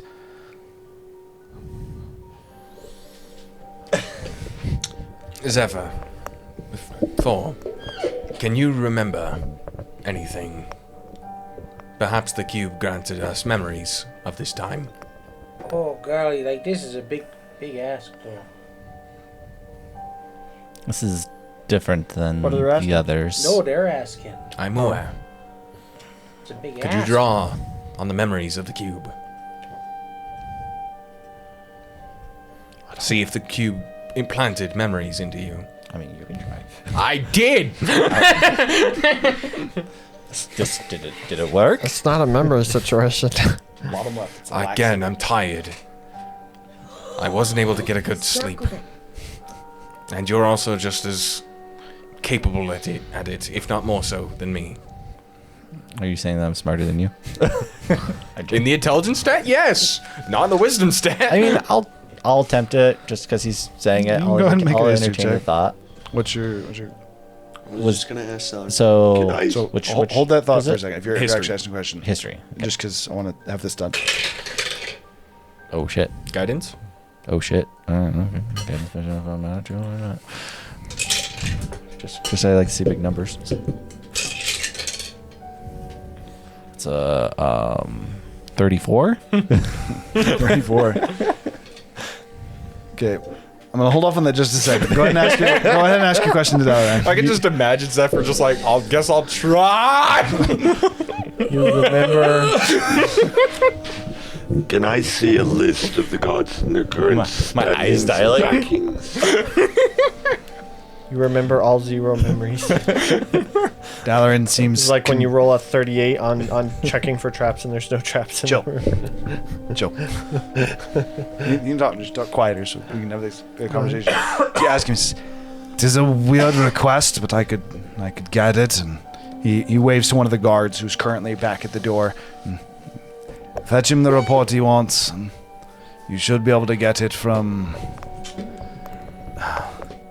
Bullcrest would probably be a best bet. He nods. And he goes out of the room.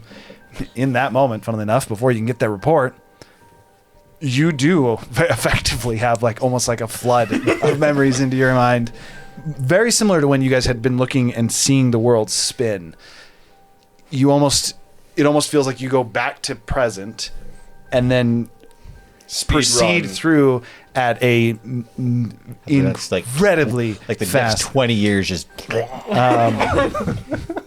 Yes, as the last couple dozen years instantly flood through your mind of the history if you have commit. Effectively, what happens in this history is in your current. So as you go through, you place this coin. You released a second elemental in this particular version.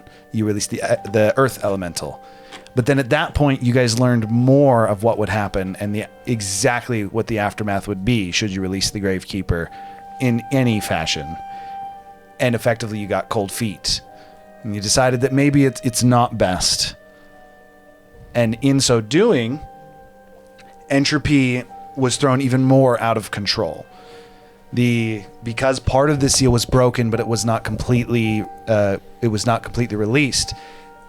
The Gravekeeper, or entropy, was not actually able to reinstate entropy in its true form, and instead, effectively everything got thrown completely out of the natural order, including things. So before, things seemed to more so just not. The more power is sealed, it's just like the slower entropy progresses down to a complete halt with all the seal on it. With this, it actually seems to make some things entropy at faster rates than they're supposed to. Some entropy at incredibly slow rates. Some of them seem to stop entirely. It is almost as if entropy completely loses all semblance of how it works. And as you come up to current, you see again, quite literally millions upon millions that die as a result of this before you even have a chance to take action. As entropy seems to, the cube itself being a partial prison effectively goes out of control. The magic in the cube is unleashed within Cantifar and starts to break apart the planet. The reason that Kalismir itself was destroyed is you were on Kalismir when the cube itself went out of control. You were able to be teleported out via Saga, who unfortunately in that moment had to stay behind due to the way that the magic worked. Pretty much effectively Kalismir and the surrounding islands, much of Galanthus, which is the continent closest to it, were destroyed in the aftermath of the cube going out of control. And then that is when the world got thrown into disarray. Again, effectively, this is showing you a possibility of what happens if you guys were to stop halfway through releasing the Gravekeeper. In that moment, as soon as you actually remember all of that, the scene changes. You guys are now in what is a familiar area to you. I believe Gurgle as well, if I'm not mistaken. You're currently looking at a gate. And if you look behind you, there's a long dirt road path. And in that moment, you know that if you were to follow that path, you could find yourself back on the ship deck, coin in hand. And then you look towards the gate, and beyond that gate, you can see the graveyard. You can see the crypt that has not been there in every iteration of this, but it is very clearly in your sight. Worth noting, despite the fact that he succeeded, all of you got those memories. It is almost as if all of you caught up to current and realized that in this iteration, this is where effectively you guys were not able to commit to either fully, we're not going to release him, or commit, or we are going to release him, and you stopped in the middle, and that is the resulting effect. Well, sounds like no half measures. We already were planning on that, though, weren't we? No, we weren't planning on stopping halfway. Exactly. We were planning on having no half measures. Oh, I see what you're saying. I can see what you're laying down now. The only problem is, there's 2 coins there. So aren't we already started?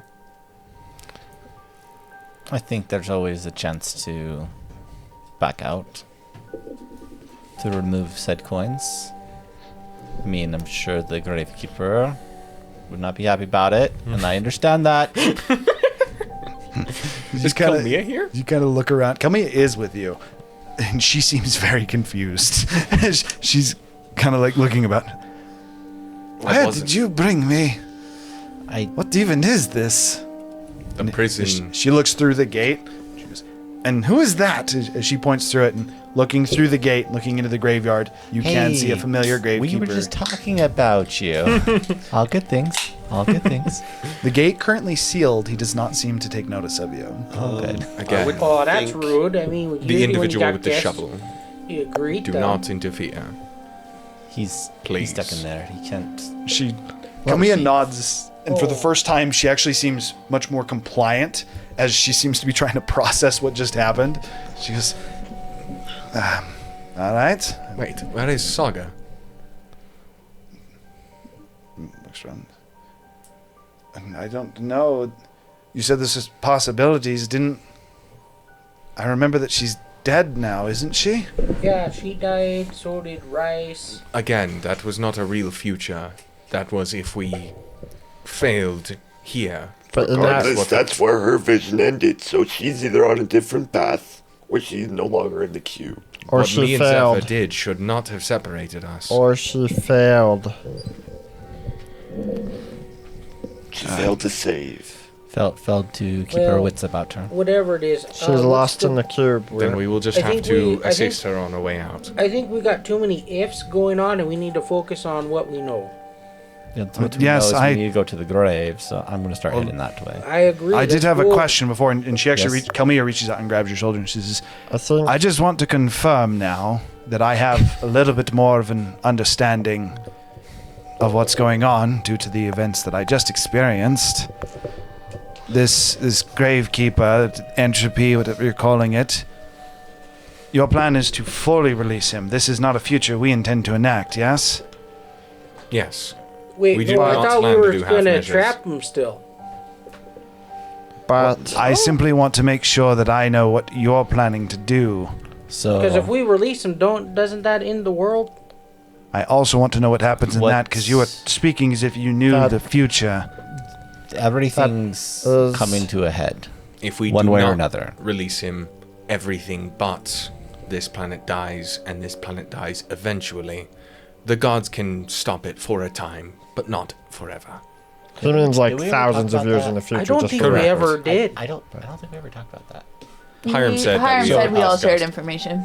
Oh, we shared our said that as well. That you information? guys. Okay, So okay. when you guys were on the stairs, you shared a basic foundation of what you guys all saw. That way we Okay, didn't have to. okay. I also What do I know? did What do I witness don't that know? myself. Okay. Kind of. So- If I recall, like you got Rick. So we all know that Gurgle was lying then. That is true. With Rickshaw, he never said what he knew. So Yeah. Rickshaw didn't.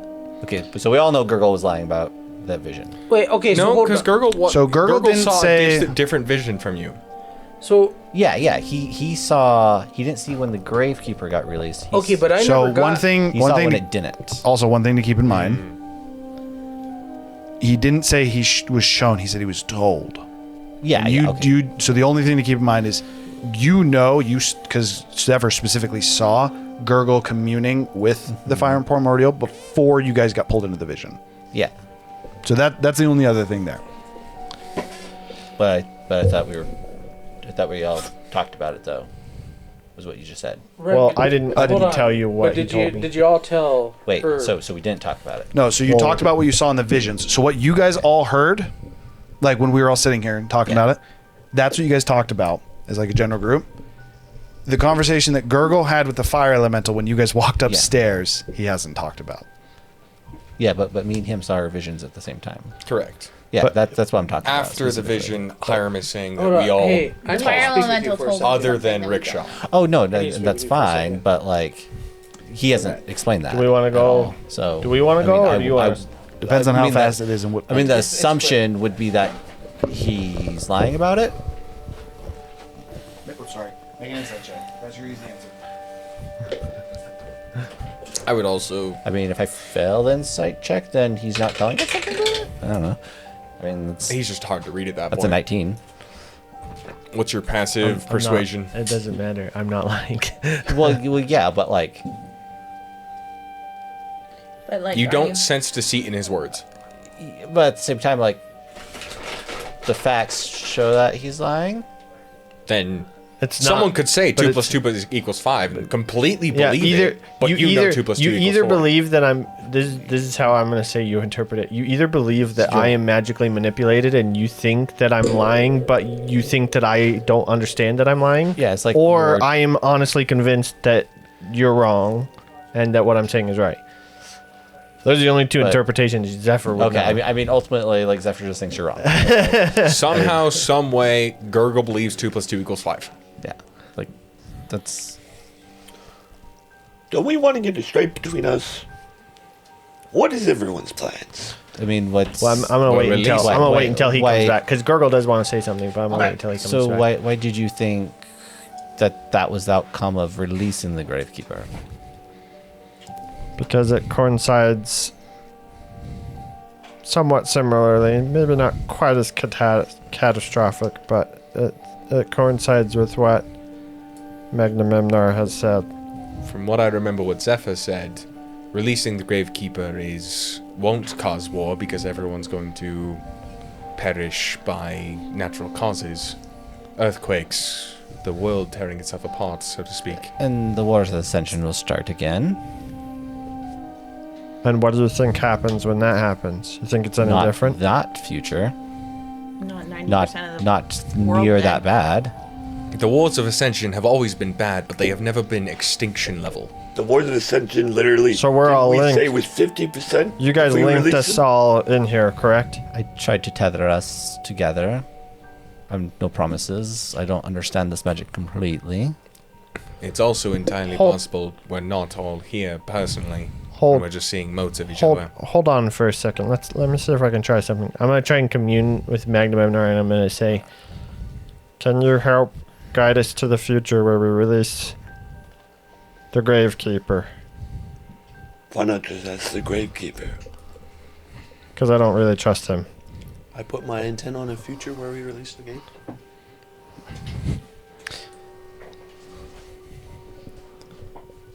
Can we control this cube? Pretty please, no great. Hold that thought. Kelmia was talking. To be fair. So effectively, what Kelmia was trying to communicate is she wants to firmly know what your guys' stance is. If you want to fully release the Gravekeeper My or stance not. has been, and probably always will be, to free the Gravekeeper and restore natural order to the cosmos. I have an idea there, Zephyr, but hold that thought for a second, because I want to see if I can get this to work the way that it'd be nice, because it'd be better if I just show you. I personally have seen the Gravekeeper. Well, what happens when he stays sealed, and it is not good. We all so my know plan that. is also to release him. We all know that's not good. Is anything good? You're trying to show them the future that was told to you, but you haven't actually been shown, right? Yeah, using the cube as kind of like a guidance towards that. Okay. As you guys are in this moment, you're standing at the front of that gate, but then you find yourself almost again thrust forward in time. I'm trying to connect. I'm trying to be like a conduit for Magnum Emnar to like maybe influence or fuse with, because they're kind of similar forces in my No, understanding. I got what you mean. You find yourself thrust, don't know quite how many years into the future, as this time the information seems to almost come with you. In an instant, you find yourselves transported to a possible future where the Gravekeeper was released, but before he was released, you effectively, this was we'll say a slower method. You guys had gone through and eliminated key gods while still... Hold on. That's not the future I was trying to show them. I was trying to show them the future where we didn't do that. And then I was going to tell them that plan afterwards. So they know the future where you don't do that. Apologies. Okay, so if that's the case, quick correction. That means that you guys would all see the future that Zephyr saw. Yeah. Which would be, you guys release the Gravekeeper. The Gravekeeper Restores entropy, goes a little crazy, and the world gets cracked and This stuff. will be a fun thing to do. And Wasn't then... it 50% of the population? So what's your problem with this? Because I already have a solution for this. Tons of people still die here. Yes. Millions of people still die. I think people die no matter the option we choose. It'd be billions. There's one other option, Billions of people die. but I don't plan on getting you guys involved with it. Well, I think I already know the right option for me, and then I would try to force it to show what you're saying. So now you can continue, because I wanted them to see the billions of people dying first. I wanted everybody to see that, because I didn't know that he saw it. So My character wouldn't have known that you saw that. So you can but finish first. well, Have your you would, 'cause conversation. we had a and- conversation. So I'm just Sort of. curious. So girl's not curious what Zephyr has in mind at all. I would be open to hearing what you have to say too, but I also wanted to show this version as well. Okay. Metagaming here. What is I think your- you guys are talking about the same thing. What is your plan for this? So now Zephyr let gets Hiram narrate this, because he was narrating it. I just wanted to make sure I got the sequence of events right first. I would have the conversation first. Okay. What is So- Well, then I'll say that I'll do the conversation. Especially and then because I'll you would technically be talking to them and seeing if Okay. you can get it. Yeah. So well, and I'll also maybe I'll be saying it, and then you can say the vision happens like as I narrate it or something No, but like the- that. But yeah, I can say that. I can say well, what I I'm was not gonna even say. just saying you though. So like Zephyr saying that he has an idea So as well. you're- You guys would be having a conversation about, okay, here's my idea for the future, and he'd be like, here's my idea for the future. Okay. So yeah, I'm down to hear your version. Go. We'll let you go first. I understand, in order to avoid loss of life, the gods that need to be replaced need to be taken out before we free the Gravekeeper. I'm planning on taking them out myself, no matter what powers I must use. Even if that means Ryveron as well. If I need to, yes. God's already been taken out. He's not a current god. I mean, Natural He's still order powered. has to be restored. He was always planning on taking down hell, so. Do you know which gods those are? I can name a few, but can you name all of them? all of them that don't willingly accept the change. Not From the vision that not- we saw, every single not god just that. eventually Ev- cowed. every Did, god yes, that needs but to that be doesn't mean they all will replaced. now. Every god So that are we is replacing their them tenure before or after is releasing? over. Can we replace them before releasing? I think we have. We can. Just As far as I was aware, the Gravekeeper was required in that process. but the gods, if they couldn't be destroyed, wouldn't I never said Cowered they in could fear. not be destroyed. I said, how are they being replaced? they're not required to be present for the world to keep moving. In fact, it's You almost. said you needed to replace them. I'm asking you how. It's to destroy them first, and then release the Gravekeeper. So Ascension So can our take plan place. is to be a godless world when we release the Gravekeeper. How are we certain Not- that entropy will not destroy us without the god's protection Not necessarily. before So, we even have a chance I think- to release him? I think actually what Zephyr's proposing is close to what I was also going to propose, which is that we need to either get the gods that are in power to accept resignation, which doesn't necessarily mean that they go out of power. They can still manage their domains until we release the Gravekeeper, but when that time comes, they willingly relinquish their power. Or we remove them by force, which is what I'm thinking is what Zephyr was alluding That to. was my plan. Again, I understand what you're asking, but That- I'm saying The halfway measure vision was very odd to me because it'd be very unlikely I'd find myself on the side we were on. If The cube is Cho'Gal's not I think it's more like If a. I think it's more like a warning. if Like, not Cho'Gal, all visions. to be honest, if Cho'Gal Kogal. was or Kogal. Kogal, sorry, if Kogal was wanting to destroy the gods, I would happily help him and restore the Wars of Ascension. it is entirely possible that I I'm actually not saying that plan this on is- making a deal with Kogal when we're in Zinderhold. I'm not saying this is the case, but the spell that we did linked us all.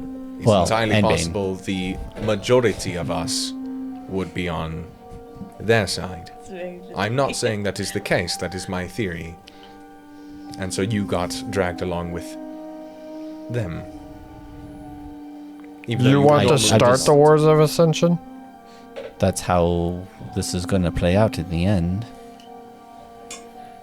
Not necessarily. Again, we either do Once- nothing. Once you free the Gravekeeper, the wars will start back up. Not if. Not immediately, but No. eventually when the next ascension must happen, they will.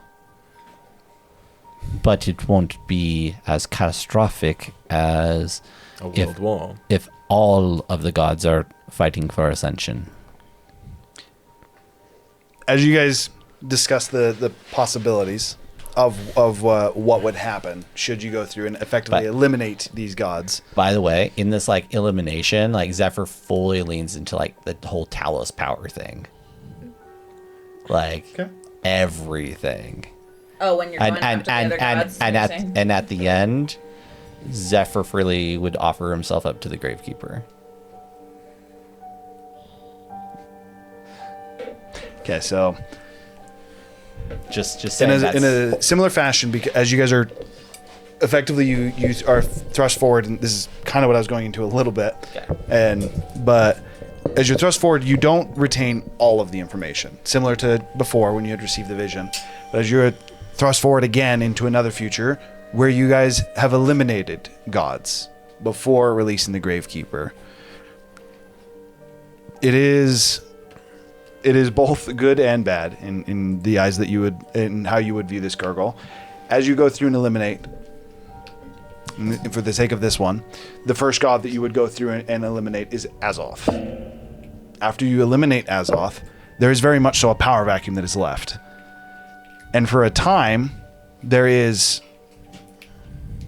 what would be considered almost like a mini War of Ascension. Mainly within Roslikar, actually.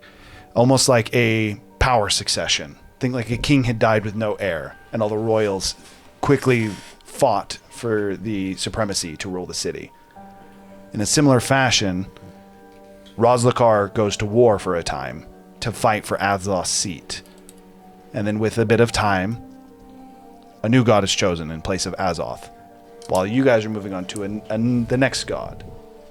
Moving on, in for the sake of this one, I'm going to say you went to Tiamat next. Staying on that part of Altera. You eliminate Tiamat. In a similar fashion, as Tiamat has been eliminated, you find yourselves on to the next god. Another mini War of Ascension starts within Cartafel. And not just to say the city, but the area. Right. And then in a similar fashion, you continue to go from god to god. Some actually don't fight you. Some willingly, effectively welcome the change. They do their best to step down, and while they cannot truly transition their power, they effectively relinquish the seat and do all they can to put the next person in power. After you've gone through and effectively made your rounds through the god, you guys place the 6th coin in the Gravekeeper's crypt, releasing him. The gods that you had gone through and either killed or sealed, as some of them you actually wouldn't be able to kill due to entropy. However, through means that you're able to figure out as you go, it's not one of the things you're able to retain currently, you're able to seal the ones you're unable to kill.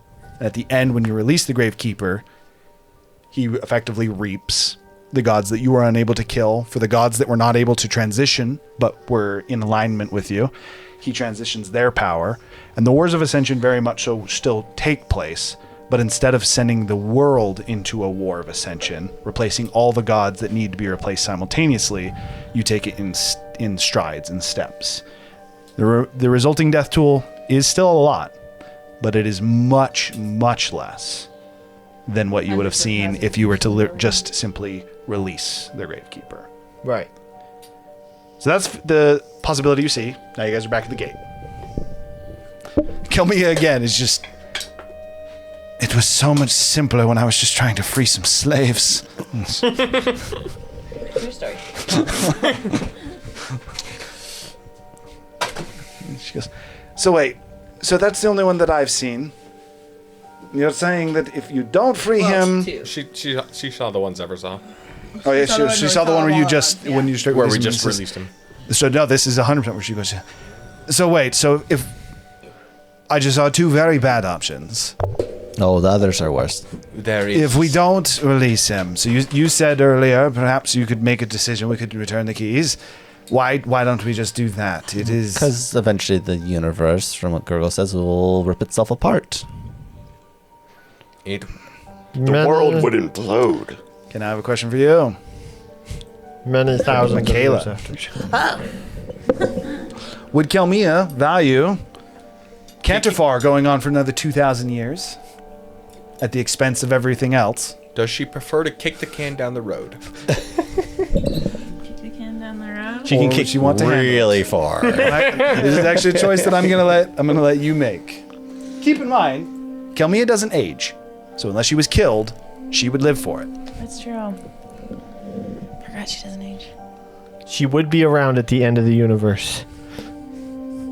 The Big Bang, if Unless you she will. does. Effectively, Something would gets her killed. Kelmia be confident enough to think that she can find another way to stop it? Or a better solution than what is being presented now? That's what I need the answer to, and then I'm going to go through and I'm going to play the... Where did we find the string? It was just sitting there. I have no idea. Was it like under one of your dice No, rolls? it was just like that. Oh, The start of this session. I thought didn't about even making realize this the decision Plot myself, twist, but I wanted Kelmia to... takes the thing and dips.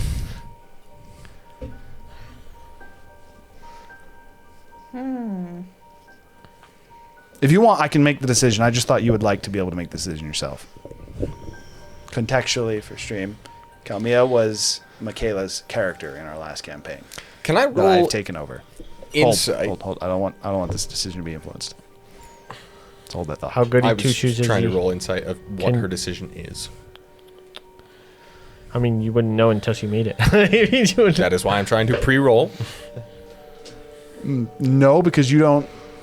You know that she'd be thinking about it, but you wouldn't be able to insight her until she actually starts talking. Yeah, which was when Harmel. You're not going to just be able to what is she going to do? It's more so if she makes the decision to not release the Gravekeeper, and me and Zephyr have both made the decision to release the Gravekeeper, what is she going to do?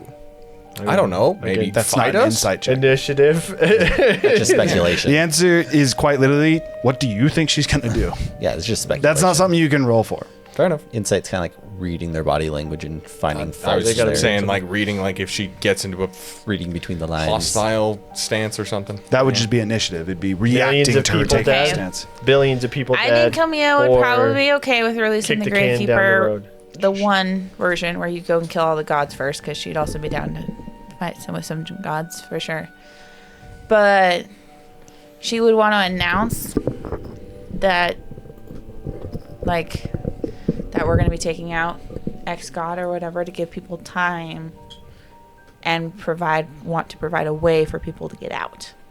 Innocent people that don't want to be involved in the Wars of Ascension. So she'd do option number 3. Not even. So not she even would gurgle. like set up a way, like use her fleet and stuff to set out like even like a mass exodus from Altira, even. I got what you're saying.